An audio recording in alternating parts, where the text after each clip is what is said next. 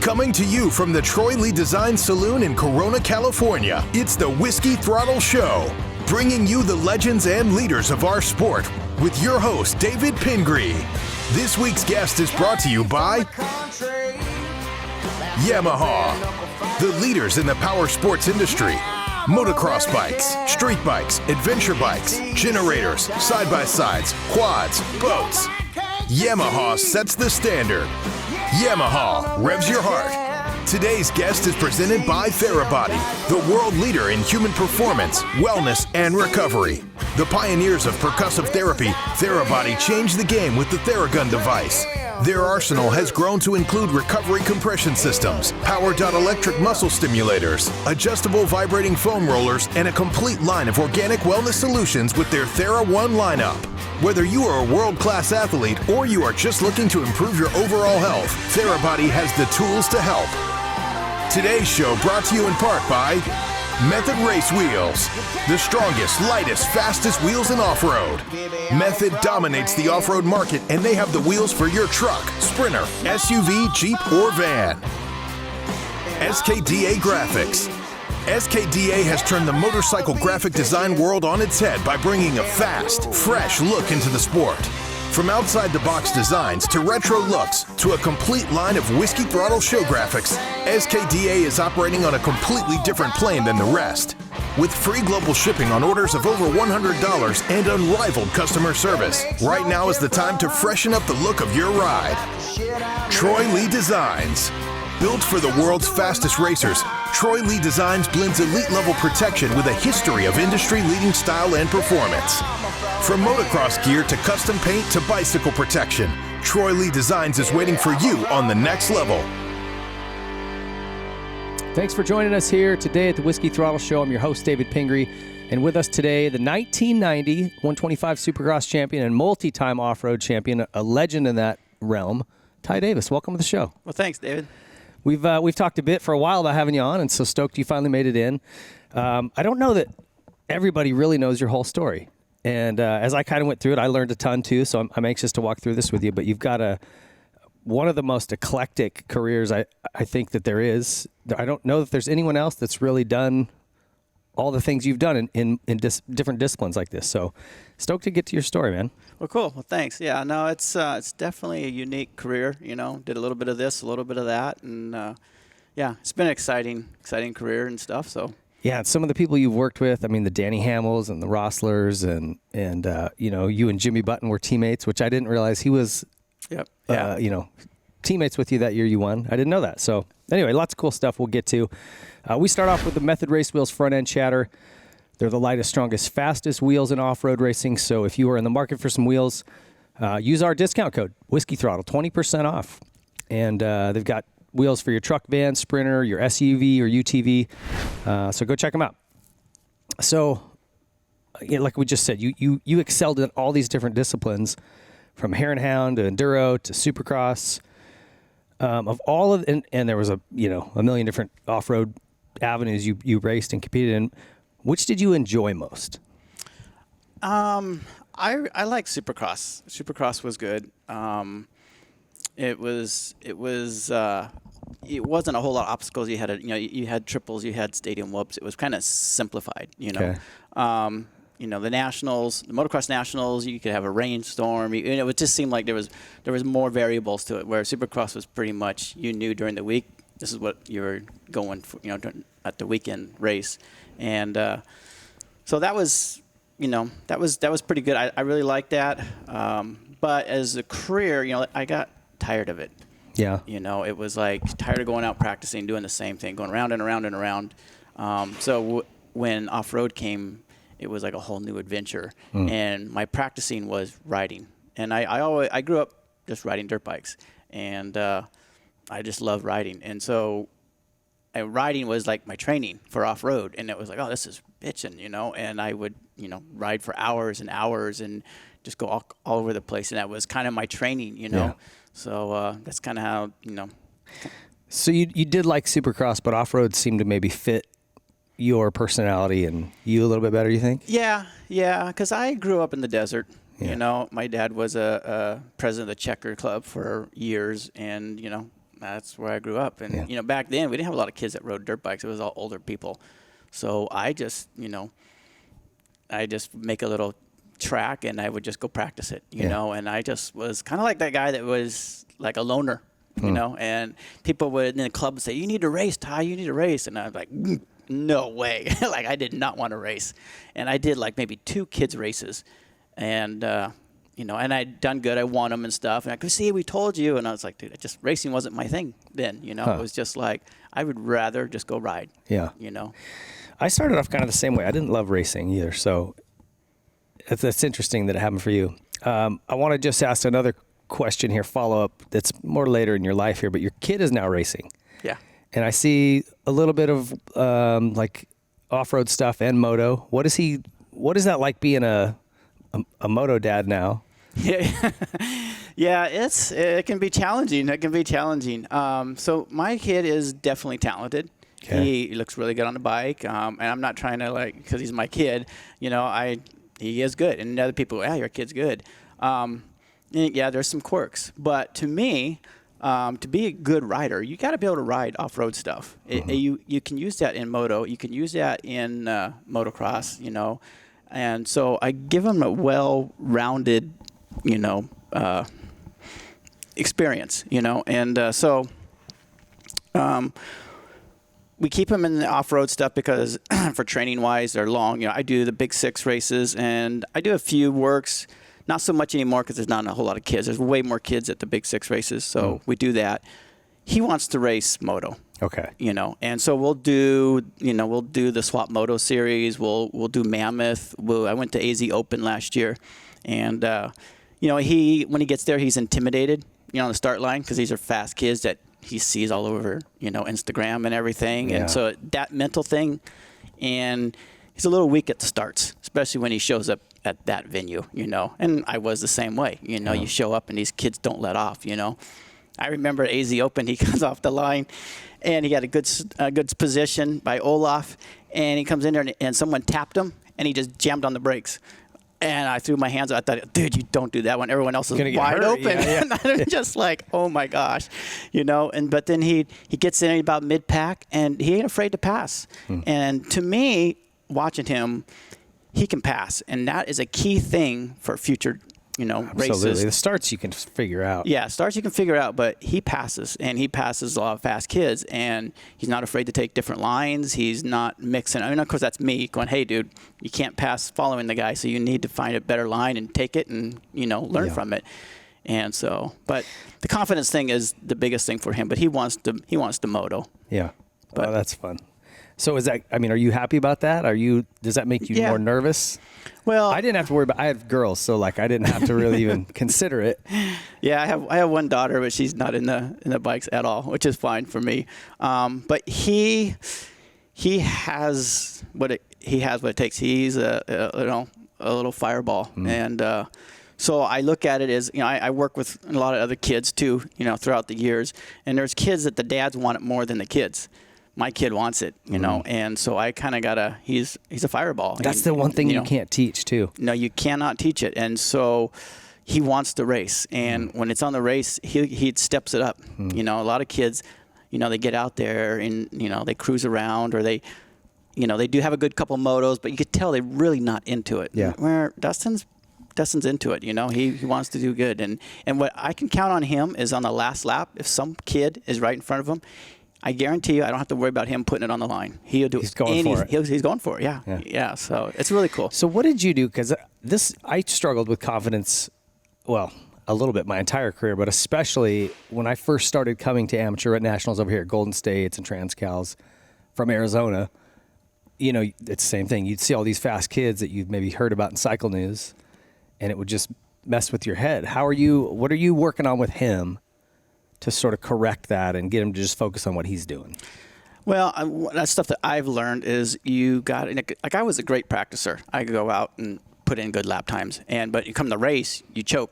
I mean, I think all of us do. It's such a mental game. It is. Yeah. It's a mental game. So I'm trying to, you know, tell him, hey, look, don't matter how you do, I don't care.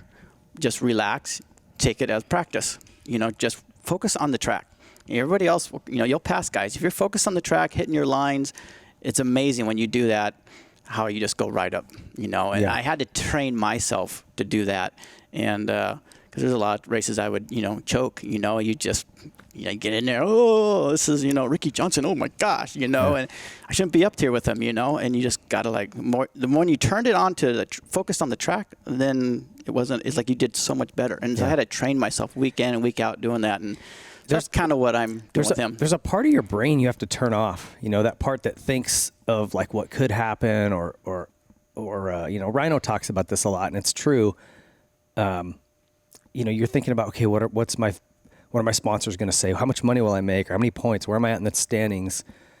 What's my girlfriend thinking? If you can just somehow turn that off and, like you said, focus on what you're doing, be in the moment. Yep. That's the answer. Just getting there is hard. Yeah. Yeah. No. It's way easier said than done. Yep. It is. And people, on the outside, oh, why didn't you do this? Why didn't he turn there? With idiot. And it's like, well, if you're on the track, it's a completely different world. You know? Yeah. It's like me going to the Vet Nationals. I don't ride much anymore at all.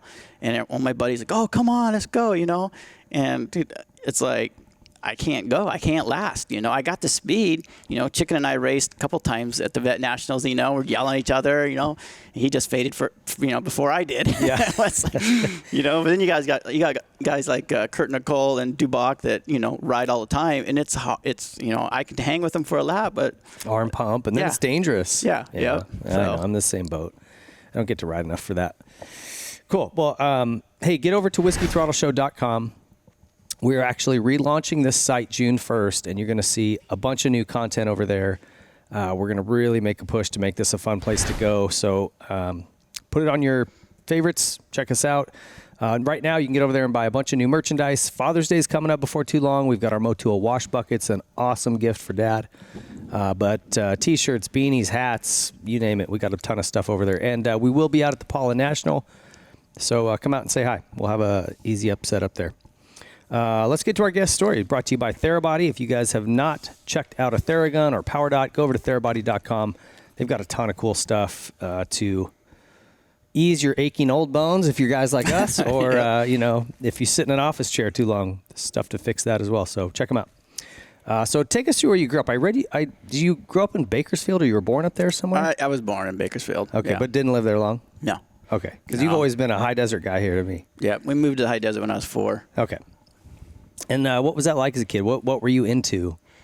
Any other sports outside of dirt bikes? No, because when we moved to high desert, there was hardly anybody up there, and that's all you had to do was ride dirt bikes. Yeah. And like I said, I didn't have a lot of friends, so it's all I did was just ride by myself, and Did you have any siblings? I have a brother. Okay. Yeah, and but he really wasn't into the racing thing. No. Older or younger? He's younger. Okay. Yeah. So. And then your dad, he was the owner of Terry Cable, right? Yeah. Am I right on that? Yeah. Okay. Yeah. I didn't know that till someone I think Bones told me that just recently. Yeah.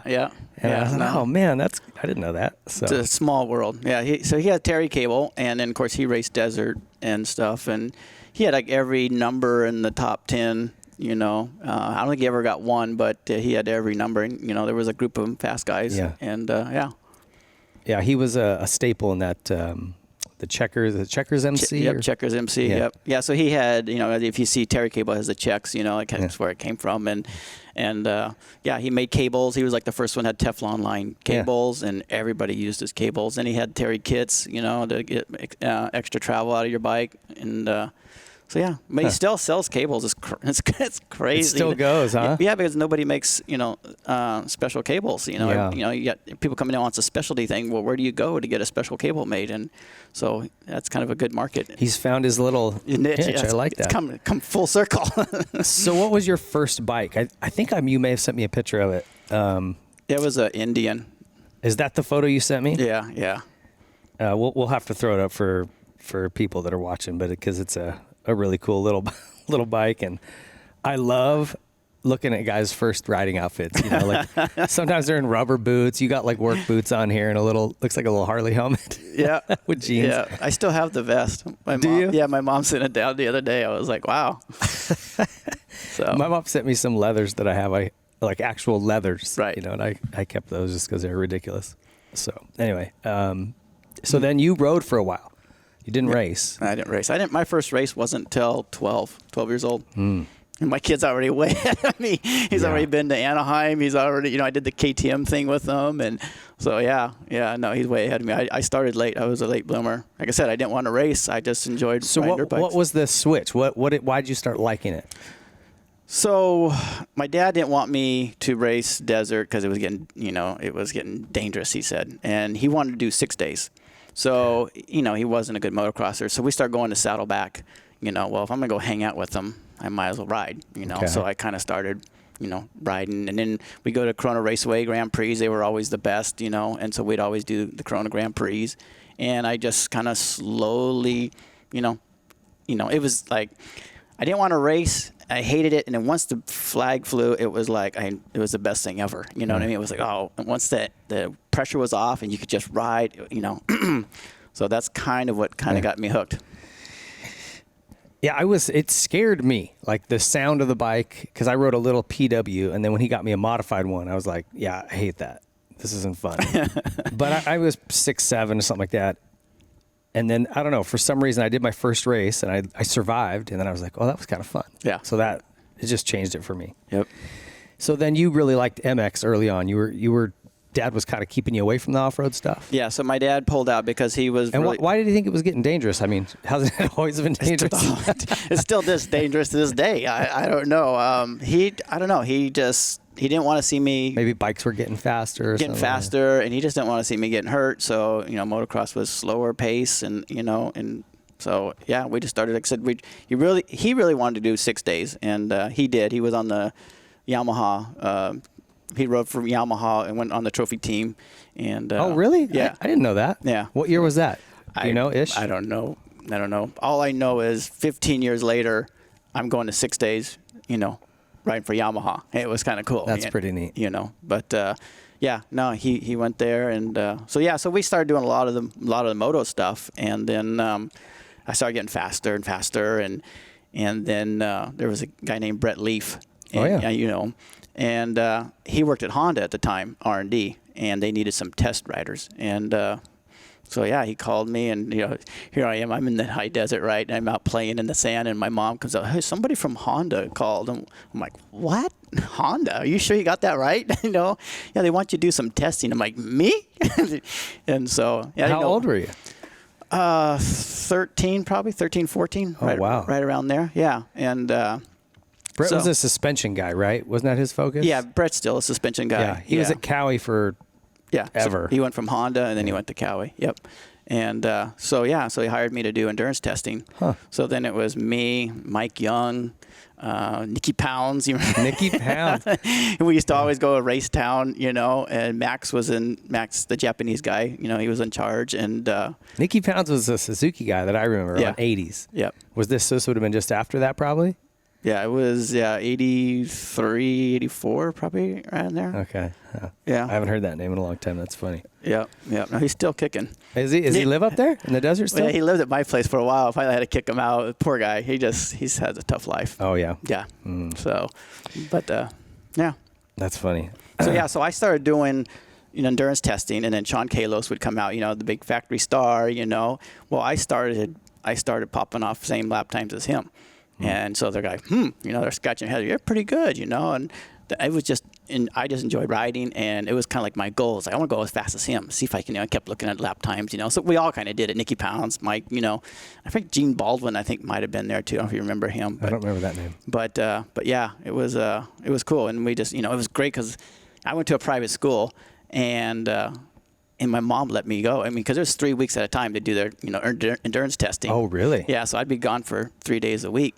And my school was cool with it, and I made $100 a day. It was awesome. Go ride a bike, and yeah, it was neat. So then, and is it the same as it was when I did it, where you would do like 2 or 3 40-minute motos a day, and you'd pass it off from one guy to another, so the bike just goes the whole time, went all day. Yep. Yeah. And I think that's really what got my speed and all that kind of came together, because I was just motoed. If it was on my own and I didn't do that, it might have been a different story. I mean, I can go push yourself and do these motos when someone's watching you and they got the lap time on you, and they're, you know what I mean? Like, you're trying to be the fastest tester there, right?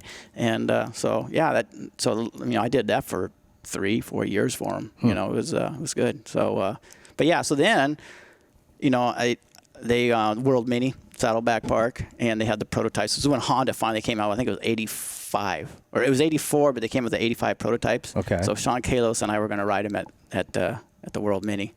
And man, I choked so bad. So bad. I just wanted to crawl out of that park. It was so bad. Really? Yeah, here I am, the Japanese guy. Everyone's like, you know, Brett's like, what's the deal? I'm like, dude, I can't ride. Like, I'm trying. These guys are just, you know, I was like 14th, 15th, you know, and they thought I was going to be right with And Kalos. the World Mini was at Saddleback that year? Yeah, it was a Saddleback. Okay. It was. It must have been the last year because 85. I went in 85 to Henderson. Okay, so maybe it was 84 because we rode 85 prototypes. There you go. Yep. Yeah. So.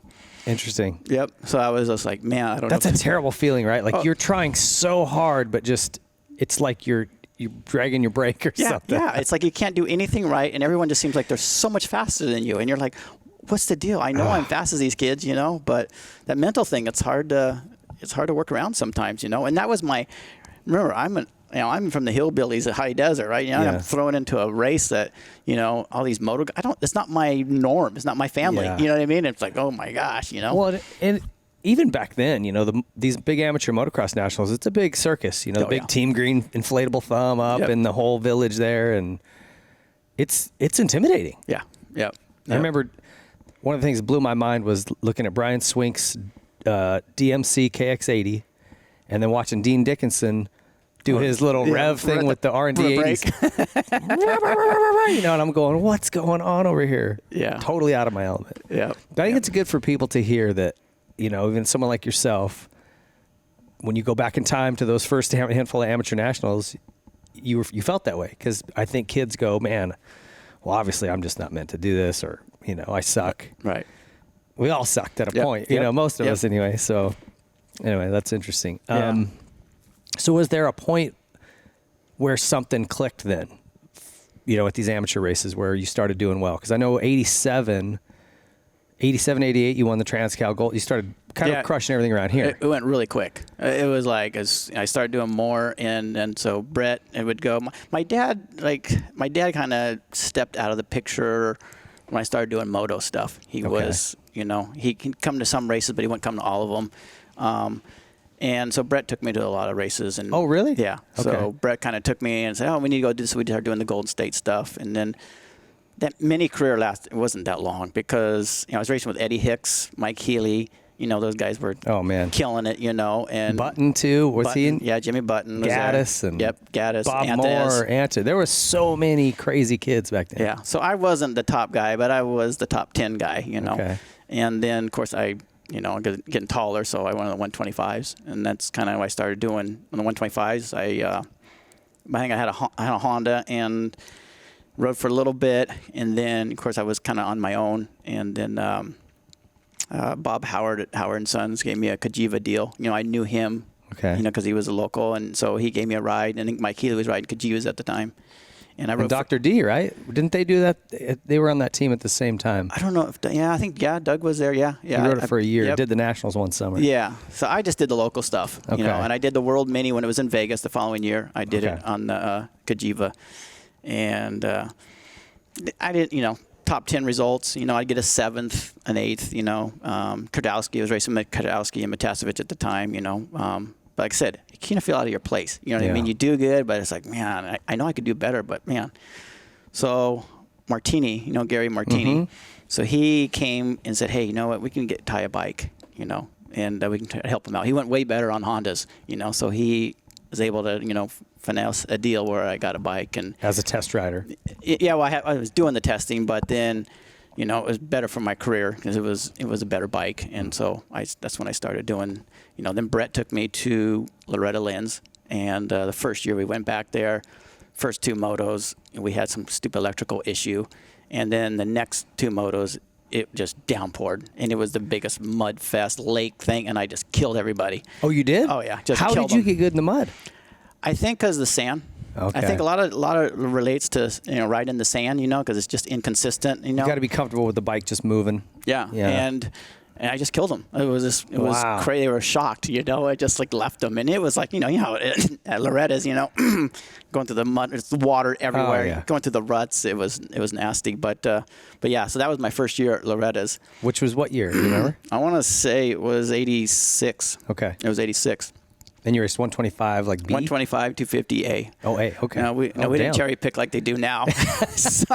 so yeah. I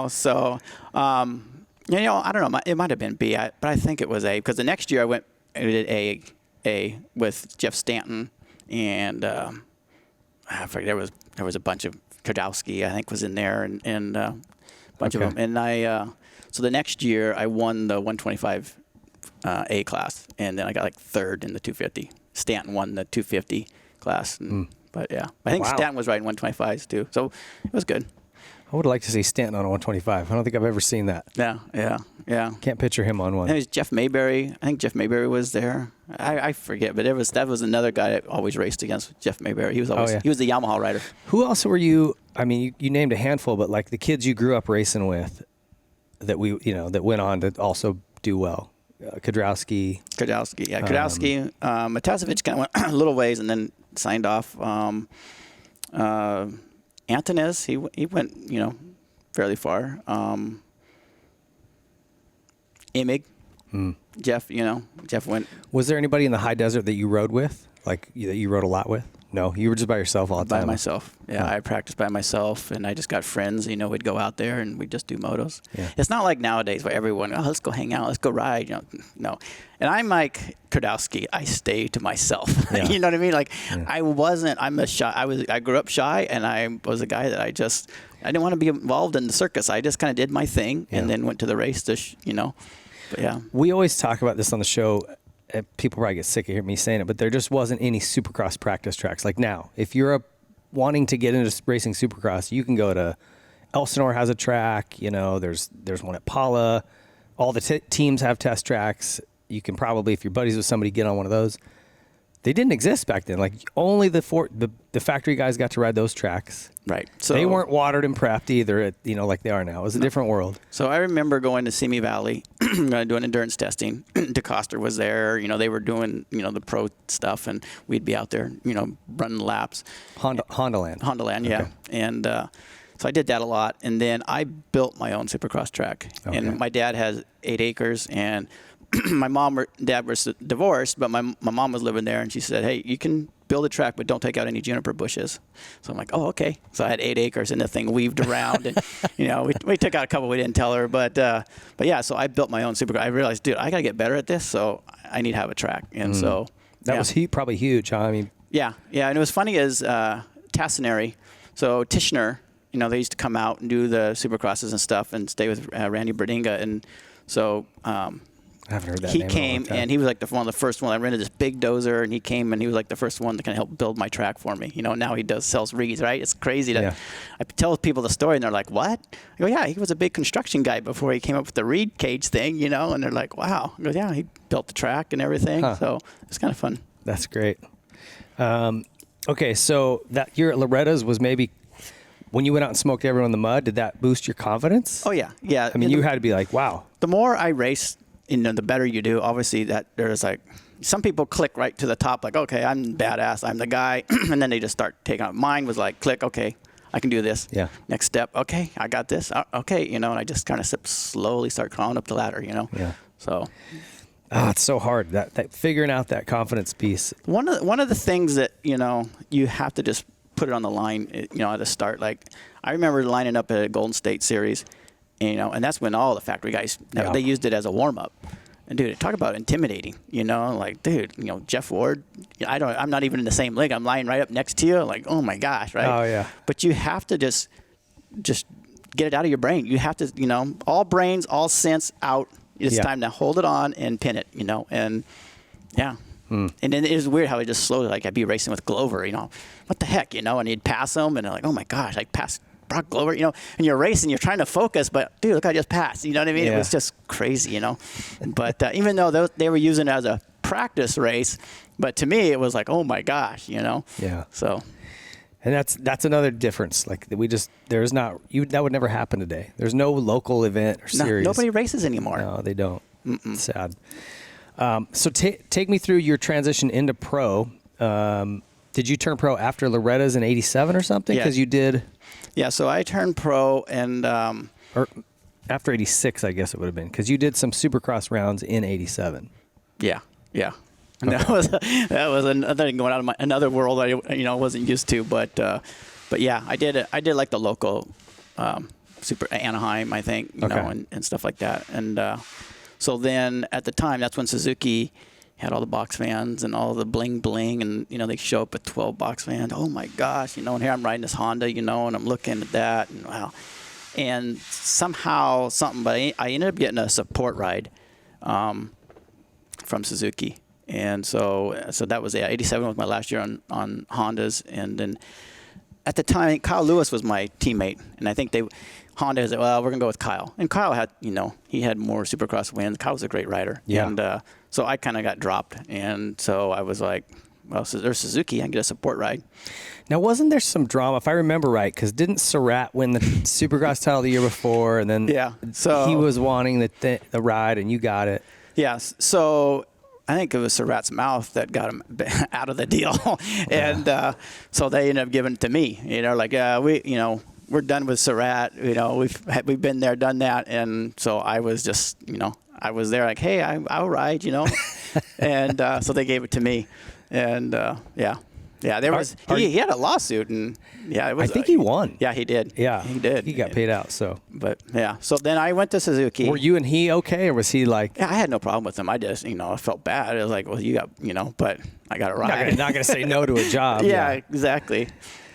So, how was that bike coming off of your Honda? It was the worst thing ever. Oh, really? I think. A month into it, I realized I made a huge mistake. I was like, my Hondas were so good; they were the best then. I mean, you just put gas in them, and they hauled ass, you know. And these Suzukis were so slow. The Suzukis were doing well though at that time, right? George Holland and Kehoe. And okay, those that's guys, right? different. That's factory. I had production, Gotcha. and it was like a moped. I'm like, oh my gosh! And I just remember going in desert doing laps and just holding it wide open. And the thing just wouldn't go. On my Honda, I would be like, you know, white knuckle going over stuff, and this thing, like a vacuum cleaner. Oh, it was horrible. And they wanted me to do a Supercross. I went to Texas. You drove out there. I think I did a couple West Coast, and then I went. Texas was my first win on the Supercross. Okay. And I was so defeated at that race. You know, in Dallas, the dirt's like rock hard. Oh gosh, yeah. It's, you know, and the whoops are intimidating when the dirt's rock hard. You know what I mean? You just do not want to crash. And I just was having a tough time. Michael Craig was doing fast laps. I mean, Matasevich was tough, and there was a lot of fast guys, and I was a little nervous, and I pulled it off. I couldn't believe it. I pulled off my first win, and I was like, wow, I did it. You know? Yeah, Texas in April of '88. Okay. Yep. So that was my first win, and then on that Suzuki. On the Suzuki, I was like, well, Supercross wasn't so bad. I mean, they did help me out with some cylinders and stuff, but it still was, you know. But Supercross was, you know, tighter, you know, and so it wasn't, you know, it was all, you know, technique, get it through the whoops. The triples would scared me. I always hated triples, and if I was racing today, I still would hate triples, you know. Yeah. The rut going up to, you know, just I don't want to exit it. And I don't think they have as much of that going on. The track builders done a pretty good job of figuring out how to harden the faces of those. There's still some in the East that get ruddy, but back then the tracks were junk. Yeah. Yeah. You know, I don't know how many people know the transitions to the jumps would just be a V, so you'd bottom out at the face of everything and never hit the tip of the jump, and you come up short. And it was I hate. That was my you know, worst feeling. Another thing that really I hated being is in the mid pack. You know, being right behind the bubble, the guys that jump it and don't jump it. Is he going to jump it? I don't have no time to think about it. Like, I got to get on the gas. You know, I hated that time. But I wanted to. I got talking about starts. I always got to a place where I'm like, I either want to be whole shot or top 3, or I want to be last. Like anywhere in the middle is terrifying. Yep. You know. Yep. So so then I went, and they flew me to a couple nationals. I went to Texas. I was one I did fairly good at. I think one moto. I did one bad moto. I think one good moto. So in '88, you're talking about? Yeah, '88. Yep. And then Kenworthy's, you got a 4th. Yeah. Sixth at Spring Creek. So that's crazy, you know, because these bikes were. I mean, the factory stuff was pretty decent, but I knew factory stuff was just as good as my stock Honda. You know what I mean? It was like, it was good, but the stuff that I got, the factory stuff that Kehoe obviously probably had better stuff in Schmidt and all those other guys, but the stuff that I got, it was good, but, and Kenworthy, man, I couldn't believe it. You know how some days just, like, I can't believe this is happening. Like, I'm just cruising around in third place. Yeah. I'm like, I remember thinking to myself, I'm cruising and I'm in third place at a national, and I get third. I'm like, oh, stoked. And then I'm like, okay, next moto. You're always doomed at second moto. You know what I mean? You can't think about it, right? Yeah. And I pull another, mid-pack start and I'm in the third again. I'm like, dude, I'm going to get on the podium. This is bitching. No, Donnie Schmidt got 4-1, and he pointed me out. I was like, oh, my gosh, I thought I was going to get on the podium, and nope. I ended up getting fourth that weekend. Did you get to hang out with Donnie quite a bit in that window of time? No. Not really? No. Didn't get to know him very well? I didn't get to know anybody. Johnny a little bit, Johnny O'Mara, because we flew, to a lot of the same races. He was on the same flight sometimes, but, yeah. But yeah, so that was kind of, and so at the end of the year, I was kind of thinking, then I rode the prototype, the 89 RM125. Okay. And it was like, oh man, a real bike. It was way better. Oh, way better. I was like, oh, okay, And so going up to that, it was kind of funny because Randy Berninga, he worked for Bob Hanna. Okay. And so Hanna was kind of quitting. He was kind of like going to quit his racing. And I think he did Unadilla in 87. I think it was those last races. And so he wanted to work for me. And there was another guy and I can't remember the guy's name, but he wanted to work for me. And they gave me the other guy. Or they wanted me to go with the other guy, but Randy ended up talking his way into getting me instead. Okay. And because we lived up in the high desert and all that stuff. And I'm like, man, I just want that mechanic. I want to be able to just focus on racing, practicing, and getting stronger. I know I can do this. I just want that. Well, it didn't go that way. And Randy wanted. As soon as I signed my deal, it was like, hey, can you come and help me with this? Hey, can you come and do this? Hey, and it was just like I was bummed. I was like, dude, this is not, this is not what I signed up for. I wanted a mechanic where you show up at the race with my stuff prepped, and I'm gonna race it. You know what I mean? Yeah. I didn't want to be. So what was he having you help with? Just. Hey, help me with tires. Can you help me do this? He basically wanted a friend, to come over and hang out with. Well, no, I didn't want that. Like, yeah, you're a mechanic. I'm not your best buddy. I got racing to do, Like, I want to do this. So it just kind of wore on me. And then I didn't really have the greatest results that year. And, obviously that was when the Miami whole debacle. Well, so you said you always get asked about this, but let's talk about it a little bit because it was a crazy race. If anyone's never seen the Miami Supercross in 1989, the track was made out of like spongy sand. Yeah. It's what it looked like. It was really wet, and then they brought in this sand, and it was just marsh. It was just, and like you'd step here, and dirt would go over there. And you'd be walking the track. I can't believe we're racing on this. It was crazy, but it was cool because none of us were experienced with it, so it was like, hey, we just got to run with it. This is the track. This is what we have at the race. We're all equal. Let's go for it. And that race, I was, of course, I didn't want to fall, so you're trying to do good, and I'm passing guys to it. I mean, like I said, Bradshaw, I passed 2 or 3 times. He would blitz by me, and then, he'd do something stupid, and I'd pass him back, and we just did that the whole race. And, I think Stevenson was there on the ground a few times. I mean, we all were, battling, and so last lap, and I knew he was coming. He was like, oh, my gosh, come on, white flag, come on. And I could see Bradshaw. He's back on the bike again. Shit, And here he come. And I knew this jump that he was doing, and I just didn't have the balls to go out and do it. It was like a step on to a tabletop with a little lip, and then he'd double off, right? No, it was turn onto a tabletop. Okay. So it was like a 90-degree turn, and you just had to seat bounce to get up on top. Well, my bike didn't have the power to seat bounce up on top. And, and being that everyone's falling and you're tired, right?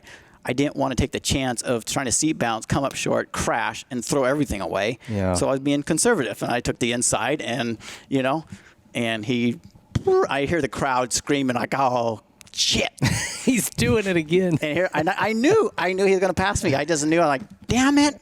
And I'm like, all right. And so I get behind him. Well, it's one lap, it's 40 seconds left, Yeah. And And I'm like, please fall like you've been doing the whole race. And no, he was like, so he beat me. So yeah, everyone likes to make fun of me. Like, how'd you throw it away? Well, it was really easy, Well, it's like we talked about a little bit before the show. I mean, Damon at that time was like a Stewart or a Carmichael, and when he was on, he was almost unbeatable. Yeah. I mean, he was incredible. Yeah. And there was no one else doing that jump on a 125. I don't remember if the two of these were he was the only one. He was the only crazy Nazi to think about doing that. And yeah. And it was like 5 seconds or something faster every lap. It was huge. Yeah. And we,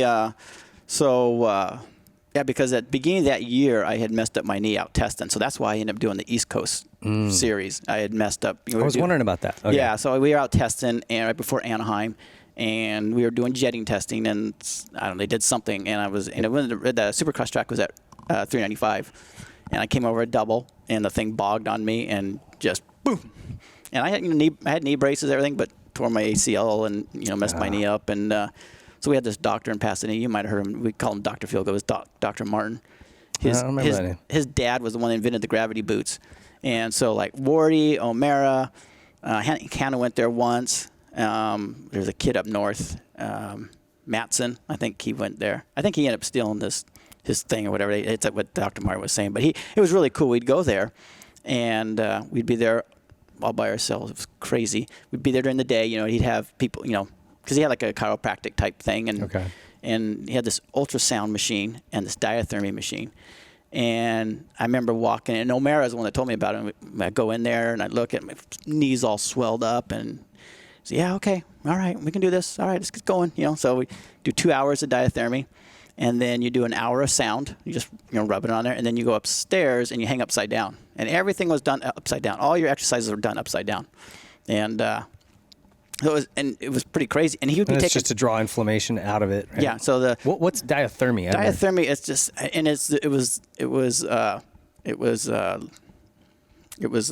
military grade, so it wouldn't be legal nowadays. Like you'd be sitting there with a pencil because you'd be sitting in bed with this thing on there, and you would touch the lead, and it would like burn you. What the heck? Like this for real? But yeah. What? Yeah, it was crazy, and so yeah, we lay there, and basically the diathermy draws the blood into the injured area, and then ultrasound will push it out. Okay. And then you work it out. You go upside and you work it out, and then you go back. The diathermy draws the blood. So basically, the blood's filtering. So similar concept to heat and then cold. Exactly. Heat and cold, just a different way. It's just tenfold. Yeah. Huh. And he would take pictures, every hours because he had to, watch his ass. He didn't want to get sued. So he'd have okay, we got 2 hours, we have 6 hours, and you'd see the difference, the mobility and everything, and within 24 hours, you were running upstairs. Wow. It was amazing. It was $500 back then. It was a lot to us. It was $500 a day. You had to be serious. You know what I mean? And it was just a place in Pasadena. And so, how many of those treatments would you go do? Or just sort of as needed? Well, you go as needed. Yeah. When you get hurt, you run down there. Hey, Dr. Martin, I need to. Okay, come on. He was passionate. He loved healing people. He loved it. And like I said, I think Mickey Diamond was there once. I think he had a broken hand or whatever, and he couldn't fix the bone, but he could fix all the tissue around the bone, and you could still race. Yeah, the inflammation is what causes the pain and the lack of mobility, right? So you get rid of that. Yep. Yeah, so we would always, so that's kind of a little side wow, thing. Dr. Martin, I'll have to ask Wardy about that. That's interesting. Yep. Diathermy, why have I never heard of that? Yeah, is it not legal now, probably? No, they have machines, but I don't know, everyone just kind of misses the boat on that, They want to go the ice route, which is fine, but it's a way slower route. But yeah, no, it works. It works really good. To check that out. All right, so you end up second that night. That was pretty weird. And someone got third, Richardson something. I didn't even know the guy's name who got third. Yeah, I went back and watched it. Was he a Cowie rider? I think so. Yeah. Jackson Richardson. Does that sound right? Yeah, I don't know.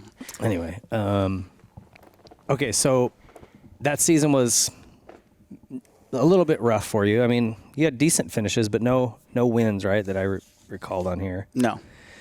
Yeah, like top 10, a lot of top 10s and stuff. So what happened at the end of that year? So going into 90, things kind of soured with Suzuki, or what happened? Yeah. So or were you tired of the bike? No. I had a tough year, and my mechanic kind of just drained me, and I was kind of like, what I mean? It's a mental game, and he was just kind of draining me, and I was, I wanted to do it, and So we had this test session set up with Bob Hanna up in Idaho at this place up there. I was like, what is it? In Boise or Boise? Yeah. Okay. No, it's not Boise. It was in the ski resort. Sun Valley. And so we drove up there, and I'm like, I'm gonna ride with Bob Hanna. This is gonna be. I mean, I always admire the guy, and he's gonna watch me ride, and I'm gonna learn and get some tips, and this is awesome. So we go up there, and we're waiting for that day. Hook Taylor lived up there. Smith Goggles. And so we hung, and my mechanic was buddies with him. So we hung out there and everything. So then the day comes, and that morning, Randy wanted to go to this swap meet thing or a garage sale, look for some skis. And I'm like, dude, we're meeting Bob Hanna. We ain't going to be late. We got to be, fair and square. We got to be there on time. Like, the hell, dude? I don't want to waste any minute I get with Hanna. He got all pissed off. And I was like, dude, really? I'm like, this is about me, dude, not about getting some freaking fishing poles or, do that shit on your own time. Yeah, skis. And so we go there and I hang out with Bob and we ride and we do that thing. Does he have is this like his track or a local track? Yeah, it's track by the dump. Okay. That there. And so, it was like, that was cool, and rode a little bit, and he was testing some other stuff. And then I get back and Randy, so pissed off, he loads everything up and leaves. And I'm stuck there. And I don't know how it ended up. I don't know if I left with Rich or something, and I came back, box van gone, I'm there. I'm like, are you kidding me? Like, he went all the way home. You drove up with him? Yeah, I drove up with him. So I'm stuck there. He just went home. Obviously, something wasn't right up here, right? Whatever it was, something was not right. So I'm like pissed. And luckily, Bob was coming down to Burbank, on Monday, so I was able to get a flight with him. He flew me down, which was cool. I'm like, oh, this is even better. I get to fly back with Bob Hanna. We're driving, and he's cool, fly. Hey, check this out. It was cool. So we flew down, and then, So then that was kind of like, you're done with that mechanic after that. Yeah. How did that conversation go when you got back? Yeah, people were pissed. Suzuki was mad. Hanna was, I don't know what, I didn't really talk to Hanna that much, but, obviously that wasn't cool. Right in front of Bob Hanna, you did pull this stupid move. So anyway, progressing, October, there was a Honda team that was basically hired Craig and hired, I think maybe Stevenson. There was a couple. They had this. I forget who the Honda team was, but it was like a satellite team, and they had all the fast guys. And so, I was talking with Hanna, and I told him, I said, because he was kind of in charge of the racer, so he calls me up, and I'm just like, great, I'm gonna get the big no, right, for next year. And I get it. I didn't win. I didn't do my job. So I'm telling Bob, I go, Bob, yeah, I didn't have the races, but give me another mechanic. And I said. Tell you what, Bob, let's do a deal. Give me a 6-month contract. If I don't win the Supercross series, then fire me. Don't even put me on the Nationals if I don't win. And I go, I don't care. If I don't win, fire me. But give me another 6 races back then. Give me another 6 races, and let me prove to you. And he's like, all right, well, let me talk to Tosh, and I'm like, okay. I put it on the line. I mean, I don't know any rider to this day will say, if I don't win, get rid of me. Like, I put everything I had on the line. And so that Honda team fell through, and so all these riders became available. Well, my deal wasn't signed at Suzuki. So then they're like, oh, Stevenson's available. Oh, this guy's available. Oh, this guy's available. Bloop, bloop, bloop. Next thing you know, they all sign. And next thing you know, I get a phone call. Hey, can we get the box van back? Can we get that 120? And I'm like, okay. I'm thinking, here I go. I'm on my way out, right? And so I cleaned up the box van. It was bitching. I had a bike. I returned everything was brand new. Like, I respect, they give me stuff, I'm going to give it back like they gave it to me. And they took it back. And then basically I was out. So I remember talking to Tosh. And I said, well, Tosh, I still have parts here. Can I keep them? Tosh is like, oh, yeah, no problem, Ty. You can have them. And I had one 250. And so I started thinking about it. And I'm like, everyone wins on a Honda.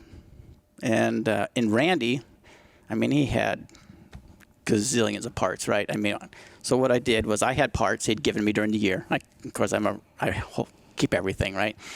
And so I built 4 bikes out of parts. Hondas? No, Suzuki's. Oh, Suzuki. Okay, yeah. So I built them all out, and they were no registration. Sold them to go buy 2 Hondas at John Burr Cycles. Okay. And So yeah, I went down there and I'm like, I'm going to buy Hondas because that's what Honda wins. So that's what I'm going to ride. You know, I mean, at that time they took Holland. You know, he went from fighting the championship to killing everybody. You know, Mickey Diamond, you know, comes in and just, dude, that era was like, dude, you got to ride a Honda, otherwise you're not going to win. That was my mentality. So I went to John Burr, picked up 2 bikes, and started practicing. And I don't know if you remember Paul Ikeda. He worked at Honda R&D. The name is really familiar. He was a big Japanese guy. Okay. So he was always helping me and stuff. So that's kind of that was kind of you know, he helped me parts of the R&D get me. You know, of course I was still doing endurance testing and stuff like that. And then some of the Japanese guys that they would fly in, they would come up and ride my Supercross track, and we'd practice starts together and all that. So you get backdoored some parts. I mean, when I was a Suzuki support guy, I don't want to give away the names of the mechanics, but they'd be like, "Oh, hey, here's an extra ignition I have. You know, here's a pipe. Just, you know, don't say where you got it." Right. Exactly. Yeah. It happens. And so so that's right when you jumped back on those bikes, were you like, "That's what I've been missing"? Confidence booster. It was like, hell yeah, dude. It was better than your race bike Suzuki. It was close. It was close. Okay. Yeah. But I just mentally it was all mental. Honda, yeah. I'm on a Honda. I'm going to win. No ifs, ands, or buts. Screw you, Bob Hanna. I gave everything, I told you what I was going to do, and you just, I never got a phone call back. It was just like, sorry, Ty, nothing. It was just like, okay, I'm out, so, yeah. That sucks. Like, at least be man enough to call and go, hey, we went this other direction. Sorry, man. Appreciate your efforts. Yeah. So now I was like, so it was so late.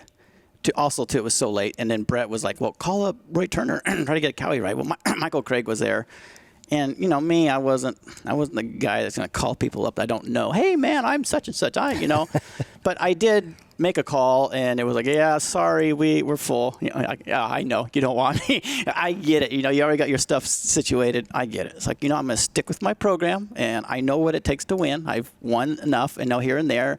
I know, I got my track. So yeah, I just focused on winning. And so okay, so then how did it develop into on the line racing? So on the line, and did that come in? Was that kind of based on what you said? Like, I'm going to put it all on the line here myself. Yeah. Well, no, I didn't even know. Nothing to do with that. I didn't even know Terry Good when this whole deal was going on. Okay. And so I show up at the first race, and Anaheim, I fall down in the first turn, and I'm dead last. Okay. And I'm like, and I was pretty confident in myself, and I just rode like a maniac, and I caught all the way up to, I don't know if it was Antez got third or Gaddis, I don't remember, but I almost passed him. I should have podiumed. From dead last, I caught him all the way up. And right then, that gave me the biggest, like, I got you guys. Like, you guys are nothing to me. I'm going to win this thing. I don't care. I just proved, I'm so much faster. And so I got fourth there, and then the second round was Houston. And I was leading, but I was sick during the week. Got in the lead, and I just, I didn't have the endurance, and I was dying. That was an East-West shootout, too. It was East-West deal, yeah. And I ended up getting, I believe, second at that round. Second or third? Second. Second, yeah. And, yeah, that was it. Do you remember who won that one? I don't remember. Okay. I don't remember. Curious. No. But I know. Maybe Denny. Yeah, I don't know if Emig was on the podium then either. I don't remember. Larry Myers was the announcer, but I don't. Okay. And so this is kind of a stupid thing I did. We're not all perfect. So they, Larry Myers like, hey, you want to thank some people. Well, of course, my mind was, yeah, I'd like to thank Tosh for giving me those parts so that I could build these bikes so I could go racing the next year because I had nothing, right? And that was my honest opinion, but I never even thought about what it really portrayed to the outside, just what a slam it was to Suzuki. And so I'm like, yeah, I'd like to thank Suzuki for, giving me all these parts so I could buy them Hondas. And it was like, and I didn't, so you meant it genuinely. I meant it genuinely. Everyone's like, yeah, right. But no, I really did. Because if you know me, that's the way I just don't BS. I just say the way it is, right? And that's the way it was. I didn't have nothing. And if without those bikes, I couldn't afford Hondas. To go buy new bikes, yeah. So and Tosh, they didn't want me. You told me to go pound sand, so what does it matter, right? But hey, man, thanks for giving me these parts so I can go race, You didn't totally throw me out. And so then... So that didn't go over well, huh? I was like... And afterwards, everyone's like... And I'm like, what did I just say? Like, people are giving me the weirdest looks. So I remember walking back to the there's a tunnel there, and Ricky Johnson's like, dude, you got the biggest balls ever, dude. That's unbelievable. And they're like, I must have said something. Like, well, I really meant it. That's what they did. They helped me out. So, yeah, that was famous. So then the following week, I get a registered thing from Suzuki. Hey, because I still had an RM250, and I had some forks and stuff for a minute. We want all the stuff back. I was like, yeah, fine. Take it. So, yeah. So I had 2 sets of conventionals because I was running conventionals, and because that was right when upside downs, and they weren't that great, and I was comfortable with my conventionals. So, yeah, so I took the 2 sets, and I made one good set, and I gave them the other set. Yeah. And they never asked for the other set. And so how I covered it up was the stanchions, the lower stanchions were the same as Honda. So I just took and put a stock Honda lower on there, and they look like regular forks. If you looked at the rebound, you could see they were works, but they never, they never went from there. Okay, so you go 4th at the opener, 2nd at an East-West shootout, and then it goes back to San Diego and you win. Yeah. So at what point did that on the line racing thing happen? So as I started going, on the line comes into the thing. And which was what? Kind of give me a little bit of. He was more in the Euro stuff, to Technicell stuff, and he just wanted all he's in the works bikes, right? So he wanted all the stuff, and they were like, who can we help? Or who could I help? Oh, this Ty Davis, he could use some help. He's a privateer. So he started, giving me some graphics, and then he'd help me here and there. But it wasn't like a big deal to come in and give me the box. No, I was still driving to the races in my van, me and, not Antoninez, Jimmy, So was he a privateer at the same time, or Honda support maybe a little bit? Honda support. We were the Honda support riders. He was obviously a step up because his parents knew Martini better, and they were always doing things together. And I was, I had Todd Carroll working for me. Oh yeah, and, Todd Carroll. Yeah, and he was helping me out, and yeah. Huh. Interesting. And it was always funny because it was like, if I do bad, it don't matter. I just got to beat Jimmy. I got to beat Jimmy. I got to be the guy because I was the guy down, the next step, and I got to, Yeah. So it's always that way on any team, right? You got to at least beat your teammates. Yep. Because then if someone says, hey, you sucked, well, he sucked worse than me. Go talk to him. Exactly. You won Seattle, so now you're 2 in a row. And then the finale, no, it wasn't in Vegas that year. Seattle was good. That was, that's when I passed McGrath there and then got ahead of him. And, because McGrath's coming on. He's a little sleeper. He's coming on, and that's kind of when, he's on the Cowie, and he was starting to get better and better. And I know he was going to become a threat. I could just feel it. This kid's going to be a threat. Mm-hmm. And because every race he was getting better and better. And I was like, shit.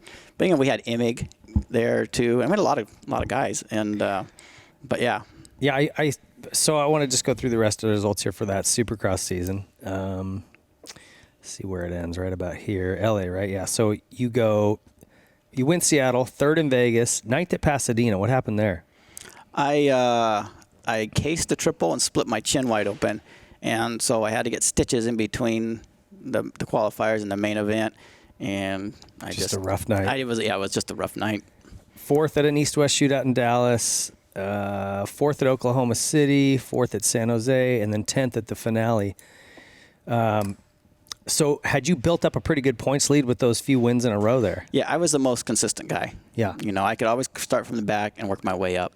And and then we came to the Coliseum, and it was just a really bad day. Do you remember the scenario? Like, what was your lead? Who you had to beat? I didn't know. I just knew I had to finish top 10 or whatever it was. So it was like, okay, pressure, Wasn't too crazy. No, it wasn't too crazy. By then, McGrath was a serious threat. It was he winning kind of a lot of the later rounds? He started winning the later rounds, and I'm like, I got McGrath, and so I show up, we go out, and so my bike went, Todd Terrell took it to Honda, they prepped it, was the final round, everything's all badass. I come back, okay, I'm ready, let's go, I go out and practice, and my bike quits, won't run.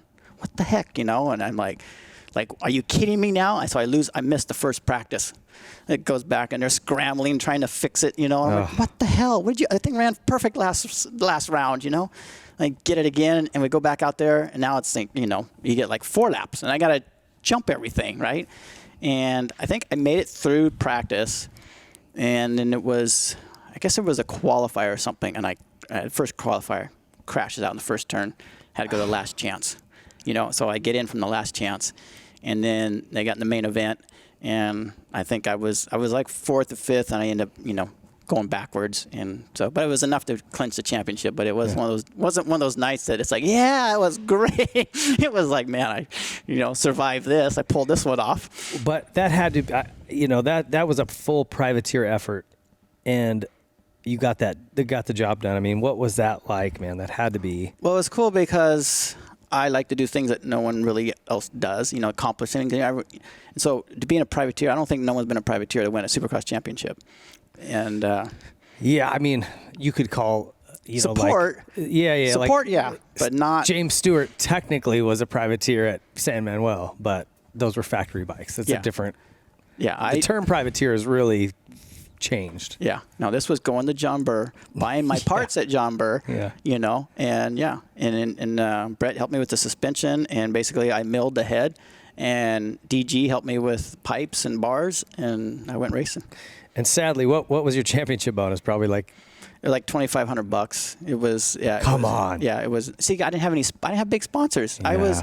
I think Malcolm Smith. I got Malcolm gave me $500 or something, but it was nothing. It was nothing. I was just like, I won one of the biggest races of my series of my life, and I have nothing to show for it. Like, really, it was like, it was nothing. Because there wasn't.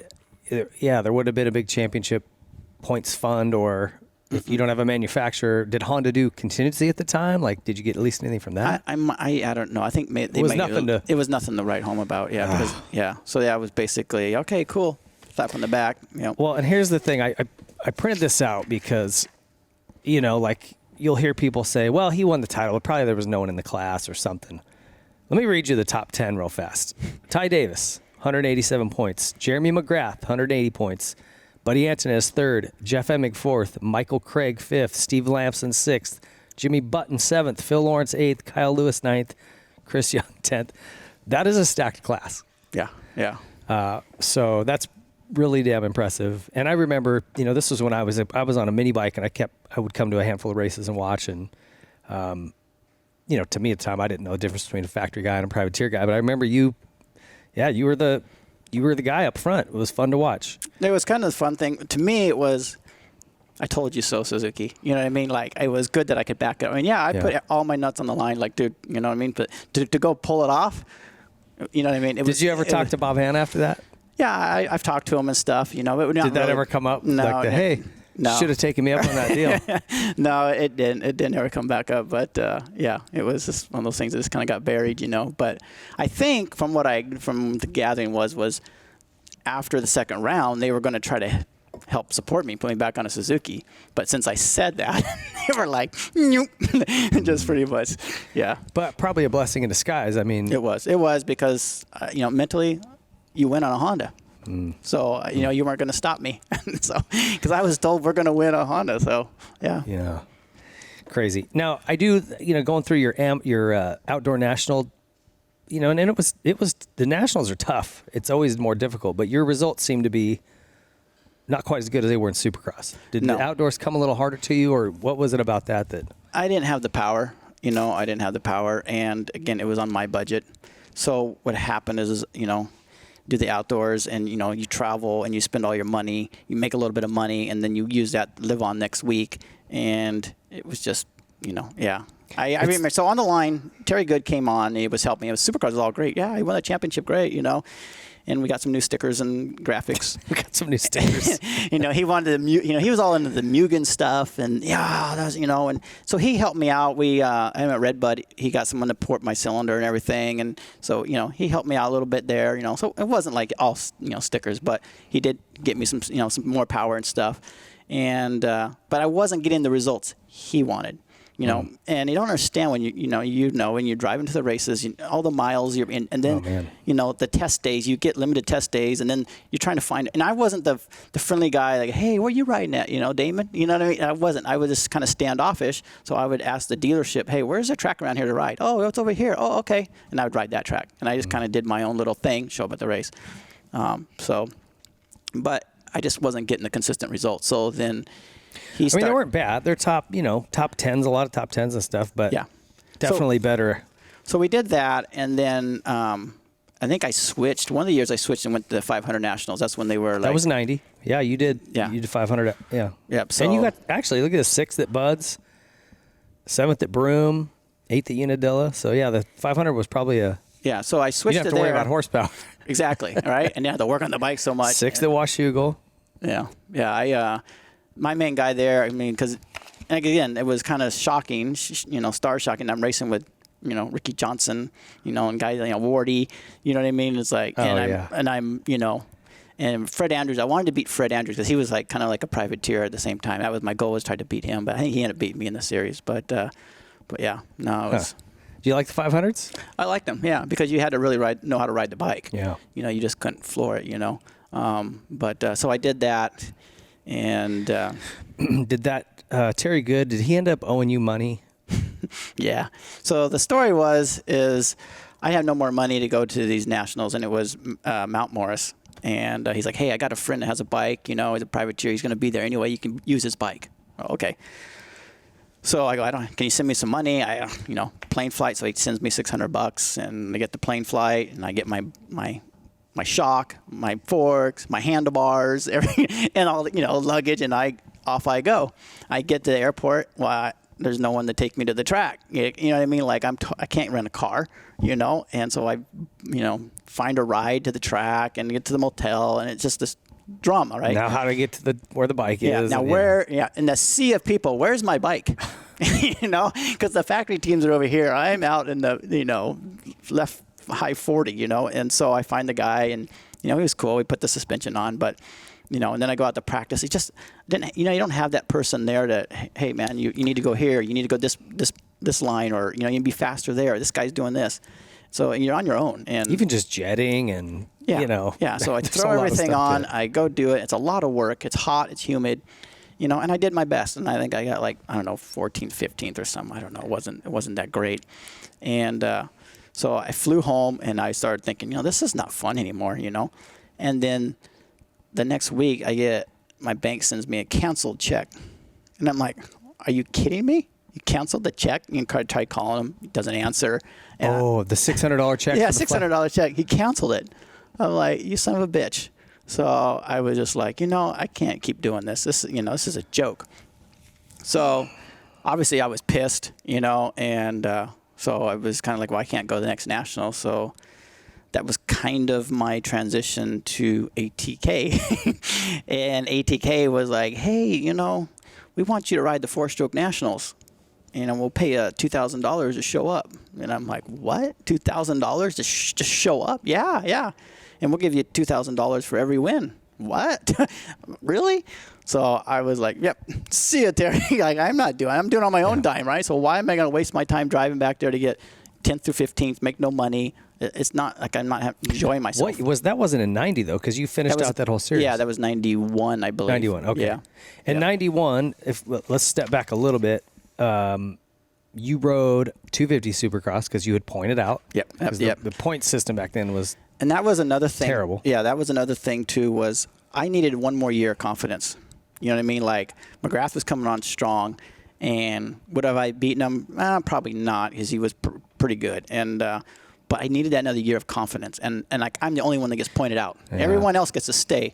And I was mad because I didn't dominate. I didn't win every round. If I did that, I expect to get booted. But I was a 5th place guy, and then I got. Was it because of maybe the 500 results at the Nationals? Maybe, yeah. I don't know how that point system ended up working, but they said I pointed out. Oh, it was the stupidest system, man.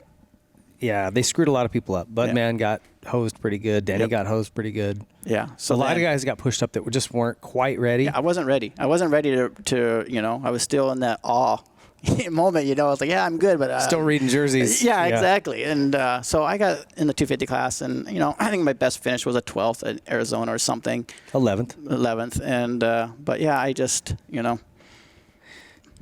Yeah. It just was, like I said, that, and I really lived week to week, Yeah.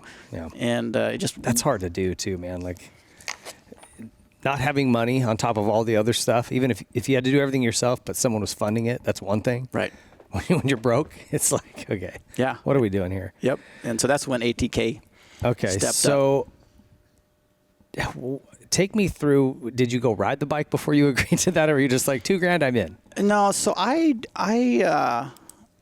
don't know what I rode. I saw the Four. Sorry, let me cut you off real fast. So after you win that title, no offers from anyone, just because they knew you were pointed out. Mm-hmm. Yeah. Okay. Yeah, no offers, and all the teams were all full. Yeah. So I mean, there was no, Nowadays, my gosh, there's so many support teams, and I mean, it's crazy now. But back then, it was like you had the box fans and you had the riders, and that was it. Yeah. Okay. Sorry, I didn't mean to cut you off. So take me back to that ATK.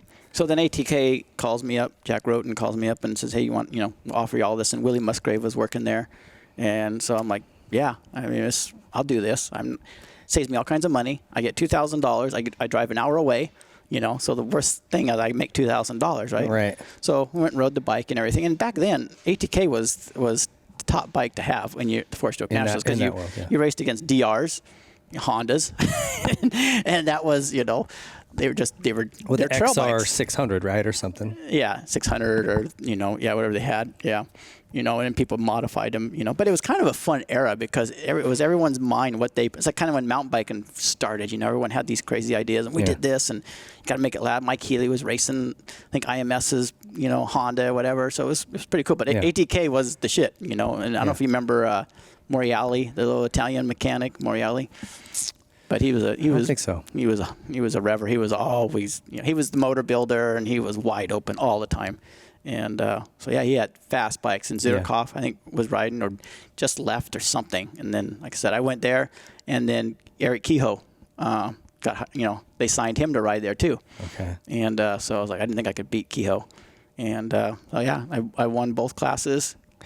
Beat Kehoe. I was like, dude, I beat Eric Kehoe. Like, of course, we're on these crazy four strokes. What was that bike? Was it a what CC was it? Do you remember? Well, they had different classes. They had a 600 some, and then they had like a 500 class or something like that. Okay. Is that what were you racing? I was like the Open Pro, and then another. I think it was a 500 and the Open Pro. Okay. Yeah, but and was it scary, or was it actually pretty decent? It was actually pretty good. It had the Horst Leitner suspension thing, and it actually worked really well. They had obviously they had it set up, and you go out of the ruts, the chop, and just sit down wide open, Really? But yep. So. But man, were they hard? I mean, even early Yamahas were hard to start when they first brought those out. Were those things tough to get going? Yeah, because the kickstarter was on the other side, and you had to do the side kick thing, and it was decompression, and they always end up starting it for me. And if I fell, I was screwed.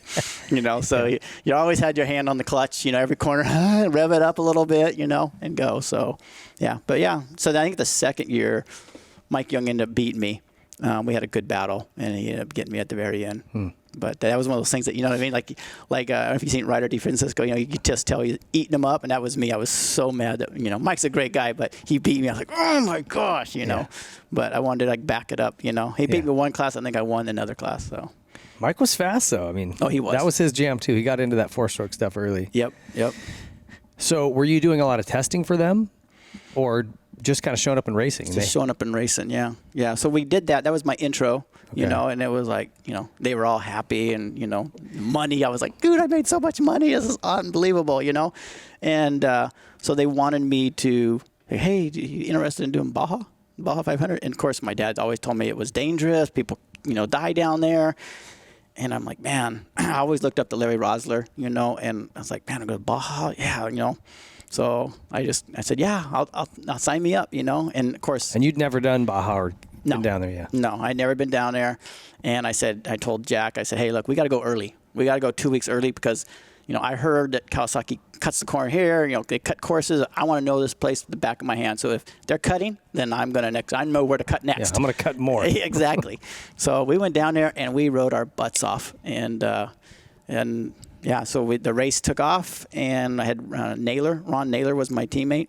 And problem with ATK is such a small company, we were a little unorganized, and so we got the lead. Cowie had a bunch of transmission problems early on in the race, and so we got it by him, and we had a 30-minute lead or whatever. And of course, Ron missed his pit because the guy wasn't where he was supposed to be, so we ran out of gas. So then we had to, he got gas, got going. Well, Cowie fixed their issue with whatever tranny issues they had. So next thing you know, the race almost restarted halfway through. and it was like, well, we're right neck Dead and neck heat. again. Yeah. But we had like a 10-minute lead. And it was the last section, me to go through Mike's and back down. So I get on the bike, and I'm like, there's no way, Larry, you're not catching me, you know. I'm feeling good. I'm just ripping my section. And then the bike starts going blah, blah, blah, blah, blah. And I'm like, you got to be kidding me. No, not right now. I'm like 15 miles from the finish. Are you flipping kidding me? The bike. So then I'm like, what do I do? What do I do? Do I hold the air filter off? Do I keep going? Do I milk it? Do I have enough time? Because I don't know how far back Larry, I mean, I know he was 10 minutes, but I don't know if he's caught me, you know, or not. Yeah. And so I just remember going, and I was like, fuck it. I pulled the old Allen wrench, pulled the freaking seat off, you know, and ripped the filter out. As I'm pulling out, here goes Larry. Beep, beep, beep, beep, beep, through a little cheater line to the wash, which I would have taken, you know, and I'm like, I just put one bolt in. I let the side panel hang, stuck my fanny pack, and just went fast as I could. I was in his dust and everything. Was the filter plugged? Yeah, it was just clogged. They never changed it in the whole race. You know, it was one of those, I think it was like a K&N type fabric thing, and once they're done, they're done. It's not like you can just bang it, you know. So, yeah, so I said, fuck it, put it all on the line. Here we go, you know. And we're coming down in the Ojos Negros, and there's just straightaways wide open. And, you know, your eyes are blurred anyway. You're going so fast, and you're just trying to, you know, and everyone's on the side going, go, go. And I go, man, it has to be close. It has to be close because it's a timed event, right? I don't want to go any faster. I don't want to hit something. And, you know, car went, we get to the finish, and we had lost by like 15, 17 seconds. Oh, no way. Yeah. And it was just like, oh, I go, we had this race, you guys, you know. And of course, ATK was apologetic, and it was our fault. You know, you did everything and above for us, you know. So, but it was cool was they sent me my win bonus anyway. They said, you know what, Ty, you did such a good job. Here's your win bonus. You know, we really appreciate what you're doing. It was great effort. We need you. Man, that's a stark contrast from Honda or Suzuki. Exactly, right? At this company, you know. And I think the guy that owned it was Ken. He had a packaging company, and that's where he was an enthusiast, you know. So, and then I worked with Willie Musgrave a lot, and, you know. So you did that one more year with them? Yeah, so. And I heard a story about this too, where you had a Cowie offer, right? Was that this year? Yeah. So that was, So I realized after riding those things, and I think I did start doing some desert racing with them, and I couldn't catch Danny Hamill. He was beating me by 10 or 15 minutes. I couldn't beat Ted Honeycutt, Paul Krause. The things were piles out there in the desert. Yeah, because they were riding KX500s, right? Yeah. Tried and true. This bike is 500 pounds, 400 pounds. I'm like, I can't keep up with them. And so Brett was like, you know, you need to go to Cowie and this and that, and it's a way better program. And I agreed with him. It was a better program. But, you know, I guess this was kind of a step back. So I made the decision, like, you know what, I'm going to go with the Cowie program. Even though, you know, I get all the support here, my future would be longer with Cowie, and they have a better program. And so I go down there, I meet with Jack, and I said, look, you know, I appreciate everything you've done. You've got me a lot more attention. You helped me out with money. I mean, everything. I said, but, you know, I'm going to go with Cowie. And he goes, well, what were they paying you? I go, well, 30 grand. And I thought for sure that would say, like, oh, okay. So, yeah, you know, so we had a great lunch. I kid you not, I drive in, I open the door to my garage, I go walking in, the phone rings, and it's Jack. Hey, we'll give you 50 grand. Now, at 50 grand and nothing, because Cowie wasn't offering me anything. They weren't? You were bluffing? I just bluffed them. I was like, I didn't really want to ride ATKs, and I figured, well, if I put 30 grand out there, they're going to say, okay, all right, see ya, right? I was like, oh, man, 50 grand and nothing. So when Paul Akeda comes in and he goes, dude, you got to go for the money. Brett's like, don't go for the money. You need to, you know, get the Cowie deal. You know, you'll make more money in the long run. Well, I didn't know what to do. And I'm like, 50 grand, it's just a 1-year deal. How bad could it be? It's 50 grand. I mean, like, just go do the 4-stroke stuff and motocross stuff. You know, USGP, they had the 4-stroke thing. And so I ended up signing, you know, for another year. Okay. And it went downhill bad. The bike or just... It was results and situation. No, not the results. You know, we had one instance. April Fools missed a shift because it's a vintage engine and missed a shift, dislocated my shoulder. April Fools, and the 4-stroke national or the USGP was like that weekend. You know, they were so bummed because I was the guy to beat Brian Manley and all these other guys. I was the guy to win. I knew I could win because I knew I was faster. You know, Mike Young was going to give me a hard time. I think Gordon Ward was racing it too, but yeah, so that happened. So they were bummed. So then I go out, do the Hare and Hound, and so at the beginning of the year I'm out testing. So who did our suspension was Johnny Martin, who owns Millville. Gotcha.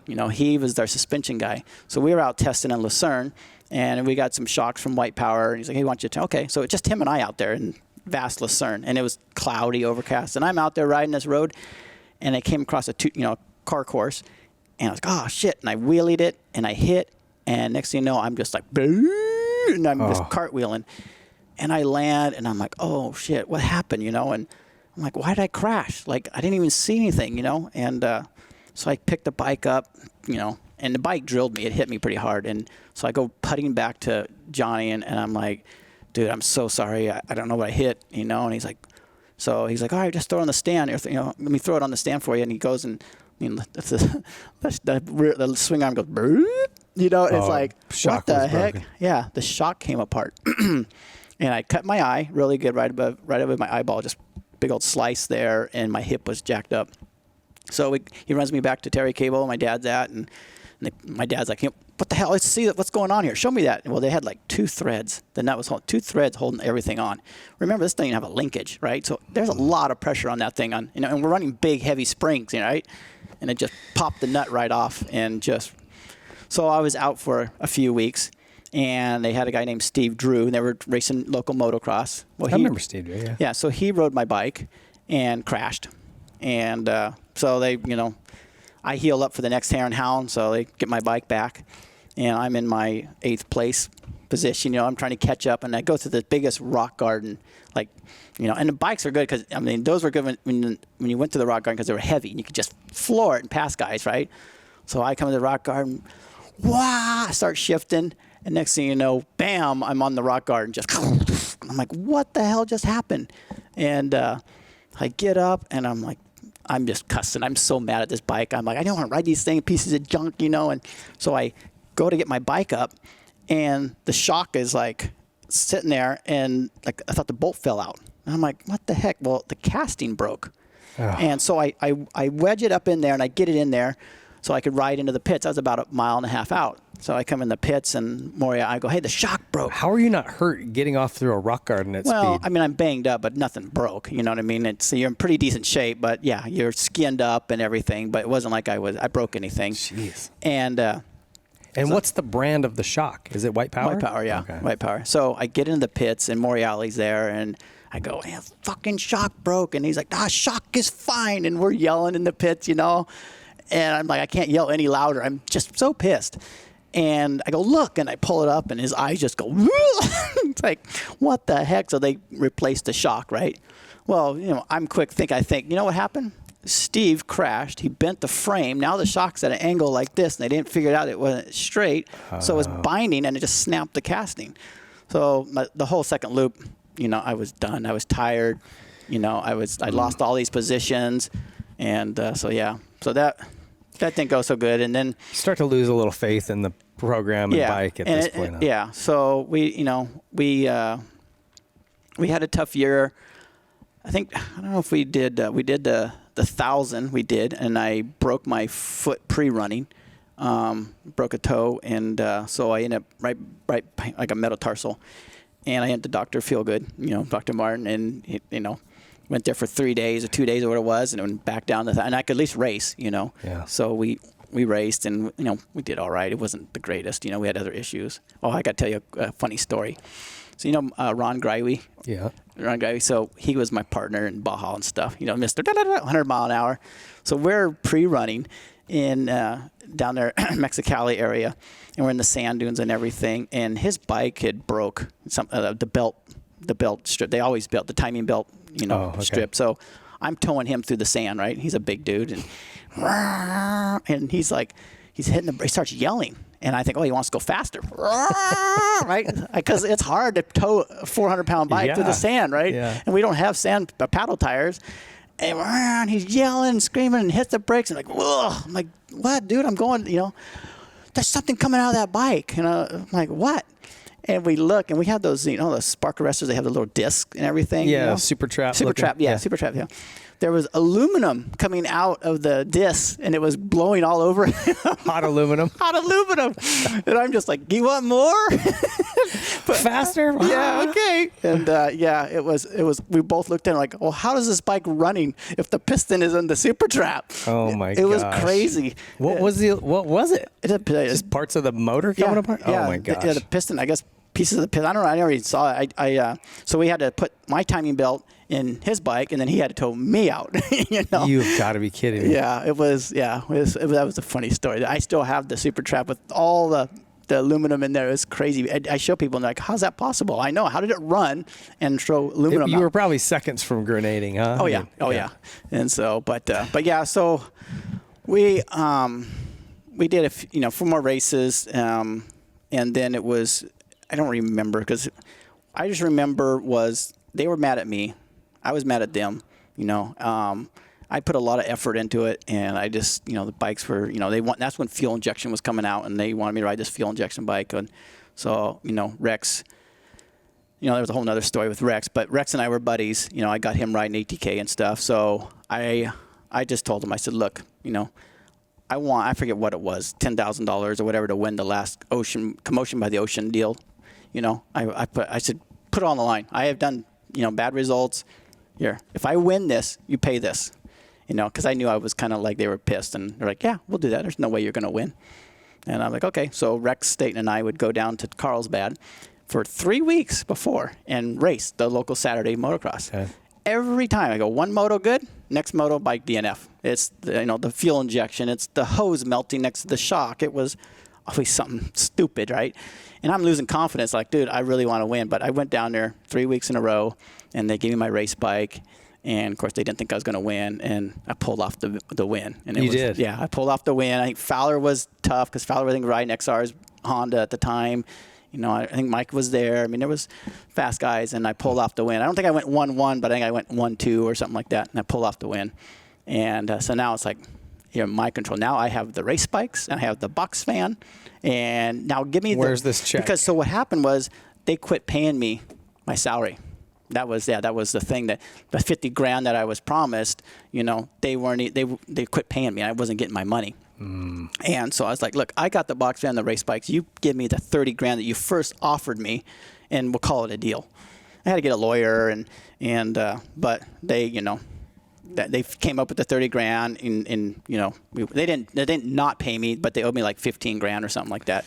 So I ended up just splitting ways and just said, all right. So then I go back over to Cowie. Hey, can I have that B ride? That ride for no money? Yeah, I'll ride for no money. I need that. Because that money I thought I was going to put in the bank, but then it went right into keeping me healthy, So, yeah, so I went to... Dr. Martin took all that. Yeah. Been hanging upside down over there. So, yeah.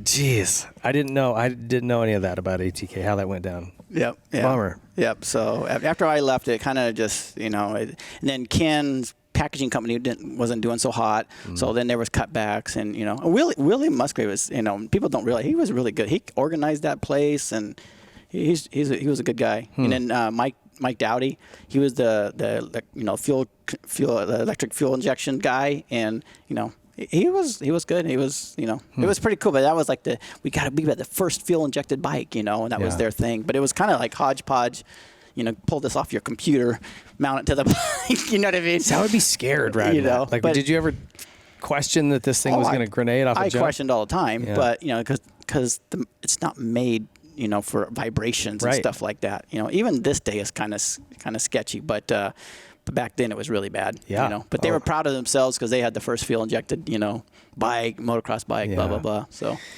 Okay, so you go to Cowie for '93, right? Yeah. And how was that different? And tell me about that season. So '93, I went to Cowie, and I did the Hare and Hound, the Mesquite Grand Prix with Best in Day. I just did stuff, and no salary though. Still no salary, just bonuses. And I was I had no money again because I'd spent it on medical stuff, and so Larry moved up to the high desert, So he would go down once a week to Cowie, and I'd say, hey, Larry, can I get a ride with you? So I'd ride with Larry to Cowie, and, handshake and get some parts or whatever. They were just giving him everything. And so I'd get him parts, and I'd go back, and I'd go do my races, But immediately, Paul Krause, Ted Honeycutt, they were in my sights. It was like I was racing with them. It was like the best feeling ever. Like, oh, my gosh, I beat Ted Honeycutt and Paul Krause. Like, those guys were the guy. You know what I mean? Like, yeah. It was amazing, the difference of the bike. The Cowie is I think it was the best 500 ever. It was. I didn't realize it was so good. You go through the desert and just hang on, and the warp speed where your eyes are tearing, you can't see, but you have no balls to go faster. You're just like, wow. But yeah. So then Hamill was the guy, and I had, but Hamill was damn good. And Hamill grew up desert racing, and he knew how to pick lines. He knew how to read ribbon. And that was the key thing. That's like in rally racing, you got to be a good, you got to be able to figure out the computer stuff and directions, and right. In desert racing, you got to be able to pick up, where do you think they're going to go? Where the ribbon's going to go, this way, that way. And so it was hard to beat him. It was like the times I did get in the lead, like, he's coming. He's coming, but where's the next ribbon? I feel lost. Like he had the confidence just to go down the trail because he knew there would be another ribbon coming. Like as soon as I lost contact of any ribbon, I was like, oh, that just screw up. That just missed the corner. It was tough. So yeah, and he would beat me by minutes. And as the year has gone, the next year I get closer and closer. We started hanging out and stuff, and I gave up my motocross skills to learn some of his off-road skills, and he learned my motocross skills, so we started coming together on a lot of the events, a lot of qualifiers. His times were getting a lot faster in the special tests.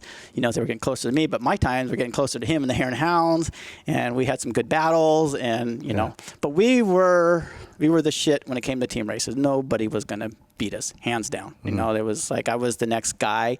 And I positioned myself really quick. Like as soon as I got on a good bike, it was like, oh gosh, And yeah, Mark Johnson was in charge, and he's one badass manager. I mean, I know people don't like him, but dude, that guy, he's all for the rider, and he's a pro. He's a pro. Yeah. Yep, he was a pro, and he was, I think, the driving force with Team Green. As big as it was. It was a great program. Just come out there, sell bikes, support people that buy the bikes. It was a great deal. Yeah, they were hitting their stride through that window. Just kind of had everything going on. Yep. Tell me a little bit more about Danny. I didn't really get to know him too well before he passed. I think I'd maybe met him once. Bones obviously always talks about him and was good, close friends with him. What was he like? Danny, he was a big dude. He was tall and strong, and and that's with him, his ability to read the terrain and the ribbons, and as strong as he was, it was kind of hard to beat. He was tall. He could ride that 500 like it was a mini bike. It was a totally different tone than mine, and Larry's, because we're both light. Larry's smaller than I am, and he would just go across those valleys, and you could just, it was so scary going that. I was like, I don't enjoy going this fast. And just things are whizzing by and ruts and rocks, and you're just, and yeah. But he was kind of like just a real. It was a softie when you get to know him. But he had that competitiveness. He didn't want to get beat by me. You know what I mean? Like So we had duels like the Laughlin Hare Scrambles. I kind of dominated that because it was more tighter terrain and everything, and we would line up and. I'd always end up starting behind them because they get their entry in first, so they'd start first. Well, it was an advantage to start behind because at Laughlin, it's tons of cactus, best in desert race. And, there's turns. Well, if you're the first guy through, you got to pick through. Well, I'm the 10th guy. The guys have blown out that cactus, right? And so I got an advantage. I'm catching. Even the dust wasn't so bad there because it was so tight. And I would catch him and beat him, and his knuckles are probably all bloody. Yeah, and so I would. So he got wind of that. After the second year, he got wind. Well, so we show up, and I'm like, yeah, I'm going to, start in the back. No big deal. Well, next thing you know, he withdraws his entry and starts behind me. Oh, you son of a bitch. Oh, my gosh. Now I got him on my heels, right? Yeah. Dude, he caught me. He caught me because, of course, his goal was to catch me, right? And he caught me, and he ended up winning that year. And I was like, oh, now we got to have better tactics now, Yeah. But, yeah, we had some good battles, battles there. He always seemed like he was smiling. Yeah. Yeah, he was always happy. And, yeah, Yeah, he had a good program. His dad Roger, they had a good program. We went to 6 days together. My dad and his dad drove in, and then Danny and I drove a box van, and we went water skiing and stuff. And yeah, he's a good guy. Did his passing affect you? Yeah, that morning of the event, it was foggy, and it's always that way in Ensenada. And I do not like to start in that fog. You can't see.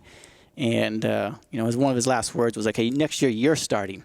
I'm like, "Oh, all right, I'll start next year," and because he didn't like to start either.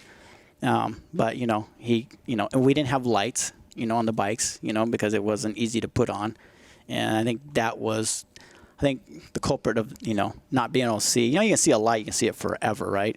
And we didn't have lights, and going down that main boulevard, there's people. And, the cop pulled out in front of him, because couldn't see through the people, it's Mexico. And yeah, it was bad deal. And I just remember, bike 1X went down. And I'm like, how could it? It's the pavement. You mean sure it didn't blow up? Because we were sitting there, Dave Pyle and I were sitting there in Bones. And they're like, bike 1X went down. And he just all of a sudden starts flooring it. I'm like, oh, shit, if he went down, this is not good. Yeah. And so we got there. And I just remember Mark Johnson giving CPR. And Sharon Richards was there, and they flew in the helicopter, and I'm just kind of standing. I don't know what to do. I'm just standing there, and it's like I can't believe this, And they threw him into the helicopter, and I know Sharon Richards. She almost went right into the blades of the helicopter at the back. They have those blades. And she almost walked right into that, because it was just chaos. And I'm looking down, and I look down, and there's the steering stem sitting down, and then the bike is way over there. And I'm like, oh my gosh, this is like an explosion, And they quickly got rid of the bike and stuff. And then we went back to the hospital, and then, found out that he passed. And it was a sad deal, And it covers a fog. It was not even a good day. It was a shitty day. And then that happened on top of it. And they didn't tell none of the racers, that had the race go. And, so yeah, that was Yeah, I remember it was 95, right? Because we did at the Vegas Supercross, we did this during opening ceremonies. Callie brought our bikes out. I was riding for Mitch, and they put him in like a missing man formation, and they did a whole thing. Yeah. Yeah, he was a good guy. Really, really good guy. And it seems like I'm always terrified. I've never even ridden in Mexico. Buddies will go down there, and I'm like, nah, I'm good. Something about going fast in a place where you don't know, anything could happen. That's something I like about moto. It's like, yeah, somebody could have crashed behind a jump, but most of the time, what's coming up. There's no surprises. Yeah. No, that off-road shit is just scary to me, man. It is. It is. And it seems like when something goes bad, like in moto, you get hurt. Down there, you end up dead. Between Kurt and Danny and you got to be smart. And sometimes luck's not on your side. I've had several issues where I've almost hit cars.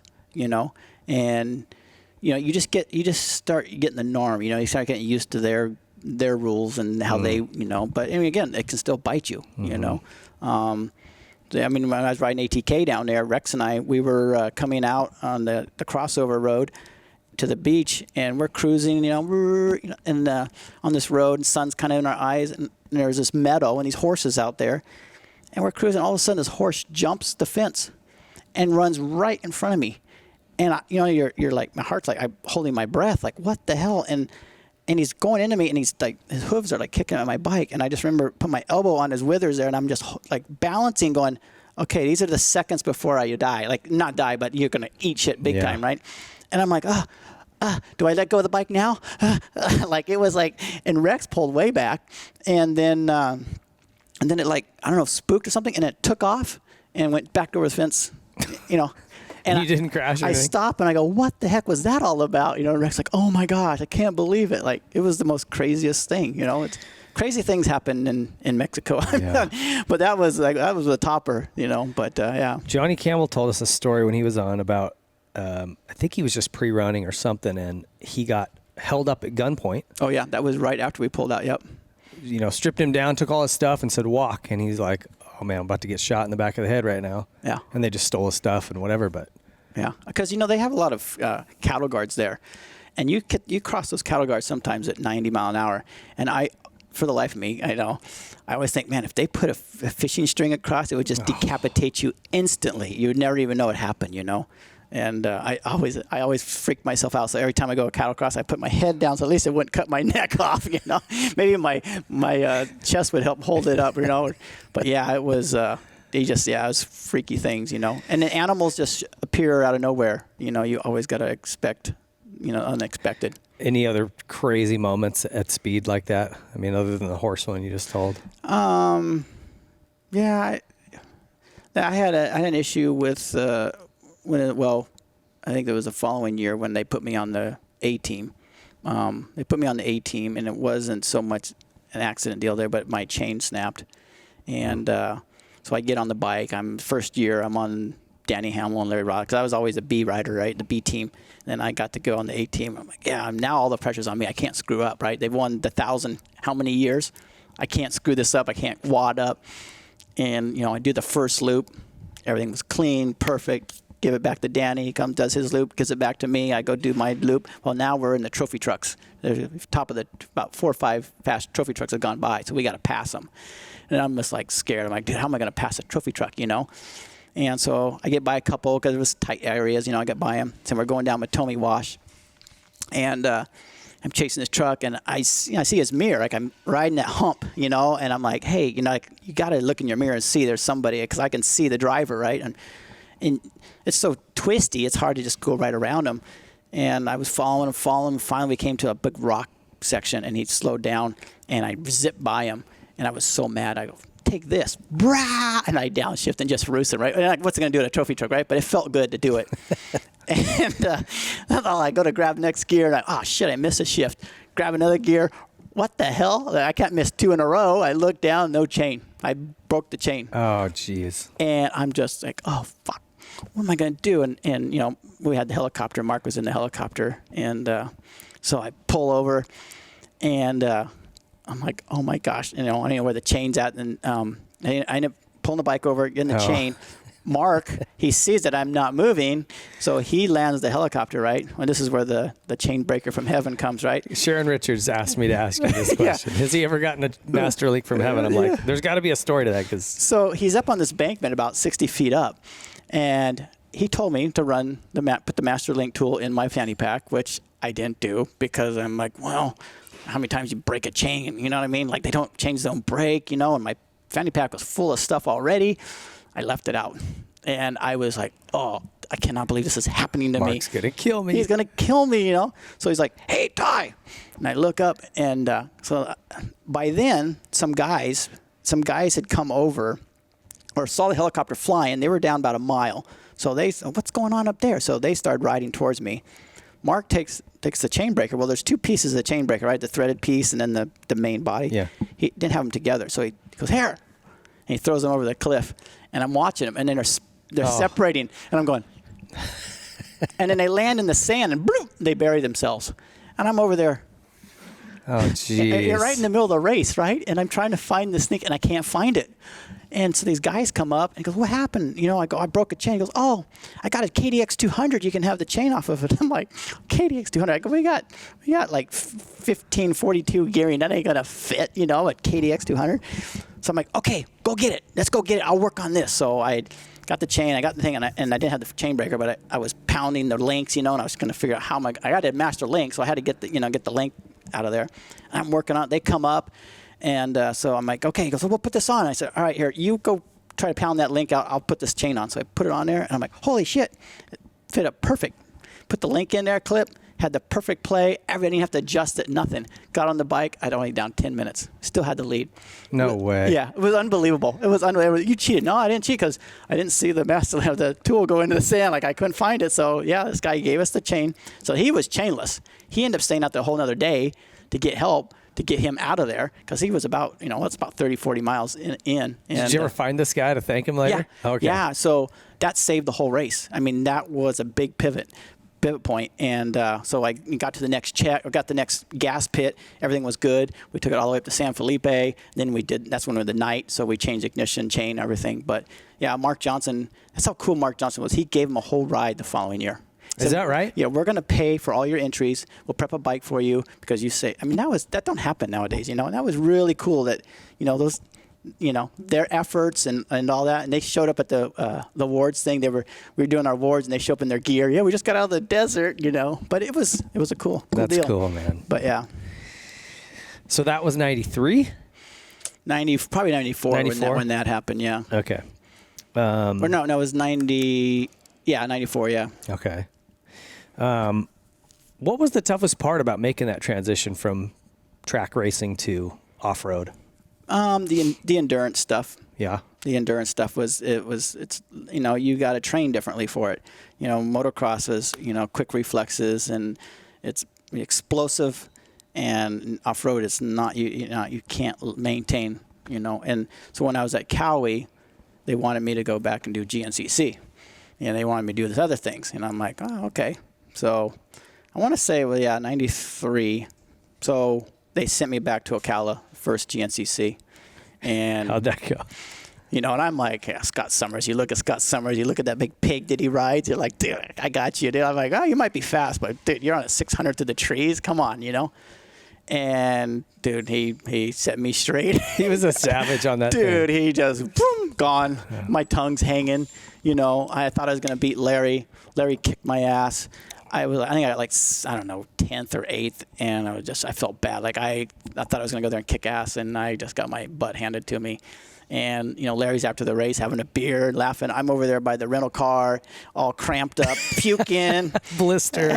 I'm like, this sucks. Who would want to ride in this crap? This is like, Alcala, it's so tight. It's like riding in your kitchen. It's not really that much fun, Yeah. And then when you go and you do good, then you pass all these lap riders that hold you back, and then the guy behind you just try to put time on, and it just reels you in, and you're like, I got to do this all over again, And you're taking chances getting around guys. They're getting pissed off because you're cutting them off, and yeah, it's kind of a mayhem. But so that was that. And then we went to Alligator. Oh, we're going to break you in Alligator, Ty, because basically they wanted me to replace Larry. I was the next guy to replace Larry. So okay, we'll go Alligator. Dude, that year it rained and it was all underwater. It was the worst race ever. It was so black and miserable, and they had those. But you liked mud, right? Or you do well in it? It's different when you're on a motocross track when there's no palmetto bushes or roots or anything like that, right? Going through trees and vines and ripping your neck off. You're like, it's like, yeah, that tightness. It was so tight there, and it's not. Yeah, you got to be used to that stuff. Yeah, And that was so. Here I'm a West Coast guy.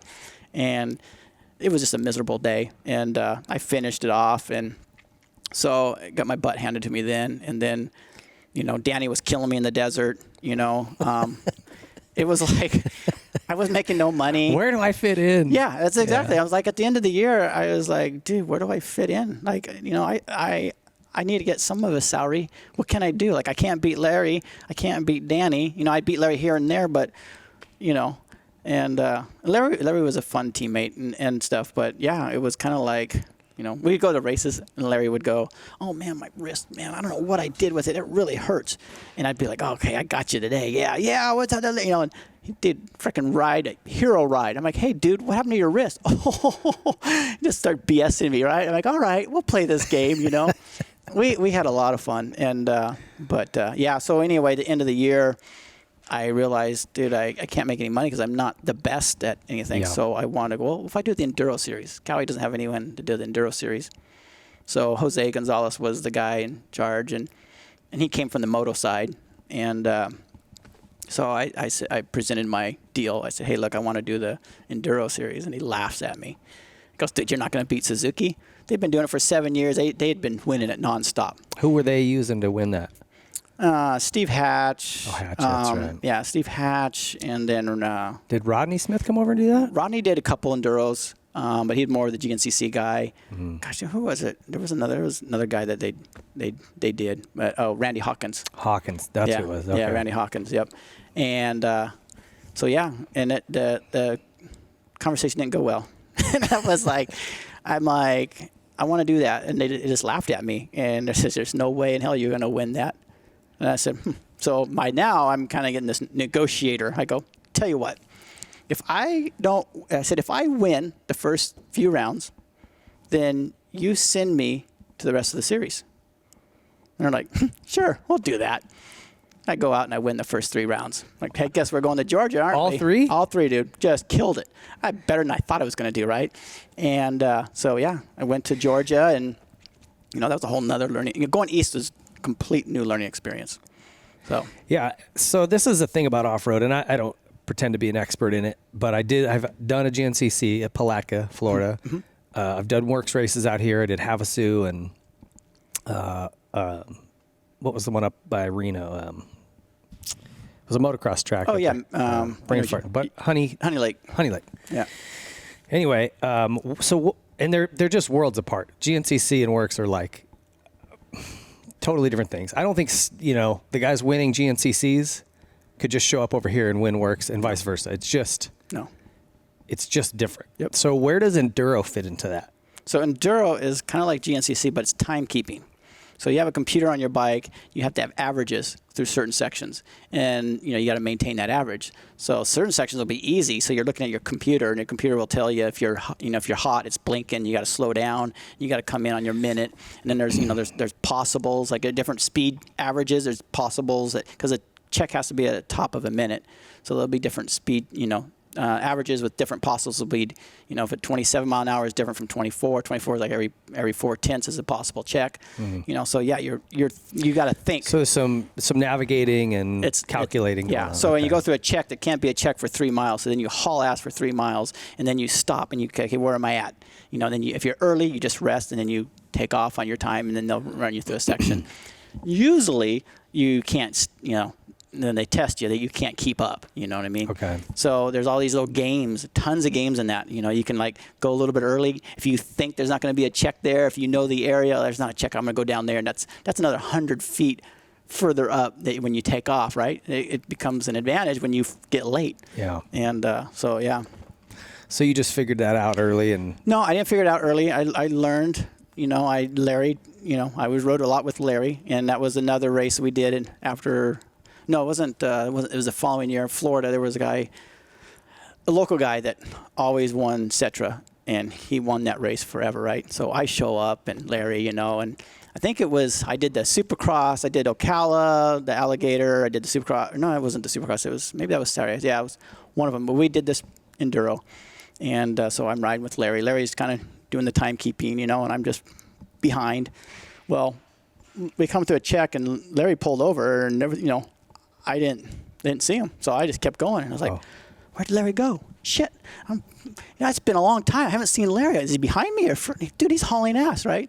So luck on my side, totally on my side. It was a test section, and it was like I got in it way early, and if there was a check, I would have been doomed, right? Yeah. But there was no check. So when I come out, I'm early. I see the check. I'm like, oh shit. I look down. I'm like, oh, it's flashing early. I'm like, I can't stall off 2 minutes. Like I'm early, and so and I get down to a minute, and I go through, and I burn the check, and I forget how many points it was. You get penalized, right, if you're early. And so I go through there. Well, everyone else was 8 minutes and further behind. So that was the breaking point of winning or losing that event, because all the other sections were pretty easy to stay on time, right? And that, so just dumb luck. You ended up. Dumb luck. I got this big old green trophy, and I and the local guy, I forget his name. He was a good guy, and he was so pissed off because you didn't win it. You got it by luck. I'm like, hey, dude, it's the game, man. It's better to be lucky than good sometimes. Yeah. So that was pretty fun. So, but I kind of liked it because there was more than just racing. There was navigating, and you know what I mean. So. Some tactics and strategy involved. Yep. So then I went and. So what about that Alligator? You started to tell me about that. The one that first one that was so muddy. Oh yes, that is just like I said. It was just they had a lot of rain that year, and you got put on your bucket list. You'll never ride it again. I guarantee you that. But those guys back east love that stuff, man. Is that like the Blackwater and the Alligator? Blackwater I rode one time. It's not like that. Alligator is super tight. Super tight, and they're just manzanita, or not manzanita, but palmetto bushes, and you're whacking. You got those rally guards for a reason. Because you're hitting trees. And I'm not used to hitting trees. It's the weirdest feeling when you hits a tree and you go donk. You're like, oh my gosh. Yeah, we get bushes and shrubs. Yeah, and they cactus. bend a little bit. This stuff's just like, and those guys, dude, they go through shit, and you're just like, they got their bike leaned over and they're ring through the trees. They're the bars are wired in the trees, but they slide through it and you're on the gas. Well, and to your point, like the one I did had a bunch of those palmettos, and I would, if they were at an angle, which a lot of them were, my front tire would just pop off to the side, and I'm like, whoa. Yeah. I'm not cool with that at all. So you just have to learn that. You have to watch things like that. And there's all these things you got to learn. And so the year I did that series, the Enduro series, dude, I would go back to early with Dave Gallen, Dave Gallen. And we would go there like a week early, and we'd go and we'd just make a trail or just make something and I just ride it. It was miserable. It was hot, humid, spider webs, all, and I'm just trying to get better at it, and just things would go, and next thing you know, I had the points lead and I maintained it, and at the end of the year, I gave Cowie their first Enduro championship. That's pretty cool. That they said that there's no way that was going to happen. That was 95, right? Yeah. And it was cool because, of course, Mark Johnson, he took my bike, and it was a Kawasaki dealer show afterwards, and he had a driver drive all night to get it to the show and put on this big thing they did. It was really cool. Huh. Yeah, it was really Where was the dealer show? DC or Reno? No, it was on the east somewhere. It was somewhere on the east, yeah. I forget. Maybe I don't remember back then. Because I went to the 95 one with Cowie. So that was probably DC. Probably was DC then, yeah. Yeah, because that was a big deal for them to just haul butt and drive straight through and put it all up. And, But the funny thing is, this is another little story is, Mark, when I started, that was an upside down thing, right? So I was using these Marzocchi conventionals. You still didn't like upside down? No, I was more comfortable with the conventional. Yeah. So he allowed me, which is kind of like a big no-no in a Japanese company, to allow me to use conventional Marzoccis. But because I was winning, he didn't want to. He's like, no, dude, he's winning. Just let him do what he wants. Let's just look the other way and we'll ask forgiveness later. But he's winning. We just need to win, right? So he let me win. And it was pretty cool. That's pretty rad. And those would be probably great outdoors, for that off-road stuff. They'd be way when you better. hit those roots and stuff, you don't get that tink like ice feeling when you hit stuff. Yeah, it was. But so, of all of the different off-road disciplines, Works, Best of the Desert, Hare and Hound, Enduro, GNCC, was there one you liked better? Did you really kind of gravitate towards that Enduro stuff? I liked the Enduro stuff because it was a game. Okay. I liked it, and I didn't like riding East Coast, but I did what I had to do, and you learn to like some stuff. There's still stuff I just don't like, but like the alligators. Like my goal was I wanted to do everything Larry did. It was like I got to beat Larry. That was my whole goal. Was okay. You did this. I got to win this. You won that race. I got to win this. Virginia City Grand Prix. You won. I got to win that. Like I got to be as good as you. What I did that Larry didn't. Larry won a lot of big events. I won championships. So I did it a little bit differently. I went and I won events, but I wrapped up championships where he just won a lot of select events because they would never have him in a series. They just, hey Larry, we need you to win this race here. Come over here, and Larry could do it. He was versatile. So that was kind of. My deal was, they did that and stuff. So at this point, are you starting to make some decent salary? Yeah. So now I'm after winning that. Now I'm starting to feel bad for you. Yeah. So now I'm you're winning titles and races, and you're not getting paid anything. So as soon as I won the title, then I got paid. I was like $20,000 or something like that, and got bonuses got up and stuff like that. So yeah. So I started doing that, and I chased that title for another year, right? Because you just, it's luck, I'm like, okay, we're gonna do it again, but Mark Johnson left. Oh. Ron Heben stepped in play. And so I'm like, what do you want to do? I'm like, well, I won the championship. I, got to do it again. So we did it again. And I was, leading and fighting with Randy Hawkins. And we come down to the last round. And I had to finish like top 3. And, of course, Suzuki, they were pissed. Mike Webb, I think it was Mike Webb in charge. They sent Rodney. They sent Steve Hatch. They sent and had Randy Hawkins and then Mark Blackwell. No, not Mark Blackwell. What's his name? Mark. He works for KTM now, but he was there, and they were all in the same minute, right? Okay. And little tactics, and it's just me, right? It's me against everybody on the East Coast, and I've never been to this place, So where was it? It was, I forget. It was back east. And I remember there was a bunch of fields and these like cornfields you went in, and they had some trees and stuff, but never had been ridden there before. And so I did the best I could. And I started out good, and then I started making mistakes, and I started having issues. But at the same time, Randy Hawkins takes off, and his bike blows up 3 miles into the race. So they decided to do is switch bikes. Mark Hyde, that's what it was, Mark Hyde. Okay. So they switched bikes because Rodney and Steve had no timekeeping equipment, right? So they couldn't do an enduro. You have to have a timekeeping equipment. How are you going to come in and check and know where you're at? You got to know, the computer tells you, So Randy. So they were riding with Randy. Exactly. So Randy was, they would follow Randy, and if they were faster in a tight section, Randy would just say wave them on because usually you don't ever catch up, and they were to beat me. They had to beat me. So they brought all their riders. And so there was a guy at the time filming, the series, and he's like, Ty, look at this. And you show him, this is the bike he started on. This is the bike he's riding. Look at the backgrounds. And I'm like, dude, he can't switch a bike. That's not legal, right? No, it's not legal. Yeah. You got to tech it, and it's well, I don't tech it, but it's kind of like a written rule that you just don't, switch bikes. And so, he switched bikes, and I'm like, well, dude, and I think it was Gallon that was with me. And so I end up losing, that race. I was like 4th or 3rd or something like that. So I was pissed. I'm like, dude, you can't do that. So we were going to protest. So Ron Heben was going to protest and everything. Well, when Randy found out the results that, Rodney beat me, Hatch beat me, Randy decides to disqualify himself. And it was like, well, it doesn't matter now because these guys beat me and we don't care. You know what I mean? So he ends up winning the championship. And I'm like, wait a second. You guided them. If it wasn't for you, those guys, if you would have blown up and did what you're supposed to do and leave the race, I would have won because there's no way they could have kept time. And so I went to the AMA, but Randy was part of the AMA. So they kind of looked the other way and they gave him the championship. Really? Yeah. Is this widely known?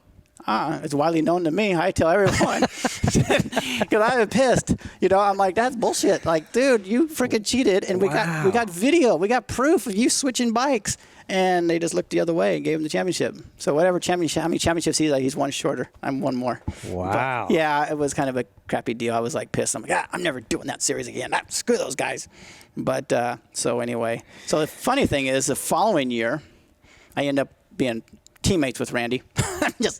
I'm talking to Dale. No, I can't believe I'm, in this van with you. It's like, it was funny though. But yeah, that was, so Ron Heben and I think Ron should have fought more. I let him handle the stuff up there, like dealing with the AMA. Yeah. And it was what it was. And so, yeah. And during that year too, I was chasing the Hare and Hound Championship, and I was leading both of them. I was leading the Hare and Hound and the Enduro Series. Oh, wow. And so there was throwaways, and so I couldn't have any throwaways because I had to do, You're missing races. I was missing races, and I've got it all orchestrated to hit these. And one of the Hare and Hounds in right past Honey Lake there was up there in Reno, and I hit a rock up to start and knocked myself out, and I was like dingy and I couldn't go on, and I had to throw the and Greg Zitterkoff ended up winning the championship that year. But yeah. So that was a tough season all the way around, huh? Yep. That was 95? 96, yeah. So ended 96. Donnie Book was the guy who was kind of coming up, and we were riding together a lot. And this negotiation thing, like I needed to make money, and I just started doubting that my negotiation, they just go, well, whatever you want, this is what you're going to get, and I'm like, dude, I've done this, I've done that. And so that was kind of like, well, Scott Harden had called me up about KTM. And so I'm like, well, Donnie, if we stick together, So there was this manager girl that I used, and she was going to help me. I go, can you help me with this situation? I really like Cowie. I don't want to piss him off. I got to make some more money here. How do I get more money out of these guys? I know Larry's making damn good money, and Danny was, and I'm like, help me out here. So she tried to help me out, and it went south. Ended up making them mad. Yeah, so they gave me a letter in the mail, said your assistance is no longer needed. And I was like, okay. Is that right? Yeah. Just because she went in and was trying to negotiate? Yeah, she was negotiating. But see, I was taking Donnie with me. That was their backup plan. So if I left, they would have Donnie. And Donnie was a good rider. So I'm like, hey, Donnie, you want to stick together? We can both make money, kind of like Hamill and I. Like, no one's going to beat us, right? Yeah. So I took him with me, and that's what really, I think, pissed them off. They're like, oh, fine. And that's when Destry comes on the scene. So they hire Destry, and then we, basically I have no job. I can't go back. And I was like, oh, there's my, So I have to start all over. So Bill Maddox at Montclair Yamaha and Daryl that used to do my suspension at Acme, they were buddies. And hey, what do you think about Toot and Tie and do this? And well, Yamaha had a bunch of advertising money and budgets and stuff. So Bill was able to help me out. Bill really stepped up, and I ended up signing a deal with Mike Garrett with just bikes and parts and some bonuses. Jeez, man. So I take out the next year, here we go, starting up the ladder again. And were you on a 4-stroke that year? Yeah, that's right when Yamaha came out with the 4-stroke. So I was like, well, this is going to be cool. And I remember telling Mike Garrett, because he was like, it was like hard to get him to, do it. I go, dude, do you want the #1 plate on your bike or not? Like, I was like pissed. I'm like, dude, I got the #1 plate. You want it on your bike or not? I said, it's a pretty good deal. You have a #1 on that new Yamaha. Yeah. And so they finally agreed, and yeah. So, of course, it didn't start and anything else like that. But the first race, they had Destry, they had Brian Brown. They had a whole team coming after me. Kawasaki was coming after me. They were so pissed. This was what series? This was the Hare and Hound series. Hare and Hound, okay. Yep. And they had the big, because it was right after Hamill passed away, so the club had a big Danny Hamill trophy thing, memorial trophy. And yeah, I remember this banner drop, bike wouldn't start, because it was the decompression thing, bullshit thing, and finally get it going.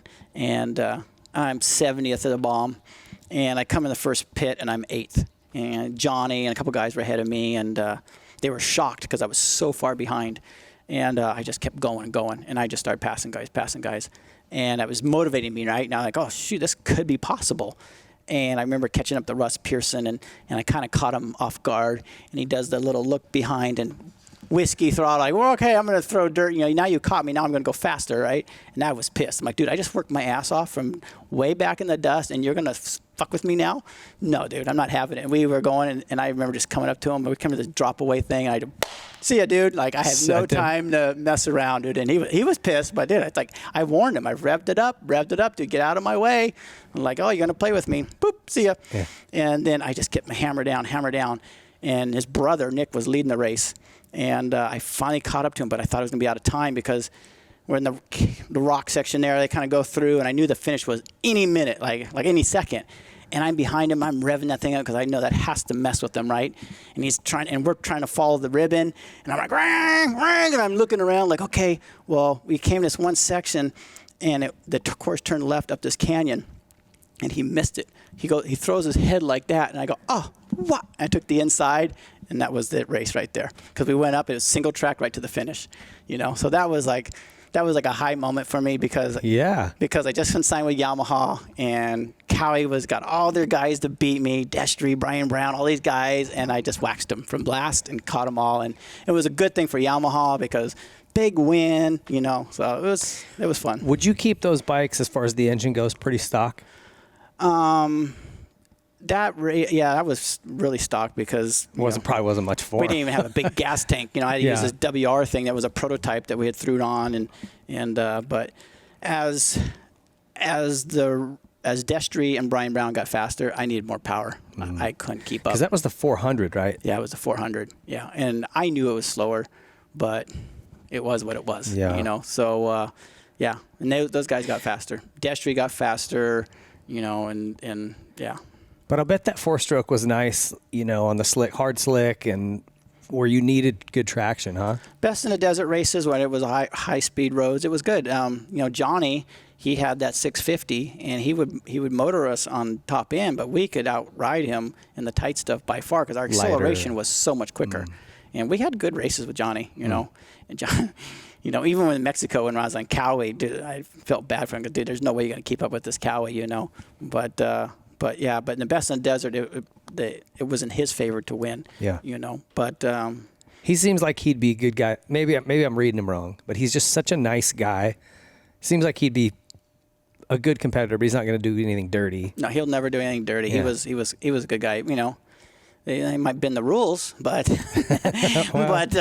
but yeah, no, we had some good races. But then when I started trying to pump up the engine and making it last, we started having issues. And when I needed Yamaha to support me, they weren't there. Like, oh, you're doing all this weird, crazy stuff. And I'm like, dude, tell me what I'm doing wrong.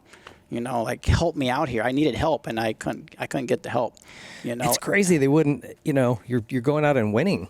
Yeah, it was my program. No one was, basically Mike just said, here's your deal. And I had to put the program together. And yeah, it was I paid this company down in L.A. $10,000 to build a tranny because those dogs, the trannies were really small because it's basically a YZ250 tranny. Yeah. Without much torque, they were rounding the dogs off. We were going through transmissions.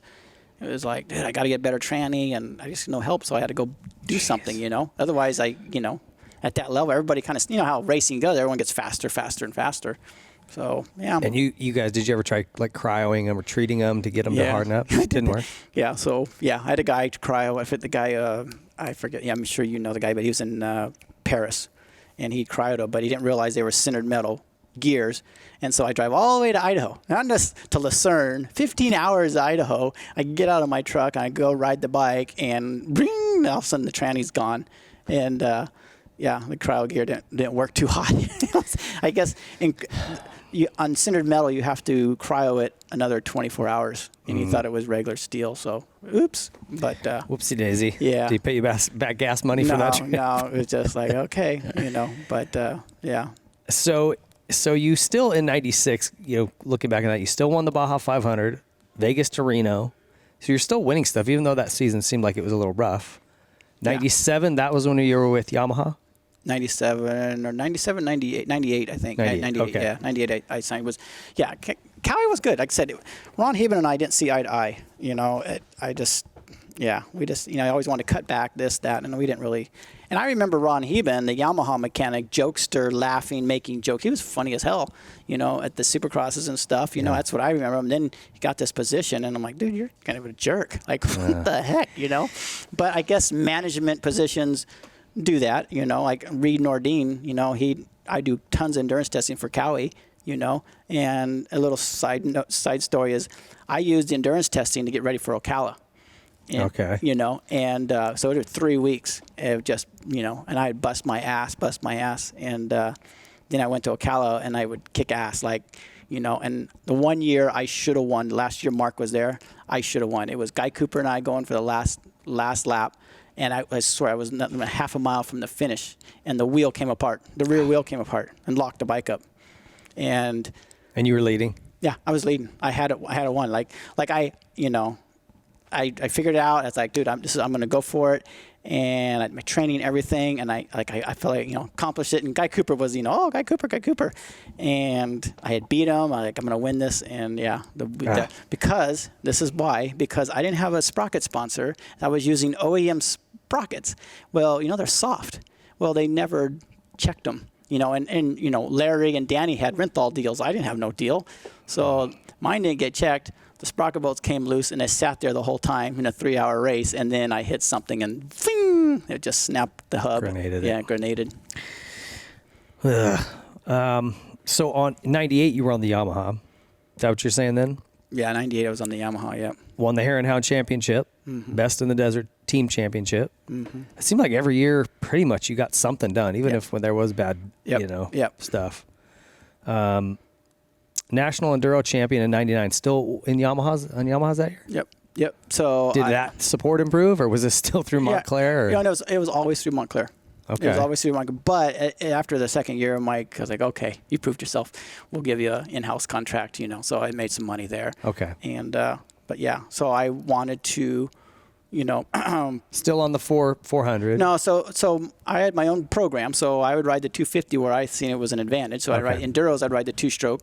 Desert, I'd ride, and Best in Desert, I'd ride the 4-stroke. So I just switch them back and forth. Okay. And so I went and gave Yamaha their first National Enduro Championship too. So that was cool. You've done that that's kind of your thing. And Cowie's is the last time they won.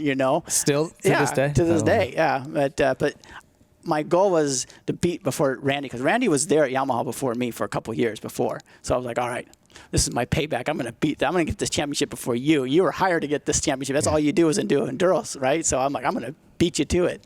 So then he won it like the next year or year after or something. Okay. Yeah, but... so are you the only California rider to ever win that series? The Enduro series? Or the first? Because there was something I read about that. You're either the only California rider to win the National Enduro Championship or the first one. I don't think there's anybody on the West that won the Enduro Championship. Okay. I mean, that's what they said. I just want to make sure that's right. So that's cool. So what was cool about it was before kind of all that, it was like, guy can't go east. West Coast guy can't go east and win. East Coast can't come out They've tried it. They've tried it with one of the riders. He won everything, but he couldn't win a hare and hound. And I did that all in the confines of one season. That's when Kip Palmer gave me the Rider of the Year Cycle News deals, because I was able to pull all that off in a single, do anything and win anything. Yeah, you were the Swiss Army knife. Yeah, so that was... That's pretty cool. But once like I said, it wasn't an easy task to learn how to ride East Coast. And, I'm surprised you did it living out here, because the humidity, I mean, man, my whole professional career, I regret not finding a place to just go live back there in the summer.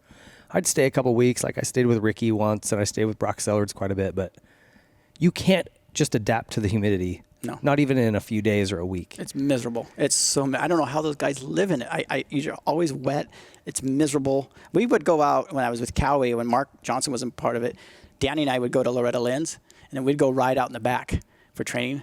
It was so miserable. Just to try to get used to the, humidity, because I think it was 6 days coming up in, in Oklahoma. So we'd go back there, and it was I think they say it takes a week or two to start to acclimate, but the guys that live there, you'll show up and you're just drenched coming from California, and they're like, it's not that bad. Yeah, exactly. Like, are you serious? Yeah. Look at me. Yeah, I'm dripping. It's miserable riding around with wet underwear all day. You're like, dude, this sucks, But yeah, no, Alligator was a challenge.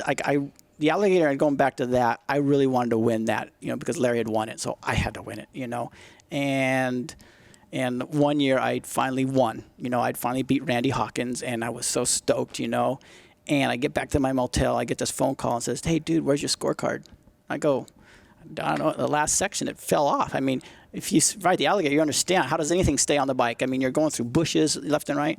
And I go, that's what backups are for. Oh, well, there's a rule that you have to finish with your scorecard. Well, why are we mounting it on the front fender where it takes all this brush? Well, I didn't put it in my, backpack or something, And so I lost that to Randy by 2 points because of penalty. I was so pissed. I was like, dude, I own that. Like, I worked hard to win that, And that was a bummer. But I did get a lot of press because I could go, with Cowie, with Mark Johnson, because he was, so I would race Ocala, race Alligator, race the Supercross, and I had been retired for a couple of years, but I still could, it's roughly the same speed, you know what I mean? There's always the top guys, but then the majority is the same speed. Yeah. So I would go do that just as a PR type thing, Yeah. So.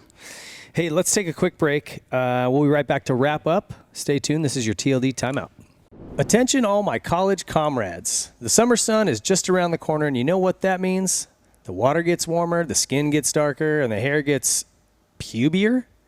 Luckily, our friends at Manscaped are here to make that summer bod pop with their 4th generation performance package, which includes their signature Lawnmower 4.0. You can join the 4 million men worldwide who trust Manscaped and get ready for shaved boy summer by going to manscaped.com for 20% off plus free shipping using the code Whiskey Throttle. As the great Will Smith and DJ Jazzy Jeff said, it's like the summer's a natural aphrodisiac. Listen, I've been using this new tool, both the Weed Whacker for my nose hair and the trimmer, the Lawnmower 4.0.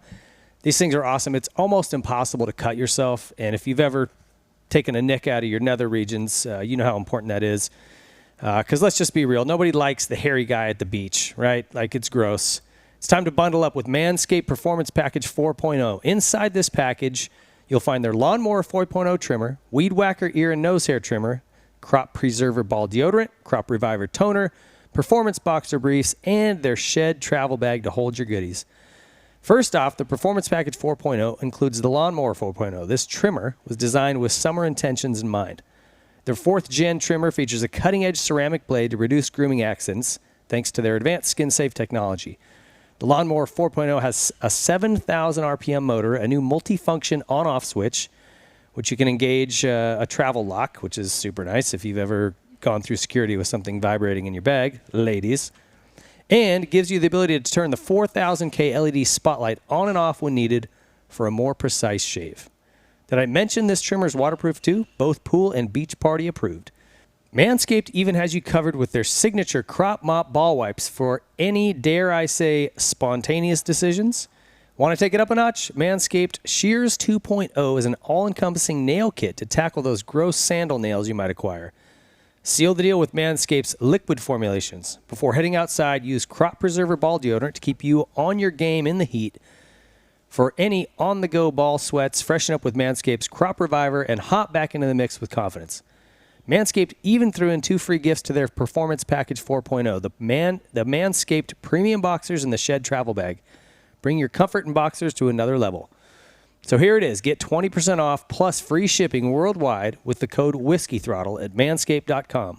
That's 20% off plus free shipping using the code Whiskey Throttle. No caps, no spaces. It's time to trim off those spring flowers this summer and give your beach balls a shine with Manscaped.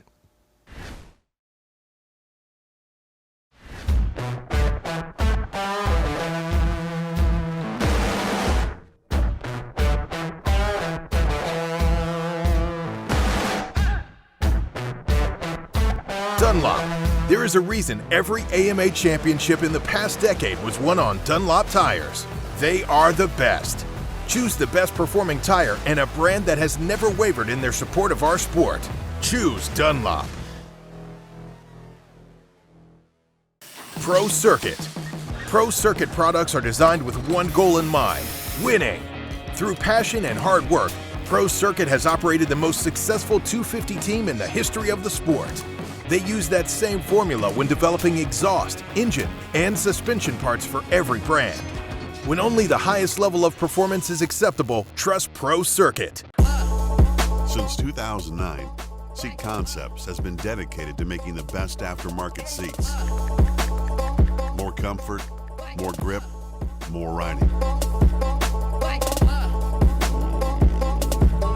For 10 years, we've continued to raise the bar. Innovation and American craftsmanship make Seat Concepts the world-leading manufacturer of power sports seats.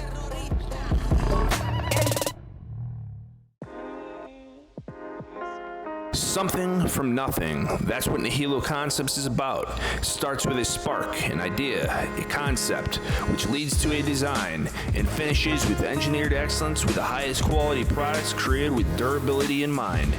All our products are made in the USA at our state-of-the-art facility in Stuart, Florida. Whether you are a weekend warrior, ride for fun, or at the highest level of competition, Nihilo Concepts offers innovative titanium, aluminum, and carbon fiber parts for your dirt bike. We offer a wide variety of products that you can customize to your liking. Browse our site for foot pegs, brake tips, engine components, specialty tools, frame grip tape, lever grips, carbon fiber components, motor stands, our secondary on-switch, plus much more.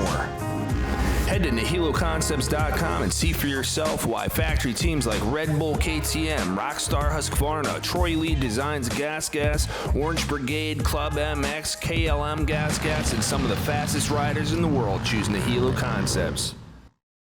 Since 1987, Coach Rob has been dedicated to creating durable motocross, supercross, GNCC, and road racers through his complete racing solutions program, integrating performance, nutrition, functional strength, flexibility, and mental development. His proven system has world-class results, producing 4 AMA #1 Pro Plates and over 270 national championships. The complete racing solutions program focuses on the fundamentals of human physiology and how riders interact with the physics of a motorcycle. Its proven process and system helps riders understand the why associated with riding technique, and how getting faster on a motorcycle directly correlates with strength, endurance, nutrition, and flexibility off the bike. There is a difference between a fast racer and a complete racing solutions racer. Visit CompleteRacingSolutions.com and get on the path to becoming the champion you want to be.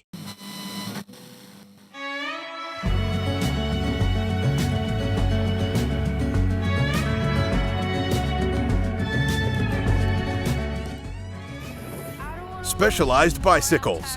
Specialized leads the way in the world of bicycling. Whether it's cross-country racing, downhill, e-bikes, enduro, road, gravel, dual slalom, dirt jumping, or all mountain bikes that do it all, Specialized has the perfect ride for you. The brand is synonymous with engineering excellence and innovation that steers the industry. Visit your local Specialized dealer for a test ride and see just how good Specialized products are. Try to keep on keeping on.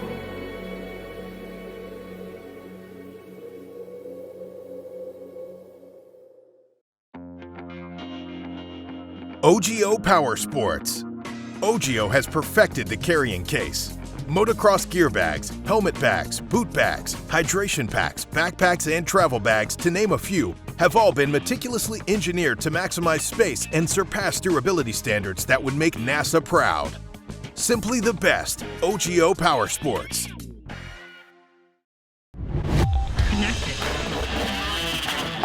There's intercom on. It's cool to be able to hear what they talk about and how fast they go, throttle control, braking. Really cool. Extend your leg out. There you go. Good job. Good throttle control, Lonnie. That's a great training tool. It was a lot of fun to be on the track with them. Hey, Lano.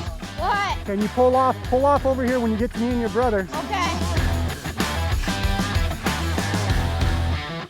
With a rich history in motocross, ProX has been dedicated to supplying quality components since 1975. Whether you're rebuilding an engine or just need a new chain, ProX Racing Parts aims to bridge the gap between OE quality and affordability. ProX has over 9,000 part numbers and over 60 different product types that are manufactured by highly reputable or even OEM suppliers and are offered at affordable prices to help keep riders on the bike instead of in the garage. Visit ProX.com to search parts for your bike or check them out at your favorite online or local dealer. Audio Jungle. The guys are just breaking in their race bikes, which will leave on the semi this Saturday to go to the first Supercross for our coast in Orlando. So the guys are just be goofing off a little bit, do some cool photos, do some cool videos. When you go racing, you want to do well, but a big key is keeping the bikes on the track. That's why we chose to work with Motul. Expectations coming in as a rookie is just to try and get my feet wet and honestly just send it, see where I end up and do my best out there, but just ride aggressive and ride like myself in practice and I should have a good time. Challenges of this sport, I believe, is just simply staying healthy. With how fast we're going and what we're doing, your margin for mistake is really, really small.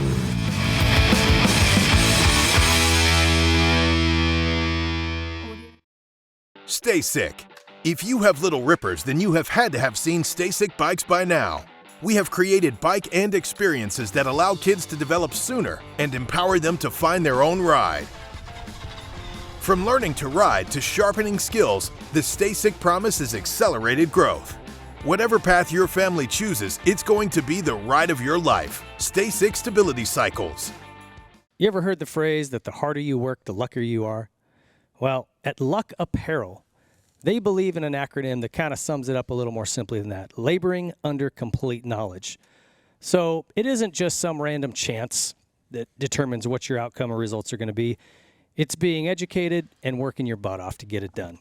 And I think that goes hand in hand with the motocross industry. You don't get lucky into a win. You work your ass off and you make it happen.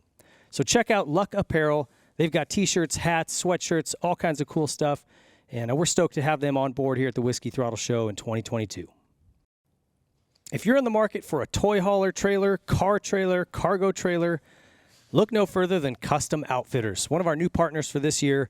These guys do an awesome job, even so far as to dial in the inside of Sprinter vans, which have become the new standard moto transportation for moto.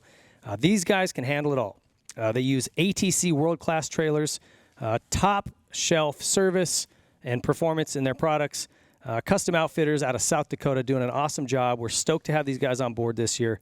So whether you're looking to just do some camping with the family, looking for a trailer that can fit all your toys to go out to the desert or wherever, look no further than Custom Outfitters. Hey, I'm on vacation every single day because I love my occupation. Hey, I'm on vacation. If you don't like your life, then you should go and change it. All right, welcome back. That was your Troy Lee Designs timeout. If you guys have not been over to TroyLeeDesigns.com, go look at the new SE4 helmet, setting the standard for safety in the sport and style. All kinds of TLD graphics on these things, no matter what you're after, something simple, the carbon look, or crazy pinstripe. Troy does it all. So check them out. All their new gear's out. A lot of great stuff over there. Mountain bike line. The paint department's cranking. You can very affordably. A lot of people think it's crazy expensive to get your helmet done. Man, you have your name and number added with just a couple little pinstripes, and it's super affordable. So check those guys out. TroyLeeDesigns.com. Ty, let's get back in here. I want to jump back in 2000. Still with Yamaha through this time? Yeah. I was with the Yamaha all the way up to 2007. I think we parted ways. and I still supported Bobby Garrison. He was riding with Yamaha at the time. But, okay. So 2000, you won the 24 Hours of Glen Helen. What else did you race that year? So the Glen Helen thing was kind of cool. We'd won that race for about 6 years in a row.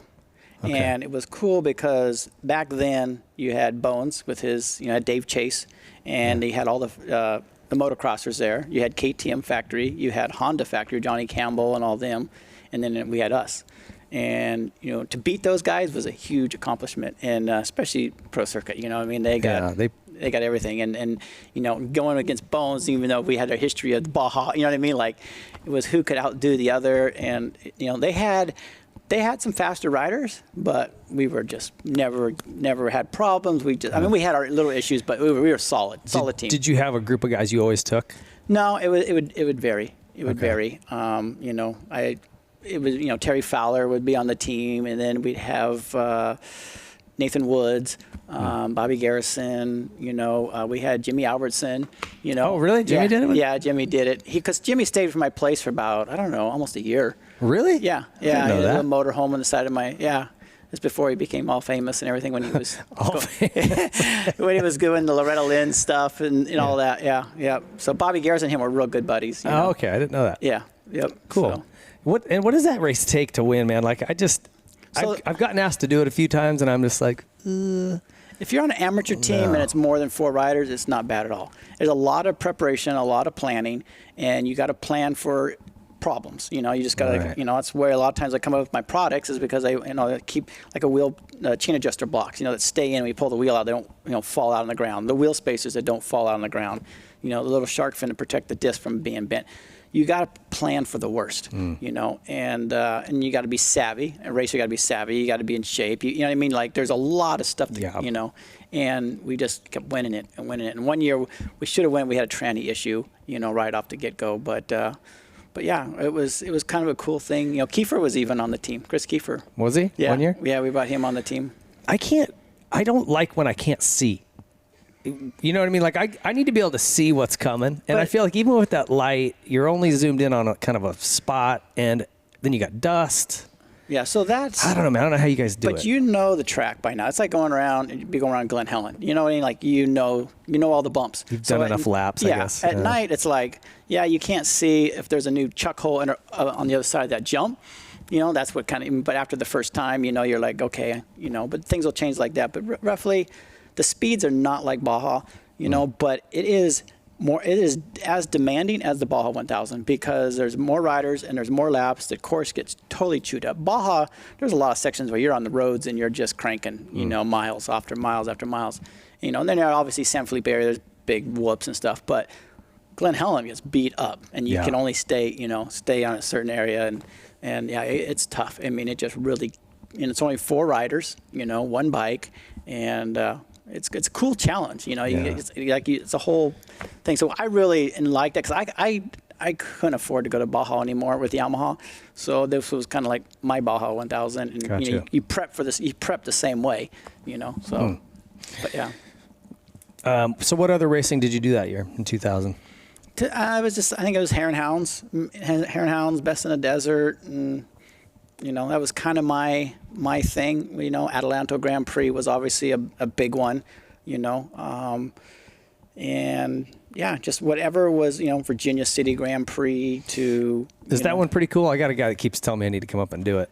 Yeah, you should do it, just because it's pretty gnarly. Yeah, right. We would go, and it was like, when I went there, I was like, how many times did Rodney Smith win this? Why would you want to come back? It was like, was it rocky? Oh, I mean, it's so rocky. Yeah. It's so rocky and dusty. And Danny and I, we used to fight it out. And there was a couple of years there was snow on the ground, and we had ultimate races. And it's not like 3 hours. It's 5 hours of racing. And dude, you're just beat the heck, you know. And is it laps? Yeah, it's like a 30-mile. And you know, back when we were racing, they had big loops. Now they've lost a lot of land, so it's smaller. But yeah, LR was always a hero there. And then Danny and I came, and then it was Danny and I, and you know, he'd win one year, I'd win the next year, you know, and he'd win, and yeah, it was yeah. But that's a gnarly. There's There's so many rocks. But I went back when I was riding Huskies again, and I went up there to race it, and I started on the last row. I didn't get my entry in, and I caught up to like 7th, 8th, but dude, not so much energy. There's like 400 guys, you know. It's cool. It's a cool area because, you know, like all the bars there. It's bitching, scenery, everything is bitching. But man, the course just you know, it's mountainous, so that's what you get. Is there fun single track and tree? Are you up in the tree line at all or no? It's mostly all 2-track stuff. Okay. You know, and it's like the hard packed with just rocks in there, and you know, and you're in the dust, and like I said, your first 2 laps you're just in dust, passing. But yeah. But it's, okay, I'm good. It's I'll just listen to you tell me stories about it, and I'm all set. You need to put on your bucket list and you know, do it. So, but I'm gonna have my kid do it. You know, get a little bit more respect. Really? You know, it's like. But it's cool because, you know, he's only 13, 14, and he can do stuff like, you know, I've done, like, he did the 24-hour race when he was 9 years old. We had a KTM or a KX65 we got from Rider D, and so we put 4 kids out there. It was 5 kids, and they did the 24-hour, and it was the coolest. The pit row, they were all high-five, and it was unbelievable. Really? I mean, and that year it rained at night, and dude, they have to get up at 3 a.m, get, you know, it's raining, and they get on, plug in the lights, and they go for it, dude. It was awesome, and the parents loved it so much that we started an endurance series, and I started helping with Lori, and we did, you know, Zip Tie Racing would sponsor the kids thing because we were trying to draw more kids in because it was cool. Kids never run out of energy, you know. Yeah. They just keep going, and they loved it. And at first we had like a chase rider, you know. And because I didn't want to mess up anything with Lori, and that your kid crashed and caused this issue, so we'd always have a chase rider behind. But after a while, we didn't really need one, you know. And are they out there with the big bikes? Yeah, yeah, they do everything. The big hills, all the gnarly technical, the silt that's this deep, everything. It's pretty amazing what a kid can do, and I've seen it through my kid, you know. Wow. Like I've done. Like the Mojave Trail. You heard of the Mojave Trail? Okay, I've taken my kid and his friend, you know, on 65s, and we did the whole thing. You know, it's 150 miles. You know, we leave from Barstow and end up in Needles. You know, and it just, you know, when my kid was young, when he was, you know, probably around 5 or 6, we were doing a tour company from my house to Vegas, and he wanted to go ride, and I would take him and put him on the, you know, in front of me, and he'd hold on the handlebars, and we'd go 100, 150 miles, you know, between the next gas pits or whatever. And I remember doing this one tour in Barstow, and, you know, the first part I rode, and then we had some food and stuff, gassed up, and I put Dustin on, and I'm like, okay, we're gonna go, and the look on their face was like, really? Like, we're gonna go so slow? And we took off, and it's fire roads, right? And dude, we just took off and just gapped them, and they're like, dude, you really ride fast with your kid on that. And I'm like, well, he hangs on. He's in my lap. I got hold of him. We're just pitching it down corners. Just he loved it, you know. And it's funny. He'd fall asleep every now and then. No way. He gets he just like doing one of these things. You know, you can tell he get tired. Smack him on the head or what? But no, he loved it. He loved it. People thought it was, you know, that's crazy. But, yeah, well, I mean, 100 miles an hour, then sliding it into a turn. Well, we didn't go 100. I was on a 650 Husky, but we're going, you know, anything 60, 70 is, you know, yeah, it's fast. Pretty damn fast. Yeah. But yeah. That's cool. Well, that's going to make him to where he's comfortable with speed. Yeah. I was trying every little tactic, you know what I mean? Like before he can really think, it's like already being driven into his brain, you know?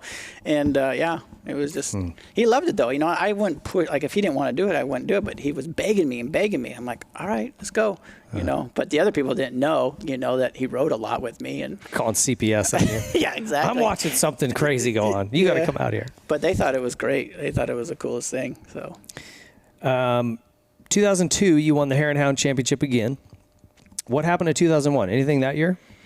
No, I don't. Nothing major? Yeah, 2001, 2002. I mean, we were having a lot of bike problems. You know, we were having issues with keeping those things together. You know, putting more power, and then the next week link would happen. You know, and obviously when I was telling you about the transmission, that was a problem. You know.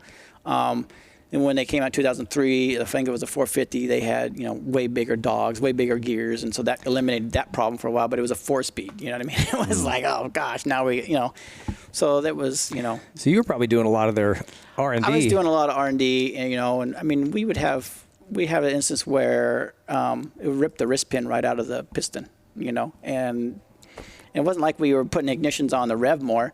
They would just, you know, run really good, and they would rip the wrist pin out. And so we were like, oh, what's going on? And the guy that was helping me doing motor work and stuff, you know, we had the rods going, you know, they would fail on us. And so we were coating the cages, and we were doing all this stuff because we thought friction and, you know. And then Wiseco had given us some pistons that weren't cammed. So we didn't realize that, you know, because you always think the piston, you just drop it in. Well, these ones didn't get cammed, so we had to, you know, my machinist cammed them right. But we were still, you know, pulling the wrist pin out. So one day he had a KTM crank sitting there, and we were talking about it, kind of pulling our hair out, like, dude, these other bikes don't do it. And he looks down at the KTM crank and he goes, whoa, this thing has an oil relief on the rod. And I'm like, what do you mean? He goes, that's our problem. We're hydraulically locking the rod. And I'm like, come on, no, I mean, the Japanese have engineered this. There's no way that, you know, we're having that. So cool, let me do one up, and, you know, we'll put it in and see what it does. It's like, okay. So he, you know, did the release and everything, put it in there. Unbelievable. Never had a rod problem anymore. Is that right? It was, yeah. It was just like, so basically hydraulically locking the rod, you know, you got all this oil pressure at high RPMs, and it's not bending. It's like stiff, right? Well, and that's really putting a load on the wrist pin. And eventually it loosens the hole up, and then boom, it snaps out. Wow. You can, and it's kind of cool because you can actually take the test and stick a crank in the lathe and put oil pressure to it, and you can watch it. You can watch it start grabbing.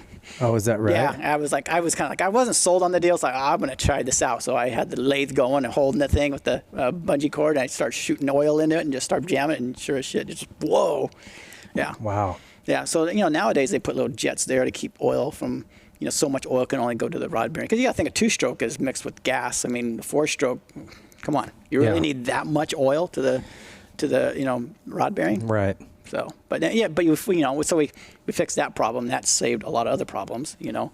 But yeah, Yamaha's back then, you know, they, like I said, they got better and better. Now they're really good. But yeah, there was a learning curve there for a while, and they were at the pointy end of that just because they were the first one to market. Yep. The way they say, like, kind of like your thing with the races. First guy to go through the wall gets bloodied. You know, you'd let them beat the cactuses up. You were beating up cactuses with your early Yamaha days. Yeah, but no, you know, Mike was okay with the program. We won enough other races, you know. I just wish that Yamaha would have stepped up and really helped me, because, you know, it was out of my pocket that I had to pay for the trannies. It was my pocket to, you know, I was basically, you know, doing my program, and Bill was helping me at Montclair Yamaha and stuff. And, you know, Bill was a great guy to ride for. He loved to, you know, just do crazy stuff. And, you know, like one year at the Atalanto, all the toilets, the guy came to him, oh, I sell this poster thing you can put on the back of the toilets, you know. So he thought it was real funny to take a picture of my semi and my bike, a picture of me, and then put on the toilets, you know. So enjoy there's a picture of me on the toilets. And he was all, you know, he always pushed it through, you know, marketing, you know, and stuff, and got it paid for, you know. He was really good about getting everything for nothing. But it was a lot of fun riding for him. So, oh, that's cool. Yep. He sounds like he was a good dude, like just to back you for that long. And yeah, I rode for Yamaha for 10 years. Yeah, it was a long time. But, you know, I won a lot of races and stuff, and, you know, so I knew, because it's hard to focus that much, and then when you get distractions, the older you get, you know, and I knew there's other people coming up, you know, so I wanted to stay in the industry. And so I thought, well, maybe the next thing is to have a team, you know, and I'll bring in some riders. And so that's kind of what I did for the next, you know. For 03, right? I was there for 03, 04, yeah, because Nathan Woods he was a motocrosser doing the four-stroke national motocross races. Brought him into the 24-hour. He liked it. He saw my operation. He wanted to be a part of it. So I went, well, you know, try it out. I said, this is the deal. First year, you ain't going to make diddly squat. I said, they're not going to pay you until you win something. But, you know, you're going to have to learn like I did, the hard way, right? Just let's go to the races, and, you know, if you start winning right away, you'll get a deal that much sooner.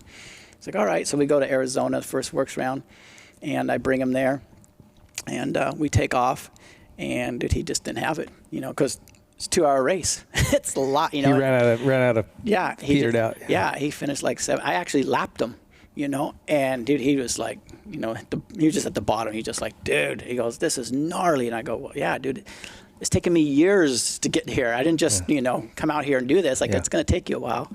And so he did. He, you know, and he was kind of like my position, you know, 6 years before that, where he had no money. He was married and he was trying to survive, and he's putting everything. So I started helping him, and then he was a really good guy. Yeah. And so that Works went back east, and I tried to warn him, dude, this is a whole nother world you're going Works into. went back east? Yeah, Works did 1 year. They did east and west. Oh. And so I said, this is a whole nother world. You're going to learn just like I did. Wasn't he from Michigan, though? No, Woods was from Northern Cal.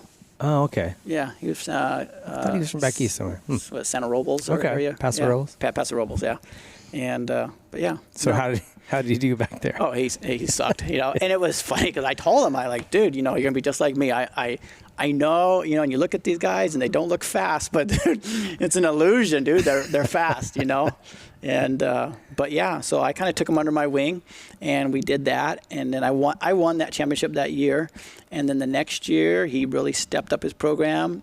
Andy and I would take him out training, and we really, and he won the championship for the next 2 years in a row. Wow. Yeah, he really turned it on, and I didn't know he worked with you that much. I didn't know he was that tight with you. Yeah, no, we and then we won our 2 championships, and then of course, everyone's going to offer him deals, right? So he got a deal from Cowie and this and that, and Yamaha went ante up. I'm like, dude, we have a guy that's fast. We can win. I can't pay him. I don't have that kind of budget. I'm working off of what you're paying my salary. I'm putting into this race team and trying, because I wanted to be in the industry. I enjoy having race teams, and I've been really successful with race teams and building champions. I don't just go hire the fastest guy and go, look at me, guys. I look at my team. I'm so good. No, I take a guy, Nathan Woods, couldn't do nothing, turned him into a champion. Bobby Garrison was a good motocrosser, but didn't really do off-road. Dude almost won the Works Championship. Right. There's a lot of guys that I take, and put the whole thing together. The advantage with me is I know the shortcuts. I go, no, we don't want to go this route. No, you don't want to run this tire. You know what I mean? I can help them, and I can really get to the top quicker. And that's kind of what I did with Nathan. Just, here, no, do this, practice this. I'm going to take you over here. This is what you got to learn, so. But yeah, no, I worked with him for a while. And Bobby Garrison, I worked for a while too. Nathan's another kid we lost tragically. Is that tough for you when these guys are?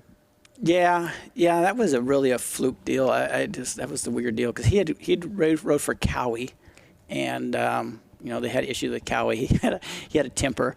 And Nathan did? Oh yeah. I remember at Washougal, because Washougal's like riding back east. It's so slippery and snotty, and he was having a bad day, and he came in and threw they had the big the toolboxes, and he just pushed the whole thing over, and just they had their moments, and but yeah, and then he ended up leaving Cowie, going to Suzuki, and but never won a championship after that. So I felt good, it kind of made me feel good. Like the only 2, back to back was with me, and we're racing against factory I'm racing against factory teams, you know what I mean? So. And Yamaha wasn't wrapping their arms around you, huh? No, they were appreciative of everything I was doing. Oh, I'm sure they were. But it was like, that kind of took the wind out of my sails. I was like, well, shoot, we're not going to keep Nathan. And granted, they have budgets. I get it, but it was like, I'm not, it's hard to race and then to find sponsors and then talk people into it and then get them to actually pay. That's another thing, and it's hard to put, buying a semi was, I thought I would get more sponsors and this, and it was great. I got a lot of attention. I brought Sherry Cruz on. She got a lot of attention for us, but and then the numbers didn't go up. Yeah, they just equally. Yeah. And at the end, when the economy took a dive in 2009, 8, 9, and they, Donnie Luce just gives me a deal and said, this is what we're going to pay you, and I'm like, it was kind of a letdown. I'm like, dude, I've been 10 years. I've done nothing but make Yamaha look good, and it was really like, really, this is what I'm worth to you. Like I won a championship. I put Nathan Woods won 2 championships, and they wanted Bobby Garrison, and Bobby had signed a deal, and then I ended up saying, you know what, I don't need to do this. I can't keep doing this, and so I just didn't take the offer. But Donnie was under my tent, or Bobby was under my tent, so Donnie was worried that I was going to try to screw him up with his race. And I said, Donnie, I'm not that kind of person. I will take care of Bobby as if I ride for you, and that we're here to win a championship. And we lost the championship by 1 point that year. But that's when I went to Suzuki. They were going to have out the fuel injection bike, and I was like, okay. And then everything got postponed 6 months, so we were riding RM 250s, and I had some riders riding for me, Chris Johnson and Brozovic and stuff, and we were doing pretty good against the Four Strokes and stuff. but nothing ever developed out of that whole Suzuki deal. You know, No. time we got the bikes, it was, you know, so it just kind of went nowhere. So then I just kind of like, okay, well, I guess I'm done, you know. I mean, I had Zip Tie Racing that I was in the background making products for and stuff. I started that, I think, in 2000. And, but yeah, so I called Scott Hart, and he was part of Husky. And I'm like, well, Husky needs somebody. So then Scott signed me up, and, you know, it was cool, Scott Hart. I mean, a lot of people that, oh, I don't like Scott. Scott's a good guy, and he took me to Italy, to the factory. I always wanted to go to the factory and check things, how they do this, you know. It was really cool. He flew me over there. They had these meetings and everything, and, you know, and Scott took on a lot. And those bikes were junk. I mean, they were bad. Early on. Oh, yeah, they're Italians. And I remember after the first year, I told the money guy that was in charge of accounting and who gets what, I said, look, I appreciate all your help, but thanks, but no thanks. Yeah. And he's like, no, we want you. What do you want? Like, tell me what I want. And I was like, okay, well, I want this much. And he's like, okay. Can you make your Husqvarna a Yamaha or another brand? I mean, we you know, because I have a machinist background, my dad's a machinist, I'm making products, I have an advantage. If something breaks, we fix it. Yeah. And I think when I run a team, I noticed, you know, because I had a lot of guys like, you know, Andy Jefferson, I got him a job at Husky. You know, I helped him because that came about. And I said, Andy, you're going to be the perfect guy. You know, you're a color guy. You've pro circuit. You've been with Husky. It's perfect. And they hired him just like that. Yeah. I mean, boom, that was good. And then then KTM hired Charles Jerza from me. You know, offered him more. So I'm losing all my guys. You know, then Jamie Lanza ended up working for KTM. Mm-hmm. You know, it was like I was losing guys left and right. But it was funny is that when they would go to the other side, it was like, no, you can't do that. No, you can't do this. You can't do that. And KTM's really, they've become very corporate. Yeah, you can't use that chain adjuster block. Nope, you can't do this. You can't do that. And me, it's like, if we can use this, and if it's an advantage, I don't put bling on. All my products are developed for a reason. And it was when I was helping out Kurt Caselli, you know, when he went to KTM, when he got that factory deal, he used all my stuff. Nope. They took all my stuff off. No, because it didn't look like a KTM. It looked like a zip tie bike, you know. And I worked a lot with Kurt's dad. You know, I rode with Kurt. You know, we teamed up in a race and stuff. And same thing. Yamaha did not want to do anything. I'm like, dude, this kid's the next kid. We need to keep him. No, we have no budget. And they just let him go. And then he went to KTM, you know, which I think in the long run was probably better off for him, you know. But they put a lot of effort into that program, huh? Yeah. So you kind of continued to run your own team till 07, 08, and then at that point it was just... Yeah, so I continued with Bobby Garrison. We had our Suzuki program too, so I kind of ran both and kept them separate, you know what I mean? But it was out of the same semi. And then, yeah, after Bobby, it was kind of like, that's when I kind of went to Husky. And it was kind of, I did a year Husky, 09. I mean, I hired Rookstool, Urquhart, Gary Sutherland, you know, Nick Burson. And Nick Burson, he was like, that got the best results. He just go out in the desert. And he didn't care what he rode. He'd just win, you know. Mm-hmm. But I remember we got our 450 Huskies, and we would go to start them, and they'd kick back and break the cases. And I had 6 bikes. Scott just kept sending me another bike. I'm like, dude, what's going on here? I mean, come on. You start, and the thing just goes, boom. Like, yeah, Rookstool was like, dude, you know. But we developed a lot of things with that Husky. Is that right? A lot of the suspension handling stuff we came up with, just my background with Horst Leitner and how that stuff worked. I used it to, you know, like, hey, this bike doesn't squat. You know, the Euro bike, it's made to ride in the mud. It's made to put traction down, right? So, but it's not a motocross bike. You get in a corner and you gas it, the thing lifts up and like push you over the berm. So I'm like, Horst Leitner has this deal. It moves the chain. It, you know, lets it, you know, dig down. So we made a special chain buffer, and it worked great. Is that right? Yeah. So it was cool. And we, you know, but again, it was a Husky and it was an old engine, and, you know, and those guys were bummed. And I knew it was putting food on the table for me. I knew it was a piece of junk. I told them before look, this is not the greatest bike. It's not a Yamaha. It's not a Cowie. I said, but I'm willing to give you this, and if you work hard, and I'll do whatever it takes to, you know. And we had the craziest things with Huskies. I mean, one instance we had the cylinder. You put the cylinder on, you have the dowel pins. Yeah. We put a motor together, and we started that night, and we watched the whole cylinder head go, and like, my mechanic and we looking at, how is that possible? There's 2 dowel pins in there. Why is that thing twisting? It didn't make no sense, but it was twisting. Yeah, so we had to put more dowel pins in there. Oh my gosh. Yeah, I've learned so much through Husky. It's pretty crazy. But then, so I told him I was going to leave. Like, I thank you, thanks for the opportunities, but I got to go. I've learned a lot about mechanicking by fixing your bikes. It's not kind of what I wanted to do, you know. And like I said, Scott always took care of me, and so I went to leave, and then the money guy's like, no, he wants you. Like, they gave me a bigger check to work with, but you know, then the 310 came in, or 250 came in, and you know, so I just signed a deal, went 1 year through that, and that's about the time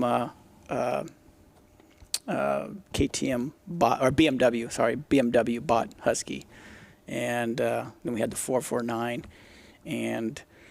Yeah, I went through 1 year, and I had my second gear. So I had a lot of the stuff built and figured out what breaks and what doesn't break. And then they just told me I breached my contract and you're out.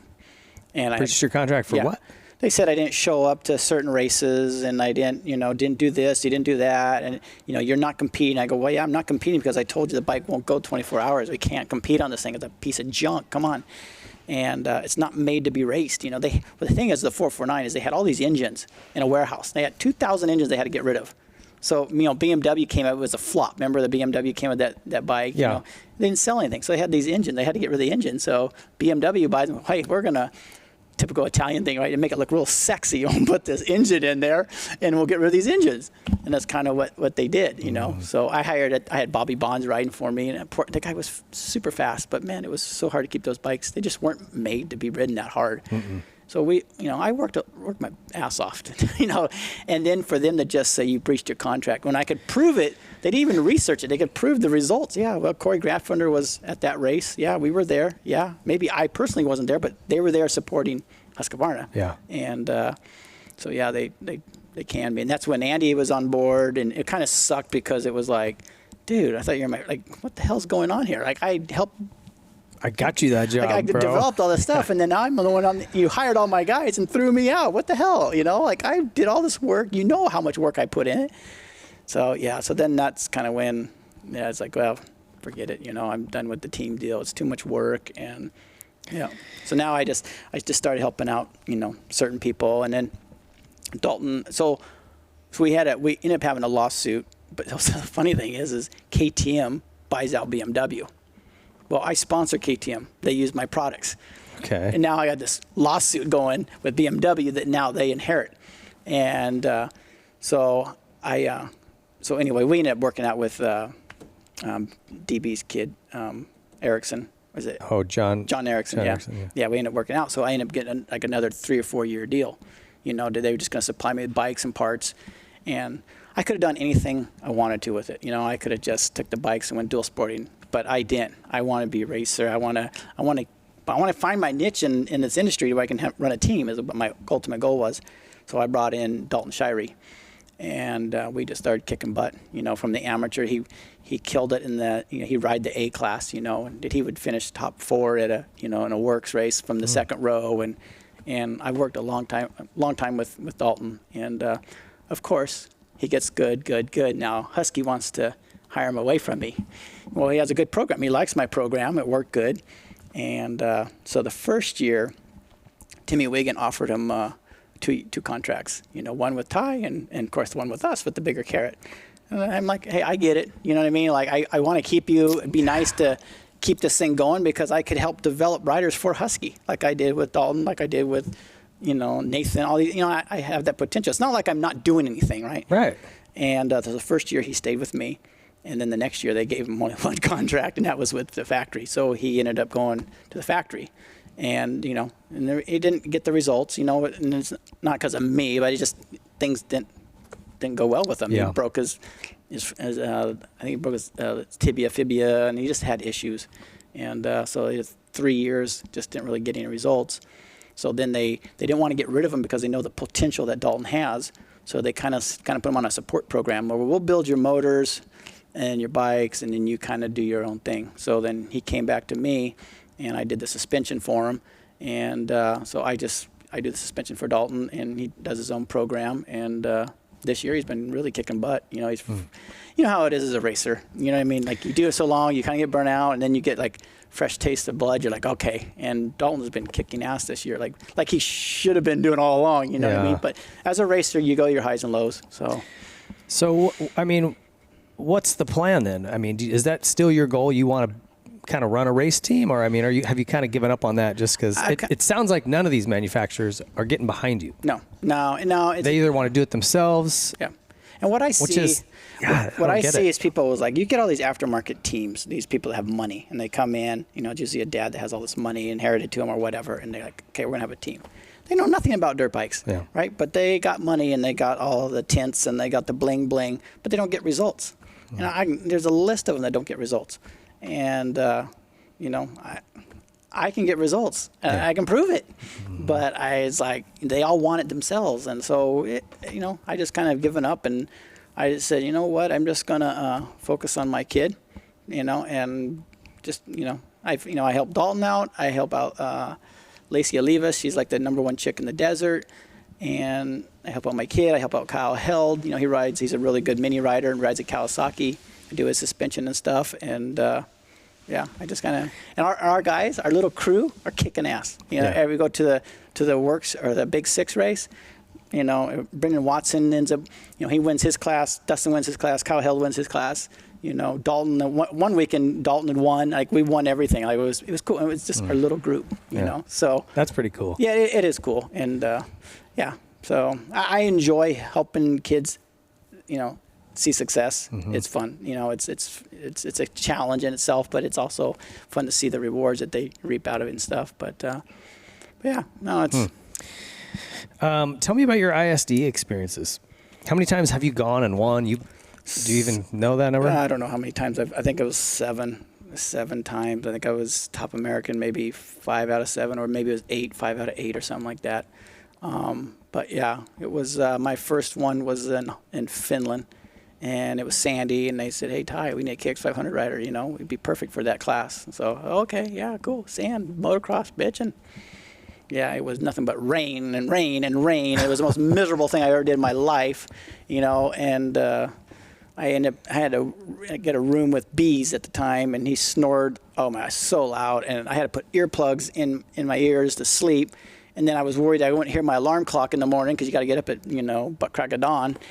Yeah, it was everything's wet. You know how that is on your gear's damp and wet. Nothing ever dries out. And then you walk out of the, you know, the hotel, and you're just, you know, it's pouring down rain. You can hear the rain. Yeah.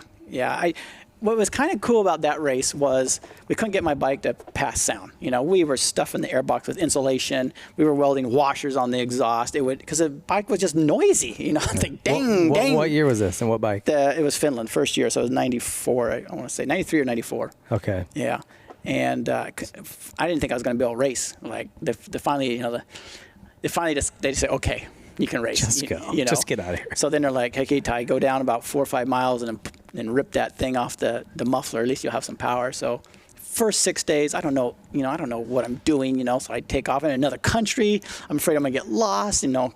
So my instincts come in like I'm just gonna ride the guy, catch the guy a minute ahead of me, because they take you every minute, 4 guys every minute.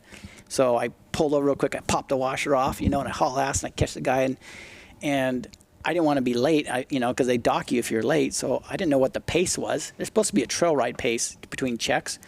And I just hammered. Like, it was muddy, and I was like, dude, I won't be late. So I'm pinning it. I come into the first checkpoint. They're like, oh, you got 2 minutes left. You're doing great. And I'm like, 2 minutes? That's it? Like, I just rode my ass off for 20 miles, and I only got 2 minutes. I go, man, if I have one problem, I'm not going to make this. Well, I didn't realize nobody else had made it. You know, nobody on the American team had got their time. They were all late because they thought it was going to be trail ride pace, and it was race pace. So that was kind of cool. How do you know what it's going to be? You don't. Well, now that you can kind of figure out, you know, speed averages and stuff. That, you know, you're supposed to be at this checkpoint at this time, so the speed average is X amount, you know. Gotcha. But, you know, because of the conditions, you know, and there was ruts like no tomorrow. I mean, all you do is ride. You go across the field in a rut, you know, and it's like as far as you can see, you're in this rut, you know, and you're dragging your feet, and man, your legs start burning, and you're just, the rain, the goggles are saturated, you're soaking wet. It was miserable. It was miserable. But is this wintertime? Was it cold? It wasn't so cold. No, it wasn't cold, but it was just wet. And so the first day, there was only 4 of us that didn't lose any points, route points. And so I felt good, and I carried that on to about, I don't know, 3rd or 4th day, and came into a pit, and, of course, there's tons of people, and I missed the pit, and nobody reached out and grabbed me, because there's people running around and people going out, and I'm looking for the American flags. Okay, where are they at? And I missed it, and I'd already kind of like took off, and I'm like, dude, I'm going to run out of gas. And sure as shit, I ran out of gas, and then I was just so upset. I'm like, oh my gosh, what am I going to do? So there was a barn.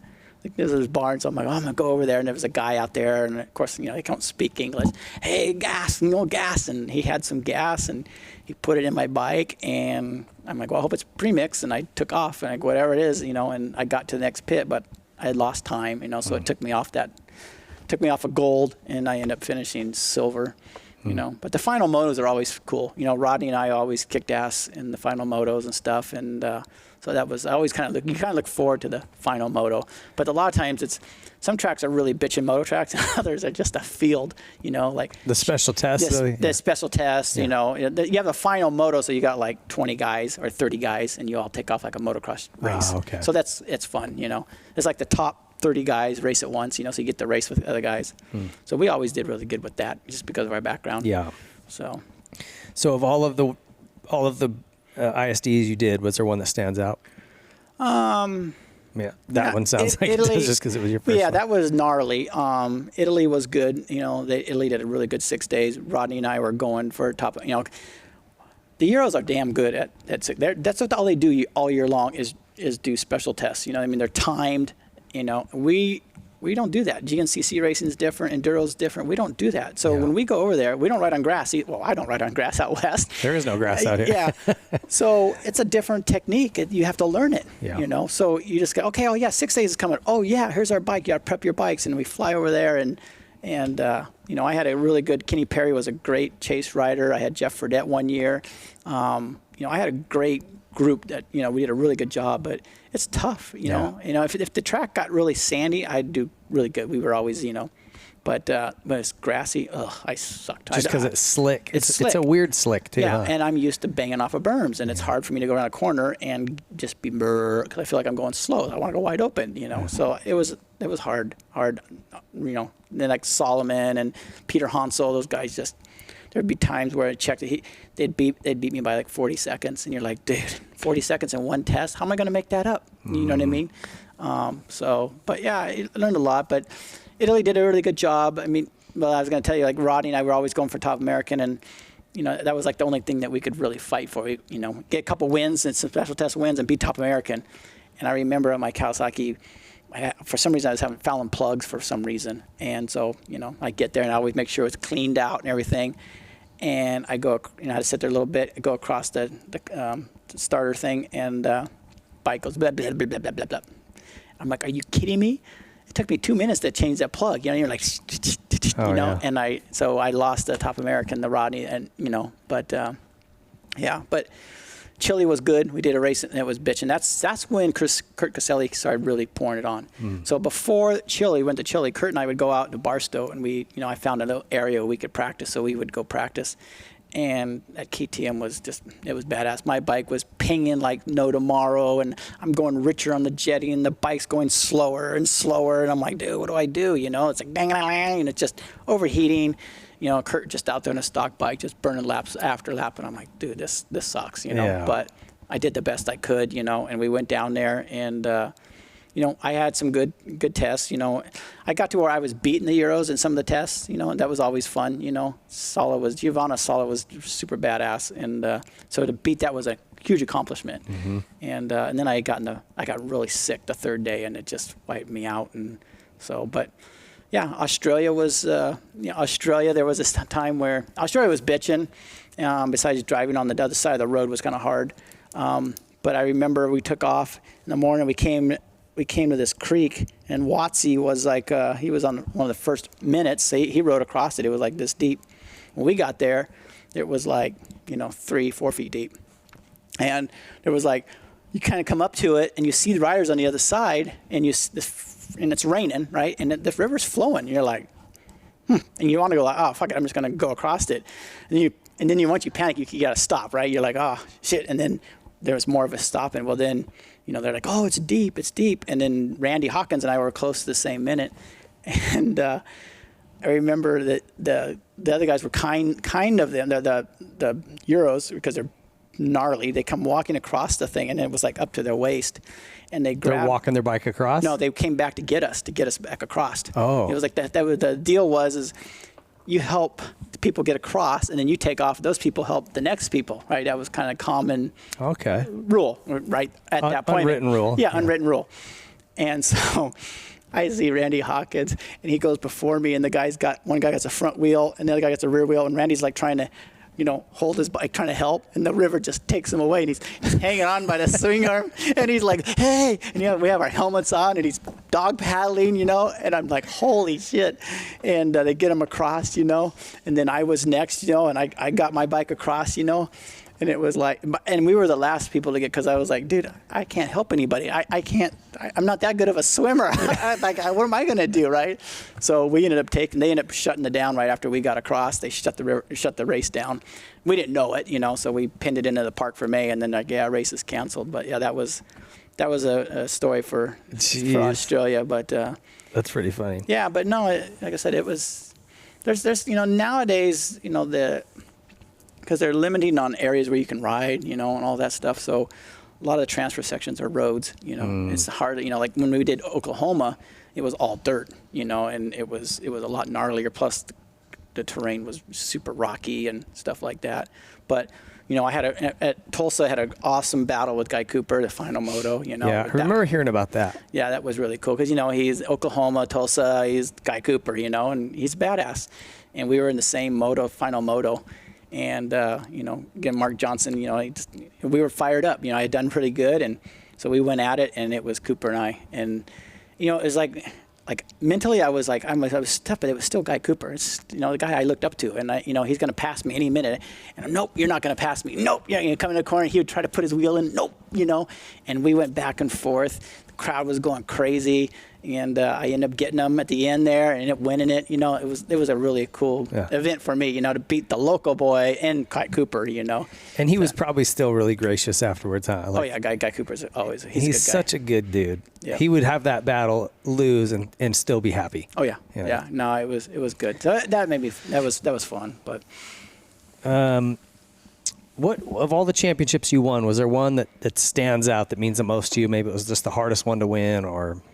Well, I would have to say, they're all, the Supercross Championship obviously is the biggest because it means the most in the world that's turned into, you know what I mean? With Supercross being so big, obviously it's, that was a big accomplishment. Plus, it put $2,500 in your pocket. Exactly. So that's good. And but nobody can take that away from me, right? Yeah, you know what I mean? It's like, hey, my name's on there. My name's on Loretta Lynn's. I won a race there. I won a race here. I won a race there. So, the score stuff is more team stuff, so that wasn't like all me. The winning, giving Yamaha their first Hare and Hound championship, it was cool. It was, that was, and when I started winning Hare and Hounds, it was kind of, I don't know, what's the word I'm looking for? It was kind of like, it wasn't that big of a deal. I didn't want to make it a big deal because Danny was the guy that should have been winning. I didn't start beating Danny consistently. We would race. I would be ahead of him. He'd beat me, but it would be like we were like close. We got to where it was like you lined up and you're like, okay, the race is on. But I never. He always, I wasn't at the point where I could beat him. He was always just right there ahead of me, So when he passed away, it just felt weird to go out and win the Hare. Like I felt like I didn't win because I didn't race against Danny. Kind of cheapened it. It cheapened it, yeah. And the guys behind me, there was nobody close, so it was just kind of just didn't really. Yeah, a little bit of a hollow victory feeling for you. Yeah. Which it shouldn't, but because you were used to battling with him, I'm sure. Yeah, and I think what changed it with Cowie too, there was a qualifier on your way to Reno. That city before Reno. Not before Carson, I'm sorry. There was Minden. Oh, okay. We had a qualifier there, and I'd won that. That was kind of like changing. That was kind of changing and giving me confidence back. When we were talking about that, it was kind of like that race there kind of propelled me, you know. But then soon after that, he passed away, and yeah, it was yeah, you know, Larry was, you know, he was a tough competitor, and you know, it was fun though. I mean, to this day, I wish I had Larry's career. You know, I thought I you know, he got in the trucks. I wanted to get in the trucks. You know, like I'm like, that's bitching. You know, he was testing in Barstow, and he like, oh, come on out, right? You know, he was doing Walker Evans. You know, they had that truck, and you know, I went out there, and we were doing some filming and stuff, and it was bitching. I was like, oh my god, this is so awesome. So I bought me like a little class 12 car. Yeah. Like, oh, I got to get some experience because, you know, I want someone wants me to drive for him. I want to make sure I can drive, you know. So Kenny Jones, you know Kenny Jones. Oh, yeah. So he drove with me first Firecracker 250s, the first two that we did. The last one, he's like, Ty, I'm done. This is like a washing machine. I'm so beat up. And it was, you know, the class 12, I don't have the suspension, and it's just bang, bang. Beats the hell out of you. Oh, yeah. It's like, people enjoy this, you know. But didn't you do a race with Larry in a car or something, or no? Oh, okay. No, Justin Morgan, I think. Well, he's done it lately with Baja Jerky. He's done a lot of stuff with a lot of other guys and stuff. Okay. But, yeah. No, but he still has that plush job, and I'm like, oh my gosh, you know, now I have to work for a living, you know. But yeah. Well, he was, he definitely was fun to watch. What did you learn from those guys? From Danny, from LR, even Kurt, maybe? Is there anything you take away from those guys or that you remember? No, I always would learn from them. Like Bob Hanna, his attitude, you know, like he had a great attitude. I'm gonna kick their guys' ass. Like I like that, you know, like because I was, you know, I was malleable at that time. Like, oh, okay, that's the attitude you got to have. You know what I mean? I'm gonna kick these guys' ass. So I learned that from him. I want to be like Hanna.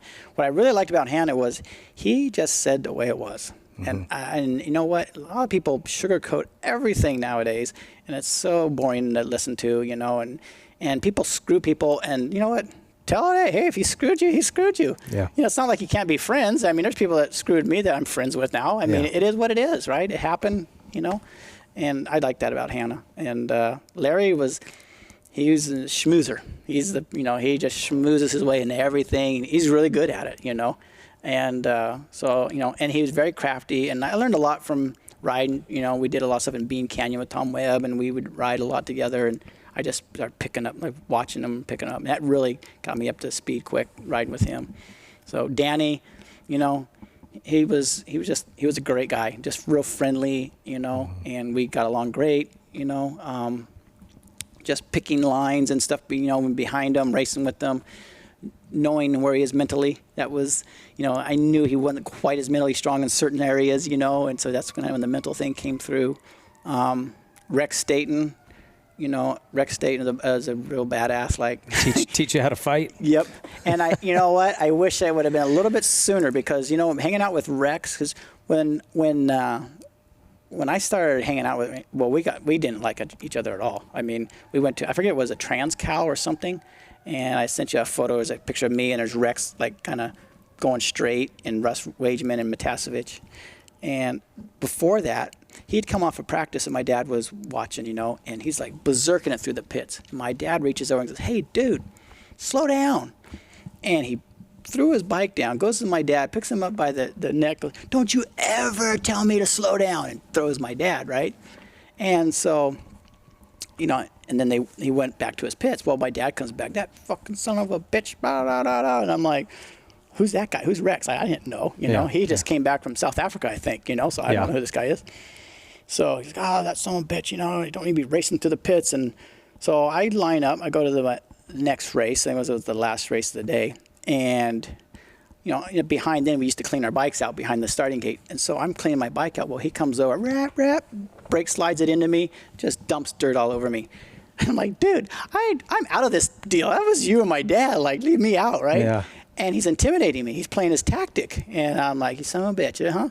And I can't kick his ass. I'm like, dude, all right. So he comes and I just like, dude, I'm not lining up on the outside of this guy. Like, no, I'm going on the inside. And I'm intimidated. It's worked. I'm intimidated. I'm scared. Like, oh, shit, this guy's after me. He was scary. Yeah. I mean, he's not, a massive dude. He's not a foo-foo kind of guy.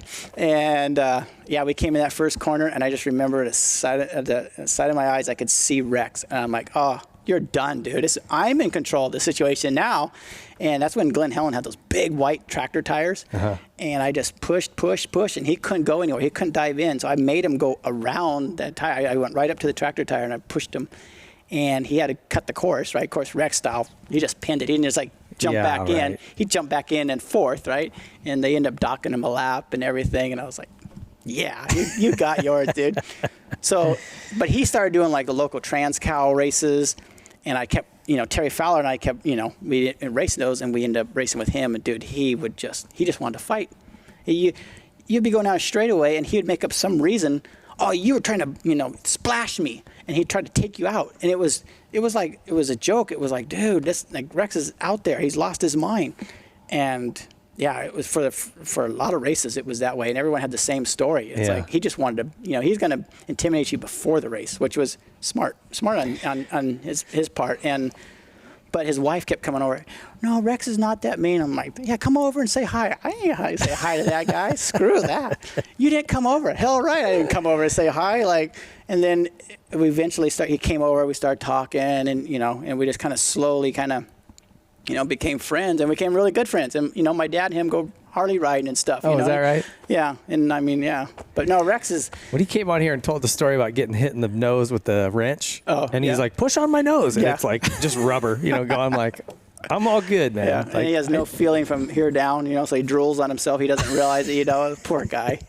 He's a really good guy, and I don't know if it's because of age, but he's really, really a good guy. I mean, he had that bad knee replacement, and it jacked him up for over a year. I mean, it's sad. A lot of people have knee replacements. They're great. Yeah. His was one of the worst. Yeah, they had to take it out in 3 months without a knee for the infection and all this stuff. It was a bad deal. But no, Rex is, it's incredible. Because everyone's story is the same about Rex. It always ends in a fight, So that's his move. Yeah. But you learn a lot from that. You know what I mean? I learned, dude, be tough with these guys. It's a competition. It's mental, right? Yeah. Dude, I learned, dude, he mentally broke me before the race. I better learn from that. I better, Yeah. So. Tell me about, in 2012, you were inducted into the AMA Hall of Fame. That's a pretty big honor, man. Yeah, that was pretty amazing. I didn't realize, because I'm not in that type of stuff, and the guy that was working for me, Steve Foster, he's like, no, you need to, we need to, do a resume and send it in, and I'm like, oh, no, don't worry about it, and because I don't do well with tons of people and have speeches and everything, right? So I was like, no, it's okay. No. So he sent it in, and then they ended up picking me, and then went there, and I was like, oh my gosh, there's DeCoster, there's, all these people, and I'm like, oh man, this is like a way bigger deal than I ever thought, very intimidating, but it was, at the end, it was very cool though. You know what I mean? It was like, this is awesome, and so that rates right up there with, the Supercross win. It was like, man, that's pretty cool. Yeah. I mean, when you start looking through that list of who's on there, and you're in very cool company. Yeah. No, that was really, really neat. So tell me about Zip Tie Racing. How's that going? Still cranking? We sell. What kind of chugs along? It chugs along. It's nothing great, It does, I work on bikes. Everyone sends me their 449s, which I don't like working, but I'm the guy. You're the guy. I got Malcolm Smith dealer, they all go, take it to Ty. Take it to Ty. When the dealers are telling me to take it to me, that's a problem. And I'm like, so I get that, but the Zip Tie product line, it does good. Like at one point all the teams, when I was on Yamaha, all the teams were using my product, which was kind of a cool accomplishment because most teams won't. If you're competing against a team, they're not going to use your product, right? But I had everybody. I had Suzuki, everyone at Honda. Honda wouldn't do it. Johnny, nope, got to be stock. But like that was probably coming from HR or from higher ups and all. Yeah, but everyone used my product, and it was really a cool thing to. I look back at it and I go, dude, I'm racing with you. I'm winning. I'm going for the race win too, and you're using my product. And you're promoting me. I'm going to win no matter what. Yeah. If you get on the podium, my name's going to be mentioned. And if I don't, you know what I mean? It was kind of a win-win. It was kind of funny how that all kind of fell into place. Yeah. And so, but yeah, it was pretty cool. So now I do stuff like. I'm not as aggressive in that. And I've had a lot of people copy my products. It's good and bad. It is what it is, But it's going to be frustrating for, manufacturers of stuff when especially like China will get a hold of it, completely copy it, rip you off. Yep. I have a great story for that. Yeah? Yeah, I was, Kurt from Hot Cams. Yeah. Yeah, his wife's Chinese, and I think she's Chinese, Asian.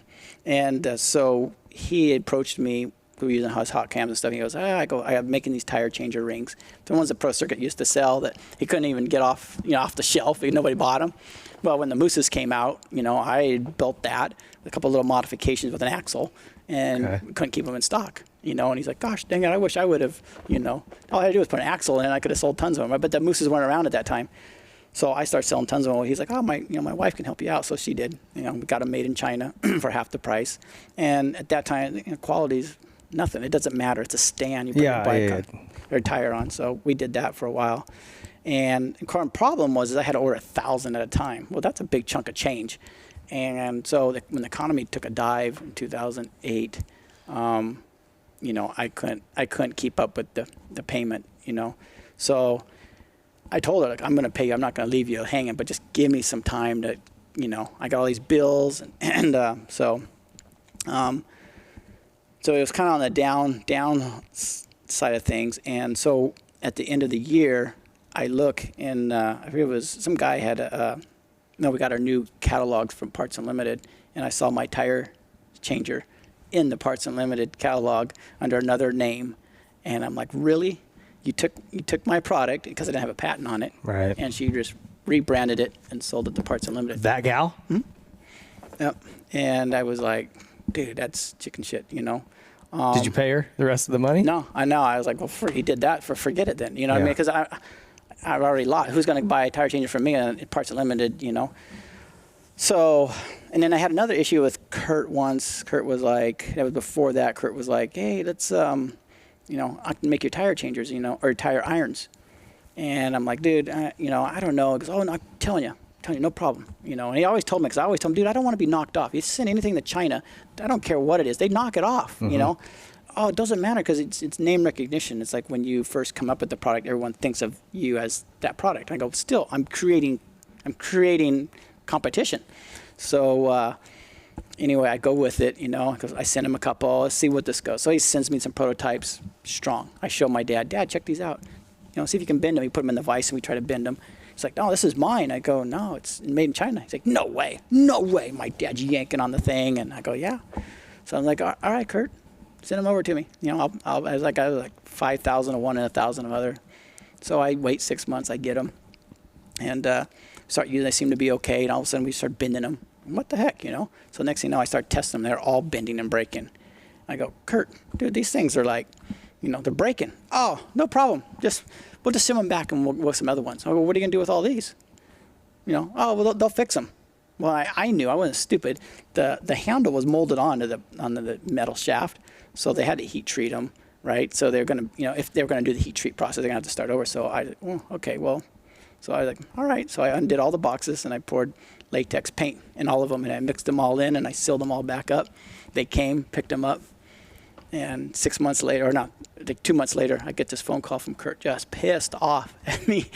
He's like, you ruined all those tire irons. I go, they were already ruined. They were too soft. He goes, oh, no, they could have fixed them. I go, no, if they're going to reheat treat them, which maybe they could have, they're going to melt the plastic handle, dude, because mine originally was screwed on. And they just shut up.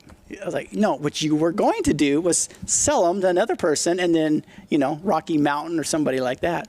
So that was kind of like the very end. It was just like, dude, I'm done with that, But stuff like that, it's out there. You just, and like I said, I didn't know, you know what I mean. But I don't want to get. I was on the. I don't want to get screwed. Yeah. And so you're trying to protect yourself, and I didn't want more competition. More people. I already have enough people making a product like mine. You know what I mean? So. And they don't even care over there if it is patented. No, they don't care. It's only like a 10% change. I mean, I won't copy someone's product. I just don't feel right about that. If a guy came up with a good idea, that's cool. What's the Bolt company, Bolts? Mm-hmm. They make a chain adjuster block, kind of like mine, where it kind of holds them in. But you know what? It was a different idea. No more power to them. I have no problem with it. You know what I mean? We all kind of come with ideas and stuff. Yeah. So, but another side story is the knee socks. Yeah. They had the little elastic band and stuff. So Kurt Caselli he was getting sponsored by Toolshed. And he's like, hey, Ty, come on down to Glen Helen. This guy's, this company's sponsored me. Maybe you can get some stuff, blah, blah, blah. So I go down there, and I didn't know what, Toolshed was just the underwear. And I was like, oh, okay, cool. And he's bragging about his great product. Well, we used to use the stock knee socks that just stunk there. They had cotton. They were the worst, right? Yeah. And I told the guy, I go, you know what? You should make that for knee socks. He's like, what's that? And I show him, and I said, make it vented on the back, make elastic strap. That would be bitching. You stay up on your leg instead of falling down. So they started making it. Toolshed started making it, and then everyone copied it. So that, and it's still to this day, they still make the same thing with the vented on the back, which doesn't matter in the back be vented, but it looked cool, but it's still there, It's kind of funny how things, develop, but it is what it is. That's what's tough about, building a hard part like that to me is it's just, it could be the greatest idea in the world. A year from now, there's a bunch of them because, people are going to take your idea. It's easy to make a 10% change. Oh, it's super easy. But I know I have Kawasaki that they they drain plugs from me and stuff. KTM, they buy a lot of stuff from me. Yeah. And it's kind of cool. It's like I'm just a little hole in the wall in the high desert. Yeah. And they're every guy that wins on KTM, Husky, or Gas has my product. So it is kind of cool. Does it help sales? Yeah, it does. It does help. But what's the website? ziptierracing.com. Yeah, but yeah, like I said, I need to get more motivated. It's just like, you know what I mean? Like you fight, and it's like, I need to find something else. Like I'm only getting older, and it's just hard. It's because a lot of times there's a lot of stuff that's on the shelf still that I don't sell. You know, and it's just like racing. You got to promote, push. And after a while, you're like, dude, I'm exhausted. You know what I mean? And it's not like I'm making a electrical part that I can sell for $600. I make a drain plug I sell for $20. You know, I was making stuff for a pro circuit. I told Mitch, Mitch, I got this fuel screw. I know you're going to make a fuel screw because you do engines. Can I be that supplier? I gave him a big list of how much money he'd make and how many. Like, hey, dude, you're going to make way more money than me because you're going to sell retail and dealer. You're getting at a distributor price. And we did that for a while, and then he found someone to make them cheaper. And I was like, I tried. You know what I mean? Yeah. But through that, I got to know Bones, better. I mean, we've always had that racing, and we were friends, but I really got to know Bones personally, and I wish I would have known him better, sooner. Yeah. You know what I mean? Because Bones is a really, really cool dude. Yeah. How much do you ride these days? Do you ride it all anymore? No, I don't ride much at all anymore. Really? Yeah. My knee is bone on bone, so I'm looking for a doctor because I don't want to get a knee replacement quite yet, because when they cut that off, it just kind of, there's something in my mind that, like, you don't get that back, and I heard Israel has some new meniscus thing that they're like, they can put in there, but it bothers me, so, but. Just even walking and stuff? Yeah, it bothers me, and like all my buddies want me to do the Vet National, so I'll kind of gear up for that, and I'll do that. Of course, I'm always out of shape, but I just hang on and have fun, and but I really need to get it fixed. If it was fixed, I probably would be racing a lot more. Really? Yeah, I really like racing. Now I love racing. You know what I mean? Yeah. I just like that adrenaline rush, and just whipping through berms, sand berms. I just love it, Yeah. And of course, my kid's faster than me now. I mean, I go out there on a track, and it's like, dude, like, you're still there. You're still there. Yeah. I mean, if I got in better shape, I could beat him. But dude, he's on it. And I was like, damn, that kid's. That's pretty cool, though. It is a lot. I wish.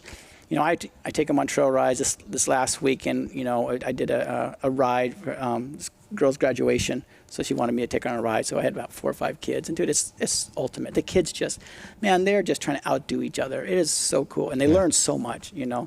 So that's a lot of fun. But yeah, I don't get on a bike too. I like dual sporting. I like going, and everyone makes fun of me because I like going to Death Valley, but it's just something about no phone service.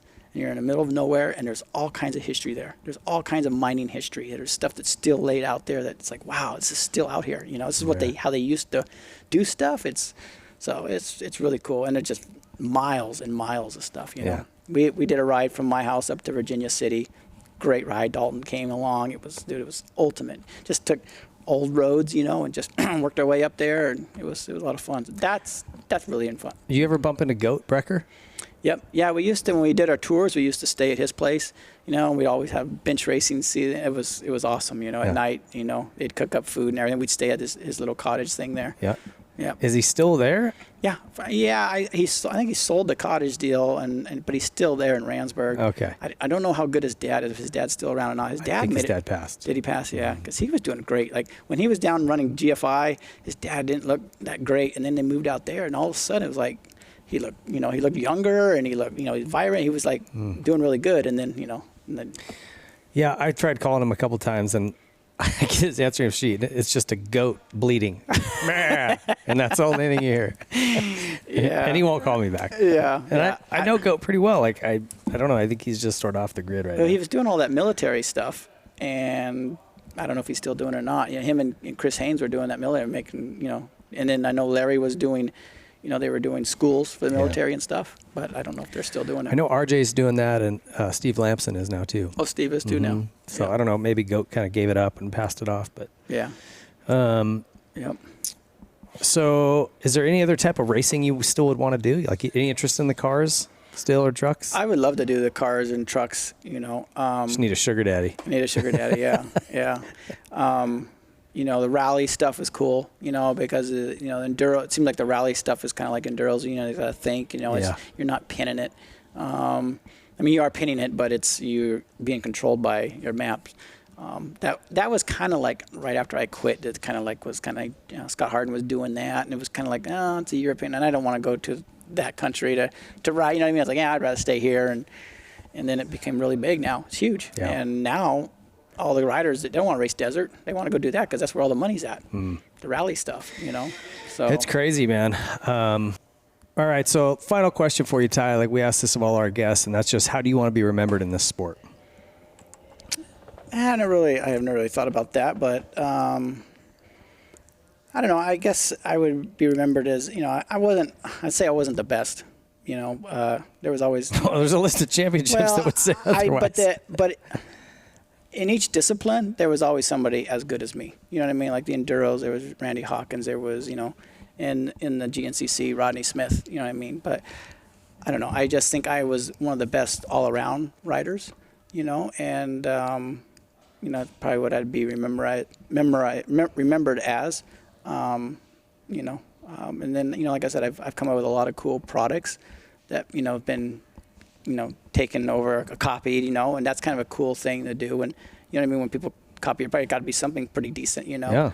So I just kind of like an all around kind of guy that was good at a little bit of everything. And I think a lot of people. Kurt Caselli was going down that path. He didn't really have the results in the GNCC, but that was the year his dad had passed. So I totally get it. But Kurt Caselli could have been that guy, the next guy to kind of do what I did. So there's another guy right now that I forget the guy's name, but it's not easy. No. So it's kind of nice to do something. All these things that I've done, it's kind of cool. Like I don't see people mimicking or doing stuff that I had done. Like Supercross Championship, out of buying my bikes and going racing. I mean, obviously the sport has changed, but it was a cool thing to do. I don't think anyone else is ever going to do that. Yeah. So. Well, I can just tell you, walking through this, I'm blown away with what you're able to accomplish on a small budget or no budget. Basically, as an underdog. I would say the vast majority of your stuff was you were on inferior equipment, and still going out and getting it done and doing it humbly, and you're just very unassuming that way, and it's refreshing because that's probably not the norm. Yeah, no. For guys who've won this much, you know. So for whatever that's worth, man, I mean, what an impressive career. I mean, you're in the Hall of Fame. You got a Supercross Championship. You got a million off. You're an off-road legend. And I wonder if a lot of those off-road folks even know your Supercross background or your early racing career. Yeah, I think the Supercross. I think it stops right there. They don't know the history of winning the Trans-Cal and anything like that. But and it's kind of crazy. You look back at it, and it's been a wild ride. I enjoy it. Would I change it? Well, after having kids, it'd be nice to have, a secure job. Yeah. Be a fireman so I can kind of do this and do that, you know what I mean? But, it's tough having a business on your own business. It ain't easy nowadays, and you fight all the time. You're dealing with internet stuff, everyone can get cheaper on the internet. I tell people, just get on the internet if you want to save money. I'm going to charge you, what I mean, do it yourself. But it's just the way our world is nowadays. So, but well, the good news is when you're making stuff here in America, and as this supply issue becomes more of a problem, you're going to still have parts to sell. Sometimes. Because the Chinese metals that we use are usually on the boat. You can't even get the metal. I mean, you get American stuff, but it's expensive, But yeah, it's supply and demand, and it seems like we're everywhere it's the same everywhere. They can't get enough material, and if they do, it's really expensive. Yeah. I make a new tire changer, and the material's gone up. I got to compete against Rabaconda, and it's made in China, so it's cheap, and I'm making it in my garage, and it's a lot of time. It's hard to compete. After a while, so. I don't know. We'll see. We'll see what happens. Like I said, hopefully Dustin can do really good, and I can jump on his coattails. You can retire with him. Well, we're pulling for him, man. It's always makes me feel a little bit old, but it's always fun to see guys that I either raced with or watched race. Now I'm watching their kids race. Right. Pretty fun. Like Chad Reed, his kids out there, digging. Well, even guys, I did a couple of those 125 All-Star events, and Surratt's kids passing me, and oh my gosh, who's the guy that had Pit Pro forever? Russ Wageman. Wageman's kids passing me, and anyway, there was probably 5 kids. I'm like, I know your dad. Yeah. Oh, you're passing me too. I know your dad. So you start to feel old. But anyway. What about when you look at yourself and you go, oh my gosh, I look so old when you're riding, like your style, you're stiff. You're like, oh my, that's embarrassing. Round old belly. I know. Yeah, no. Good stuff, but you know what? Yeah. Hey, I'm still having fun, and at 47, still riding, so that's all that matters. Yeah, that's cool. Hey, it's been a pleasure going through your life with you here, bud. Well, thanks, David. Congratulations on a hell of a career and really making your mark in the world of motorcycling. Pretty thanks. cool. Appreciate it. Glad to be on. Stay tuned. We'll be back to wrap up.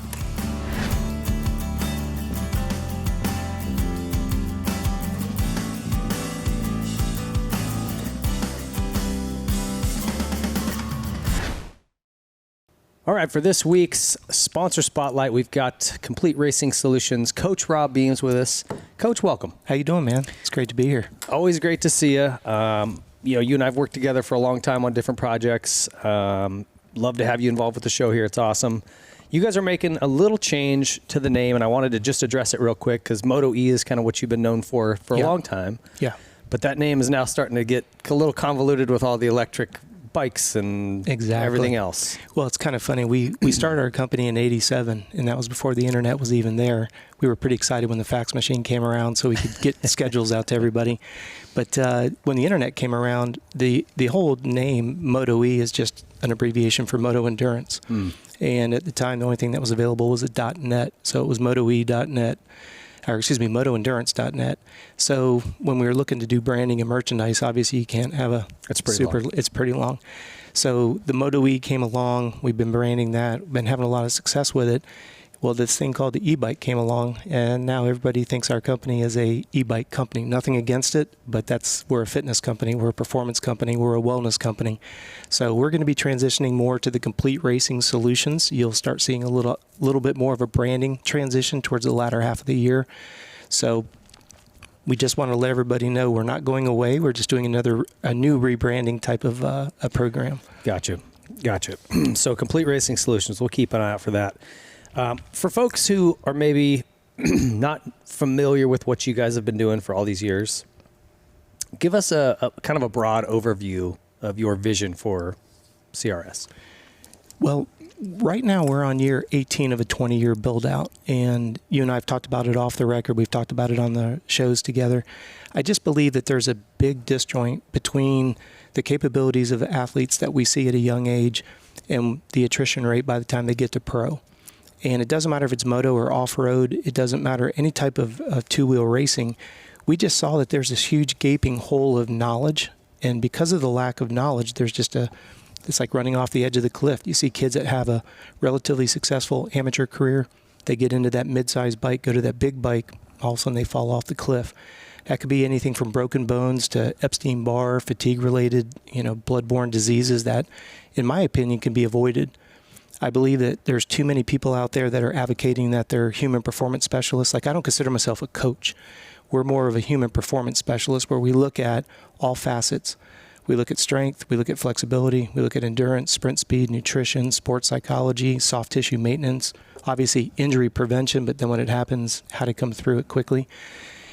Just because I worked in a factory rig doesn't make me a nutritionalist or a sports psychologist, no more than I think that Pro Circuit or TLD should hire me to spin wrenches because I've read my manual on my 250F. Right. And that's no disrespect to anybody, but I'm amazed when somebody is underneath a quote-unquote ex-pro when it comes to nutrition and physiology and everything necessary to off the bike. And they come over and I'm listening to some of the things that they were told to do. It's pretty frightening. And then what's even more interesting is if the individual asks why we're doing something, almost they get ostracized. Like, don't question what I'm saying. I'm an ex-pro. I know everything. Do it pretty much because I said it. Our platform on our program is if you don't understand the why behind what you're doing, please don't do it. Pick up the phone, call us. Let's get on the phone and discuss it. Because every day's workout fits into a 7-day block.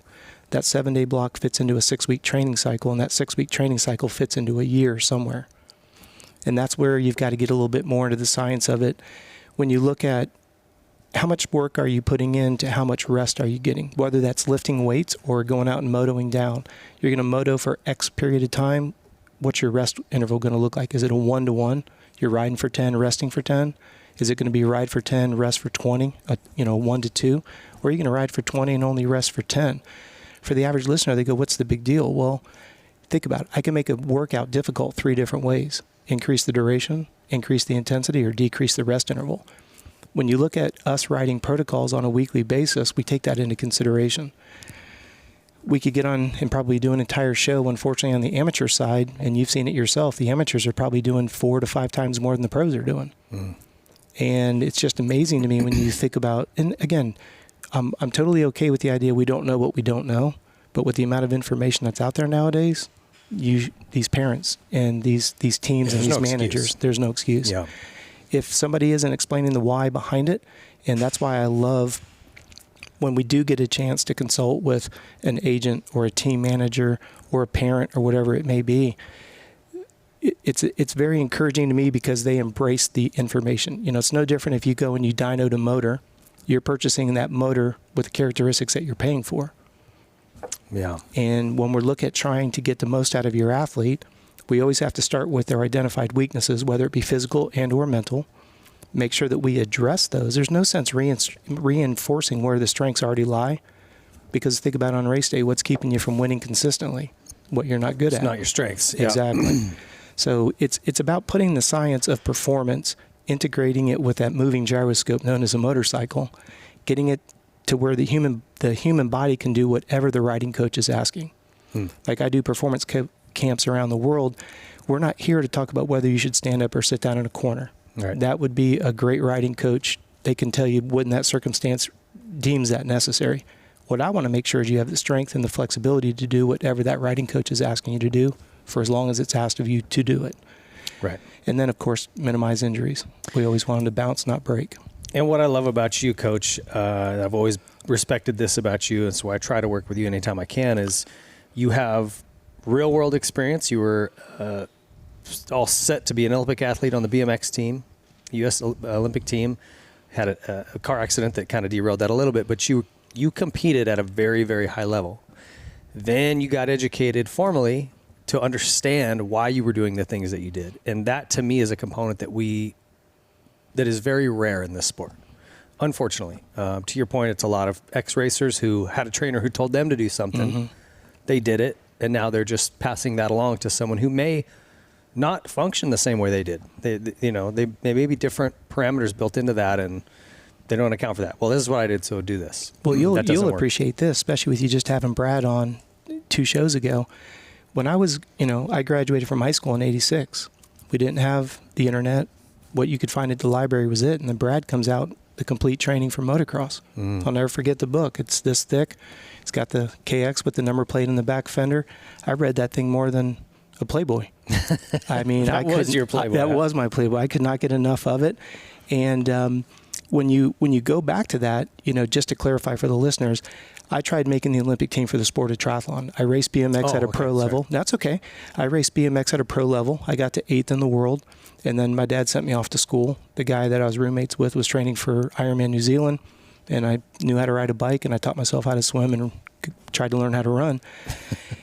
But at that point in time, there was no knowledge. And that's what I loved about going to the Olympic Training Center, because like they would always say to us, they don't care who wants to sponsor you.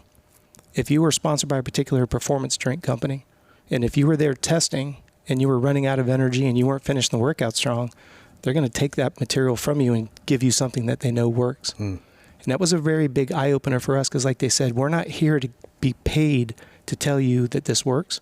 We only want to produce a human being that's going to be at the absolute tip of the spear. Being able to be under the tutelage of ex-Tour de France coaches, Olympic running coaches, swim coaches, you got to learn. And I grew up no pain, no gain environment, in the early 80s. That was the mindset. And I remember just to give you a brief example, I remember I would work out 3 times a day. I would literally work out in the morning, small little world. I was doing quantitative statistical analysis in the grocery industry. My boss was Alan C., Mike C's grandfather, AC's grandfather. And I would do that before work. I would get to the gym and I would swim and or lift. At lunch, I would run. And then as soon as I get done with work, we'd go do a bike workout and usually another swim. And I remember the alarm going off one morning, and I put the alarm right through the wall. I remember the alarm going off, and I shoved it, and I was in a single-bedroom apartment. It went from my living room, or from my bedroom and into my living room. And I remember pulling it out, and I remember laying back on the bed and just looking at the fan. You realize something's not right. And I just, I'm literally sweating laying in bed. And I thought to myself, how can this not be right? I mean, I'm working so hard. How can this... And about a month later, I got to go to the Olympic Training Center, and they explained, welcome to the world of overtraining. Welcome to the world of adrenal fatigue. I've got night sweats. I'm craving simple sugars. Those pinwheels, those nasty pinwheels? I was eating those things by the pallet. I didn't see that I was craving simple sugar. That's the only thing that even sounded or looked good. But when you step back and you get somebody that gives you an unbiased, insight, and I was so close to it. And that's what I like to be able to give to our clients. That's what with our membership area, I do a webinar live with them twice a month, to educate them, answer questions, talk about these types of topics. Because what I don't want are people thinking, I don't mind putting in the work, but am I putting in the right work? Yeah. And am I being weak if I want to sleep? Am I being weak? And that's why we use heart rate monitors with the Garmin and stuff like that, is just to make sure that when you make a decision, it's based on quantitative analysis, but not analysis paralysis. We want to make sure that you look at 3 or 4 basic variables and you can answer, yes, I should work out. No, I shouldn't. If I do, at what intensity and duration? And that's my big thing is I don't ever want someone dependent on me. I want people to understand the truth of what's going on.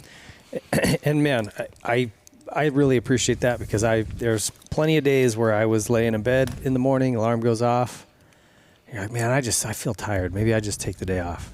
And you laying there in bed, it's real easy to talk yourself into having an easy day. And you throw the monitor on, and it's like, it's normal. Crap. Okay, I'm just being lazy. Right. So, and when you were racing at the top of the level, this is where we would look at stuff like heart rate variability. We'd look at heart rate deviation. We'd look at calorie gaps. We look at dehydration levels. For the average individual, we do the same thing. We just don't tell them about all the minute analysis, because then they get overwhelmed. But human being's a human being. Right. Whether you're trying to win a pro supercross like you did, or somebody that just wants to be able to ride long on the weekend and enjoy themselves, and not get hurt. Or not get type 2 diabetes and then on a bunch of medications. Yep, exactly. So we're really thankful. I take great pride in all of these folks that are on the board here behind us, making sure that the products that they put out, the services that they offer, are highest level. Because this, my word's only as good as their products. Absolutely. I'm aligning myself with all these people. And so I'd say this on just about every show. Please take a look at our partners, because I've put some time into making sure this isn't garbage. None of it.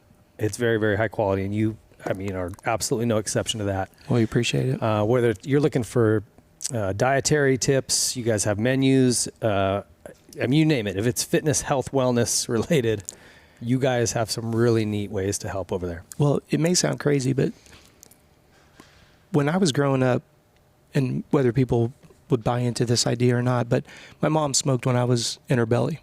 And if you study anything about short-term memory, you know, back in the early days, most of the parents didn't know smoking was bad for you. Remember doing our summer trips and the windows were rolled up and Dad smoking a pipe? I lived that too, I think probably the majority of our viewers have as well. So for me, short-term memory has always been a struggle. I have to read it and read it and reread it. Where I'm getting at with this is that's why you'll notice I have stuff in print, I have stuff on video, I have stuff in audio, because I understand everybody's going to learn it a little bit differently. Mm-hmm. So we have 4 books on Amazon that are nutritionally related, whether it's snacks, meals, or smoothies. We have a membership area where there's videos that explain things that are in writing and things that are in writing that are explained in video. Integrate the two together and just make it a huge plethora of resources. Yeah. Find what works for you, because I get it. For me, don't give me a book. It's very difficult. I mean, I'll eventually get it, but the advent for me, like I've been trying to teach myself the guitar for 20 years. It wasn't until YouTube came, because I could get the chords. I didn't know when to transition. I'm sitting there reading the material. I didn't understand it. YouTube explains it.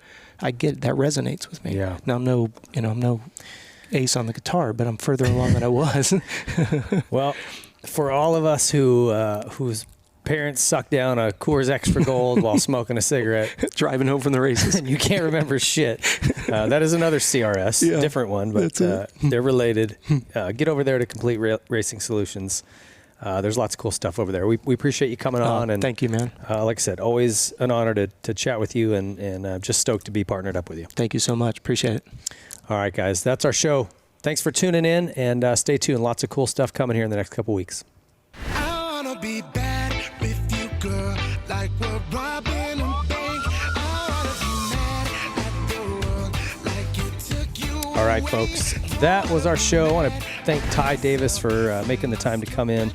What an incredible career. If you followed what he's done or weren't aware of a lot of that stuff, you know, you go back to the days before social media and before the world became a much smaller place with the internet, and what he did in motocross, supercross, and then transition that into all those different disciplines of off-road racing is nothing short of incredible. And you can tell just from his demeanor, he's just very humble, nicest guy, man, you'd ever want to meet. So pretty incredible career. And bottom line is, if you make it into the AMA Hall of Fame, you've done something right, and he's a member. So anyway, really appreciate him. I just want to thank all you guys for tuning in. We've got some really exciting stuff coming up, a couple of new shows that we'll be announcing soon. So stay tuned to our Instagram page. We'll kind of launch them off of there. But we're going to announce that stuff next week. So very, very cool stuff coming. Whiskey Throttle Media is expanding. So stay tuned. Thank you guys for watching. We'll thank all our sponsors. We'll see you soon. The Whiskey Throttle Show is brought to you by Yamaha. Join the Blue Crew today and take advantage of all that Yamaha has to offer, including amateur racing trackside support, awesome Yamaha contingency, Jason Rain's demos and instructional classes, and frankly, the most high-performing motorcycles available on the market today. Whether you're looking for a 4-stroke, a 2-stroke, a side-by-side, a quad, a boat, a generator, Yamaha prides themselves on absolute top-level quality and reliability. Rev your heart with Yamaha and join the Blue Crew today. Sore necks, aching legs, tight backs. Our bodies aren't designed to be constantly tense. But what can we do about it? Help your body relax with TheraBody. TheraBody creates effective, natural solutions to take charge of your daily wellness. By combining education, innovation, and over a decade of pioneering technology, TheraBody makes wellness more accessible for everybody. A traumatic motorcycle accident led TheraBody founder Dr. Jason Westland to create the Theragun for his debilitating pain.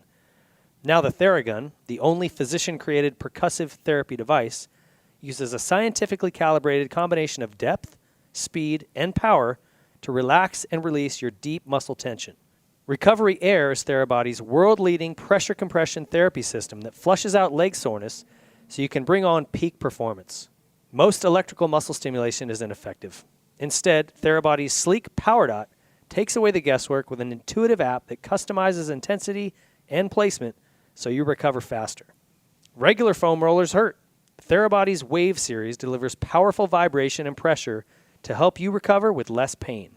Don't settle for mystery CBD.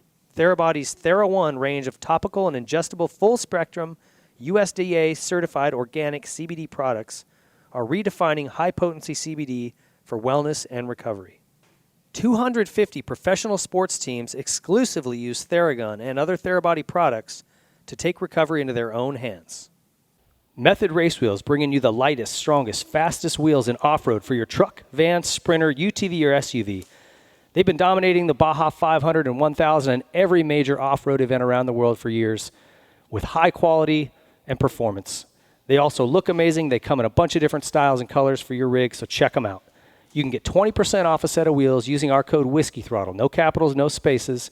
20% off using our code. Check them out.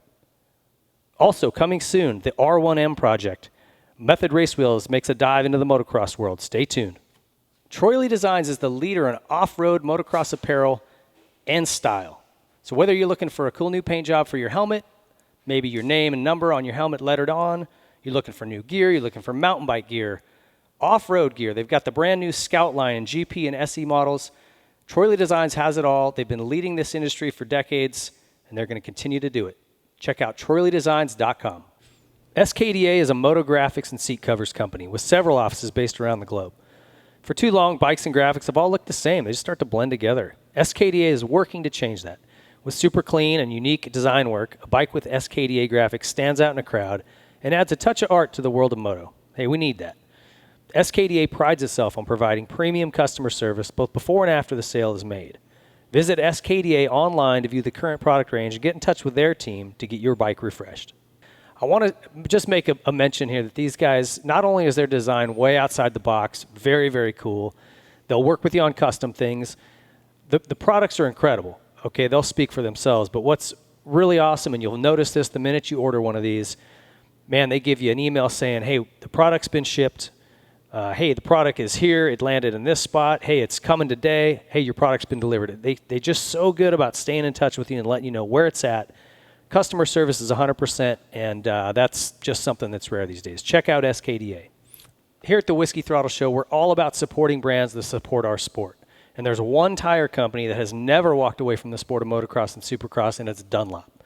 When times got tough and the economy took a crash, Dunlop stepped up and stayed with our sport to support it and the athletes and individuals that love it. Their MX53 line and MX33 lines absolutely dominate this sport. Every national championship at the pro level has been won in the last decade, and nearly every single amateur national championship at Loretta Lynn's has been won on a Dunlop. So if you're looking for high performance, you're looking for amazing quality, and you're looking to support a brand that never turns its back on our sport, there's only one choice for you, and it's Dunlop. Pro Circuit is the leader in aftermarket performance and quality. Whether you're looking for a little more horsepower out of your engine, some quality hard parts to improve the way your bike feels and looks, better handling through suspension or linkage arms, Pro Circuit is where you need to stop. It's your one-stop shop. You can go in there and get everything you need to make your motorcycle go from average to exceptional. Pro Circuit's got enough number one plates on their wall to side an entire home, and there's a reason for that. They're very, very good at what they do. The highest quality products with one goal in mind, and that's winning. Check out ProCircuit.com. Nihilo Concepts is leading the way in aftermarket hard parts. With their secondary on-switch device, something that was much needed in this sport, they've been innovating and bringing new products to market. Their latest is the new Nihilo Run Cool brake pistons. They're designed to be stronger than stock and provide exceptional cooling performance with less brake drag. Most OEM calipers pistons are made from aluminum that just can't hold up to the heat and extreme demands of serious racing. When they get hot, the aluminum will distort, causing loss of hydraulic pressure and brake failure. Nihilo's Run Cool pistons limit the area that boiling hot hydraulic fluid is able to come in contact with the piston, leaving 2/3 of the piston volume in open air with breather holes to enhance the cooling ability. It's made of a proprietary stainless blend, which is better at dissipating heat. You have issues with brake fade or brake failure, check out Nihilo Concepts among their many amazing hard parts and carbon fiber parts and titanium. NihiloConcepts.com. Senna is the leader in motorcycle helmet communications. There's really two prongs to why this is important. One of them is safety. If you're a dad who's watching your kid out on a track, being able to communicate with him about a rider down or a track situation is imperative. You don't want him coming over a jump and seeing a rider down and getting himself involved in that. So from a safety aspect, it's huge. you can also coach them. So if you see them taking a line, doing something that they could be improved, it's very easy to just click a button and speak to them right in their helmet in real time. This has been a proven coaching technique used by many motorcycle coaches. There's also just the simple fun factor. Being able to chat with your buddy while you're out on a ride, share music between one another, answer phone calls. It just takes your riding experience to another level. So whether you're using the 50S or 50R connected through a mesh network in your helmet, or you're using a Tough Talk headset connected with one of those, Sena is the leader in quality and performance in motorcycle helmet communications. Check them out at Sena.com. Seat Concepts is the leader in motorcycle saddles. If you're looking for a new cover or a new seat entirely, Seat Concepts is the place to go. They make custom seat foams catered to your height, weight, riding ability, riding type. They also have waterproof covers and foams that will not break down if you ride in a lot of inclement weather. And they pride themselves on being much more comfortable than OEM or any other aftermarket company. If you're looking for a new seat or a new cover, Seat Concepts, there's nothing better. Need to replace something on your bike that's worn out?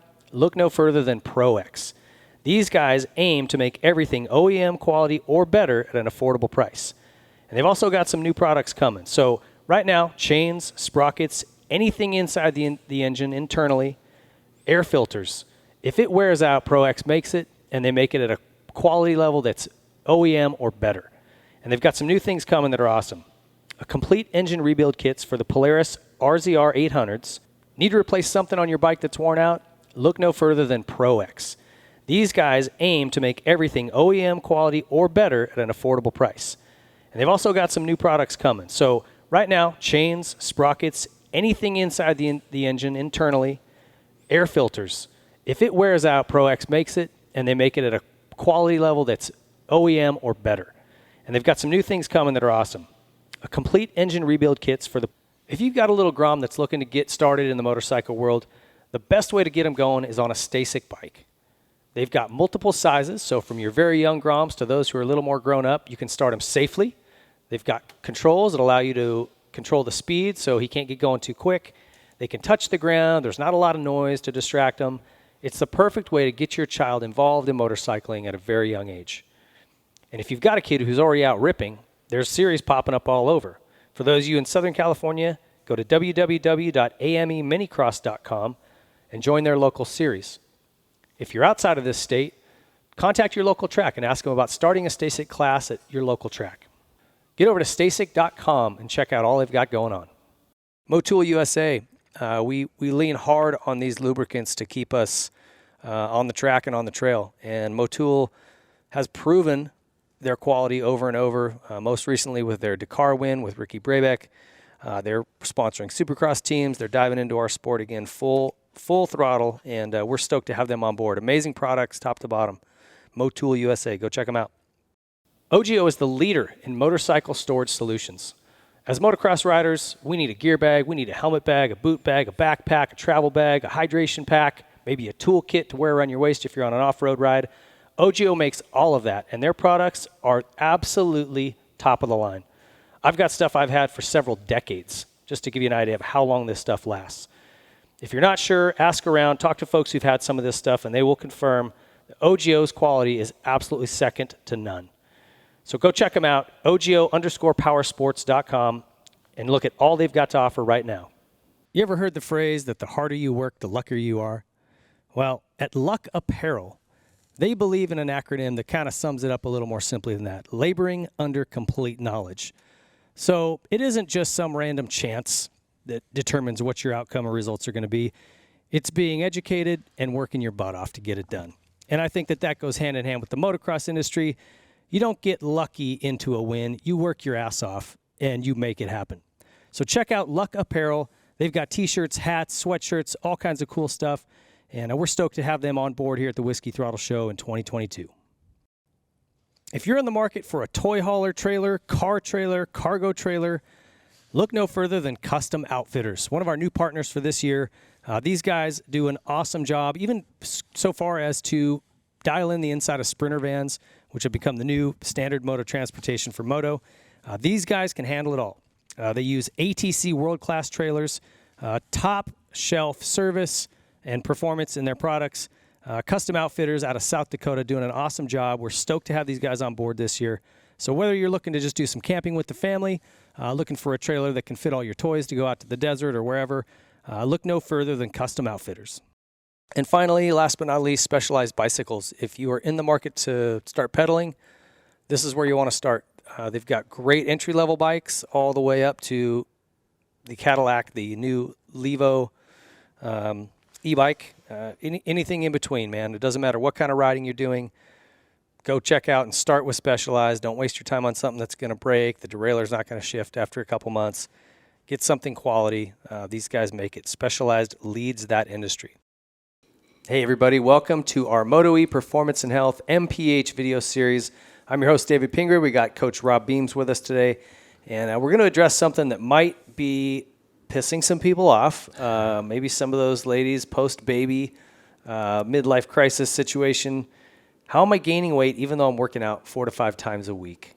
How is it possible? Is it not just calories in, calories out? Well, boy, if it was that simple, it would be a lot more people that would be in better shape and a lot happier. It actually goes the exact opposite of what people think. When you look at how our body adapts and tries to handle stress, the only way that we can handle stress, no matter where it comes from in life, I like to refer to it as a quadrant of 4: personal, professional, financial, and athletic. No matter what we do on a daily basis, every single minute of your life is in one of those 4 categories. You can't get away from it. So when you look at the excessive amount of stress, for the listeners, I want you guys to draw a teeter-totter. Just draw a straight line, put a triangle in the middle of it. On one side, draw a box and just write the category stress. We know all 4 categories. On the other side of it, make a box the same size and subdivide it between food and sleep. Pretty simple. If you don't get enough food and sleep, stress of life is going to drive you, you're going to be out of balance. The reason why people are gaining weight is the body, when it gets excessively stressed, there's only one adrenal system in your body. If you want to get highly technical, you could go into the parasympathetic, the fight or flight, as our listeners are probably aware of. Well, if the body is always in a state of stress, work, relationships, financial, now you're trying to work out, you're trying to ride, what ends up happening is instead of this becoming a stress reducer, it adds more stress. Well, a negative byproduct of stress is cortisol. Cortisol is a fat magnet. For the listeners, cortisol is the worst. I mean, it is. It impairs your cognitive function. Yeah. But we're dripping in it. Yeah. We're dripping in it because just to give the illustration, when you almost get in a car wreck, you notice how you get that flushed feeling. Well, that's cortisol dropping in. That's the fight or flight. Well, that cortisol is just in a slow little drip mode. You're getting an IV drip of cortisol, and as you get more and more stressed, the volume just keeps going up. Well, there was actually one doctor, he came up with a product called Cortistat, which the idea was take this in a stressful environment. It was going to essentially buffer stress. It was a pretty novel idea. Again, it didn't last very long, but it was a novel idea. What I want our listeners to understand is when you know that you've got a lot of stress going on, is that a good day to go try to moto down, balls to the wall? Might be a good day to go work skills and drills, work starts, act like you got Cubby out there and you're just doing a photo shoot. Yeah, just have some fun. Have some fun, right? Yeah. Not a day to go try to drop the hammer. Even if you have a big race coming up, that's where your consistency leading in is going to be way more beneficial than this one workout that you are hell-bent to think that this is going to be the one that's going to make me fast next weekend. But the reason why people are gaining weight when they're exercising is you've tipped into the body's getting too much stress. That's where the teeter-totter gets out of balance. You've added too much volume and or intensity and or frequency on top of your job, your relationship, and your finances. Well, the body's like, red line. It's just sitting there, red line pinned, and it's just dropping more and more cortisol. Now cortisol's up. It's a stimulant. Now you can't sleep because your motor's revving. Now you're pissed that you can't sleep, which then drives your heart rate up. Now you're pissed because you can't sleep and your body temperature goes up. Blood pressure's skyrocketing. Blood pressure's going up, right? And there's nobody there, and you're sitting there staring at the ceiling fan going, yeah, but Coach Rob said I got to get 8 hours of sleep. And so now you're stressed out. Now you're stressed out because Coach Rob's saying you got to get some sleep, and you got to get up tomorrow morning and race. Yeah. So that's the part that makes this a double-edged sword. Now, you kind of open the segment, particularly for females. You know, when you're dealing with a child going through childbirth, think about the train wreck of childbirth. Not even talking about the hormones and 9 months of feeling horrible. And then even for some of the listeners that maybe had a good pregnancy, it's pretty hard to dodge the bullet of giving birth. I mean, it is the closest thing to a train wreck. So out of all due respect, you've got that's going on. And so now they're really eager to get back to losing the weight. Well, the problem is they got a little infant that wants all their attention. Their partner wants all their attention. There's still food to cook. All of our life's responsibilities don't go away. The stress is just stacking on. Yeah. It's not going any less. Yep. So this is why we see people gaining more and more weight. And especially for those of us who like to ride, hey, if I got beat on Sunday, do you think any of the listeners really think it's a cool idea to go, you know what, sleep in on Monday? You just got your ass beat. It's cool. Yeah. Sleep in on Monday. Yeah. That seems to make sense, right? Not us. We're like, I got beat on Sunday. I'm going to be in the gym at 5 a.m. instead of 6 a.m. tomorrow, because we have that mindset that if 2's good, 4's got to be twice as good. When actually what we may need to do is take our foot off the throttle, take our foot off the gas pedal, chop the throttle and say, you know what, let's eat a little more, let's sleep a little more, let's drop some of the high intensity training so we can actually absorb it. Yeah. Reduce stress. I think it's worth noting, you can't, when you say eat more, that doesn't mean run to Taco Bell and get a chalupa. True. And a nacho. True. We're talking about good foods, More healthy fruits, foods. more vegetables, more lean protein. As a general rule of thumb, just shop the perimeter of the store. If you're on the outskirts of the store, you're going to get 95% of what you need, because that's where you're going to find your meats and your delis and your legumes and everything that's, that's what I love about fruits and vegetables. They're high in water.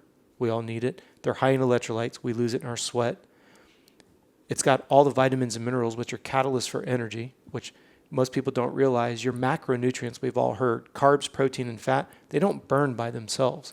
If you and I were to go camping and we had these huge 12-inch logs, we can sit there with a lighter for an hour. It's not going to ignite. Yeah. Right? So we go and we get leaves and kindling and we get it going. We get that sparked and eventually that log burns. Well, that's what vitamins and minerals are.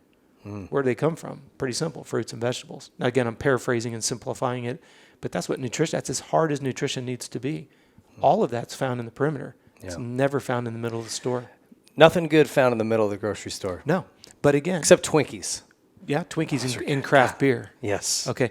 But the challenge that you run into is, like I've said this on other podcasts, I get all my black beans from the middle of the store because I'm not going to soak my beans and do all that. Yeah. So that's why I don't want anybody to think that I live in a glass house. I'm going to get my black beans to do my black beans and rice with my brown rice from the middle of the store.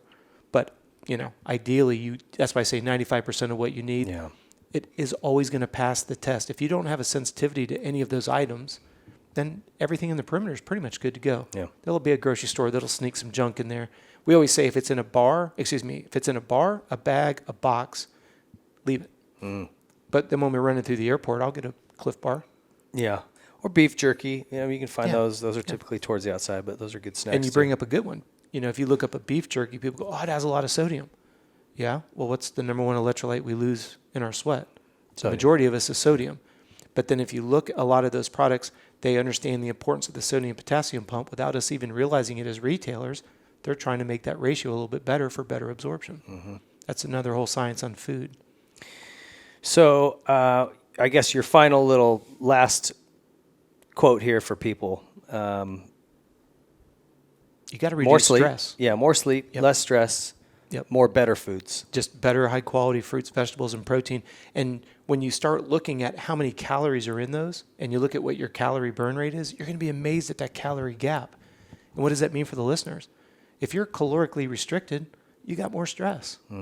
If you're not hitting your hydration levels, more stress. And then we get out here and it's like somebody's holding onto our jersey when we're riding. Internal core temperature's up. Our reaction time is slow. What used to be a 2-minute lap time was comfortable. Now you're running 2:08s and you're like, what the heck? Well, if this thing's running low on radiator fluid, you can feel the difference in the motor. Yeah. You know it. Right before it goes bang.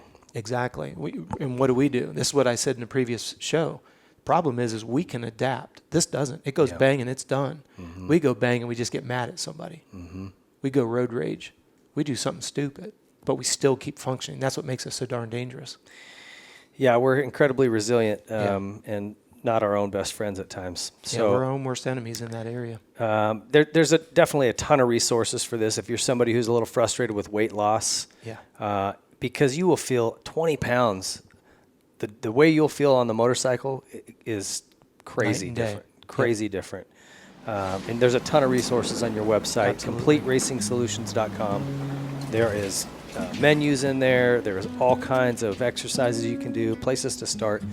They can get a membership and really get connected with you and get some one-on-one. So I can't recommend that enough. Get over there to CompleteRacingSolutions.com and check that out. And thanks for watching. We'll be back with more MPH videos soon.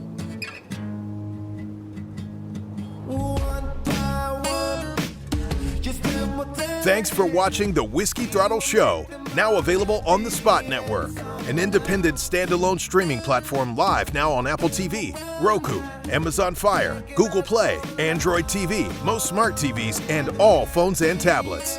Look for future live shows and specials only available on Spot Network. Download the app today on your favorite device.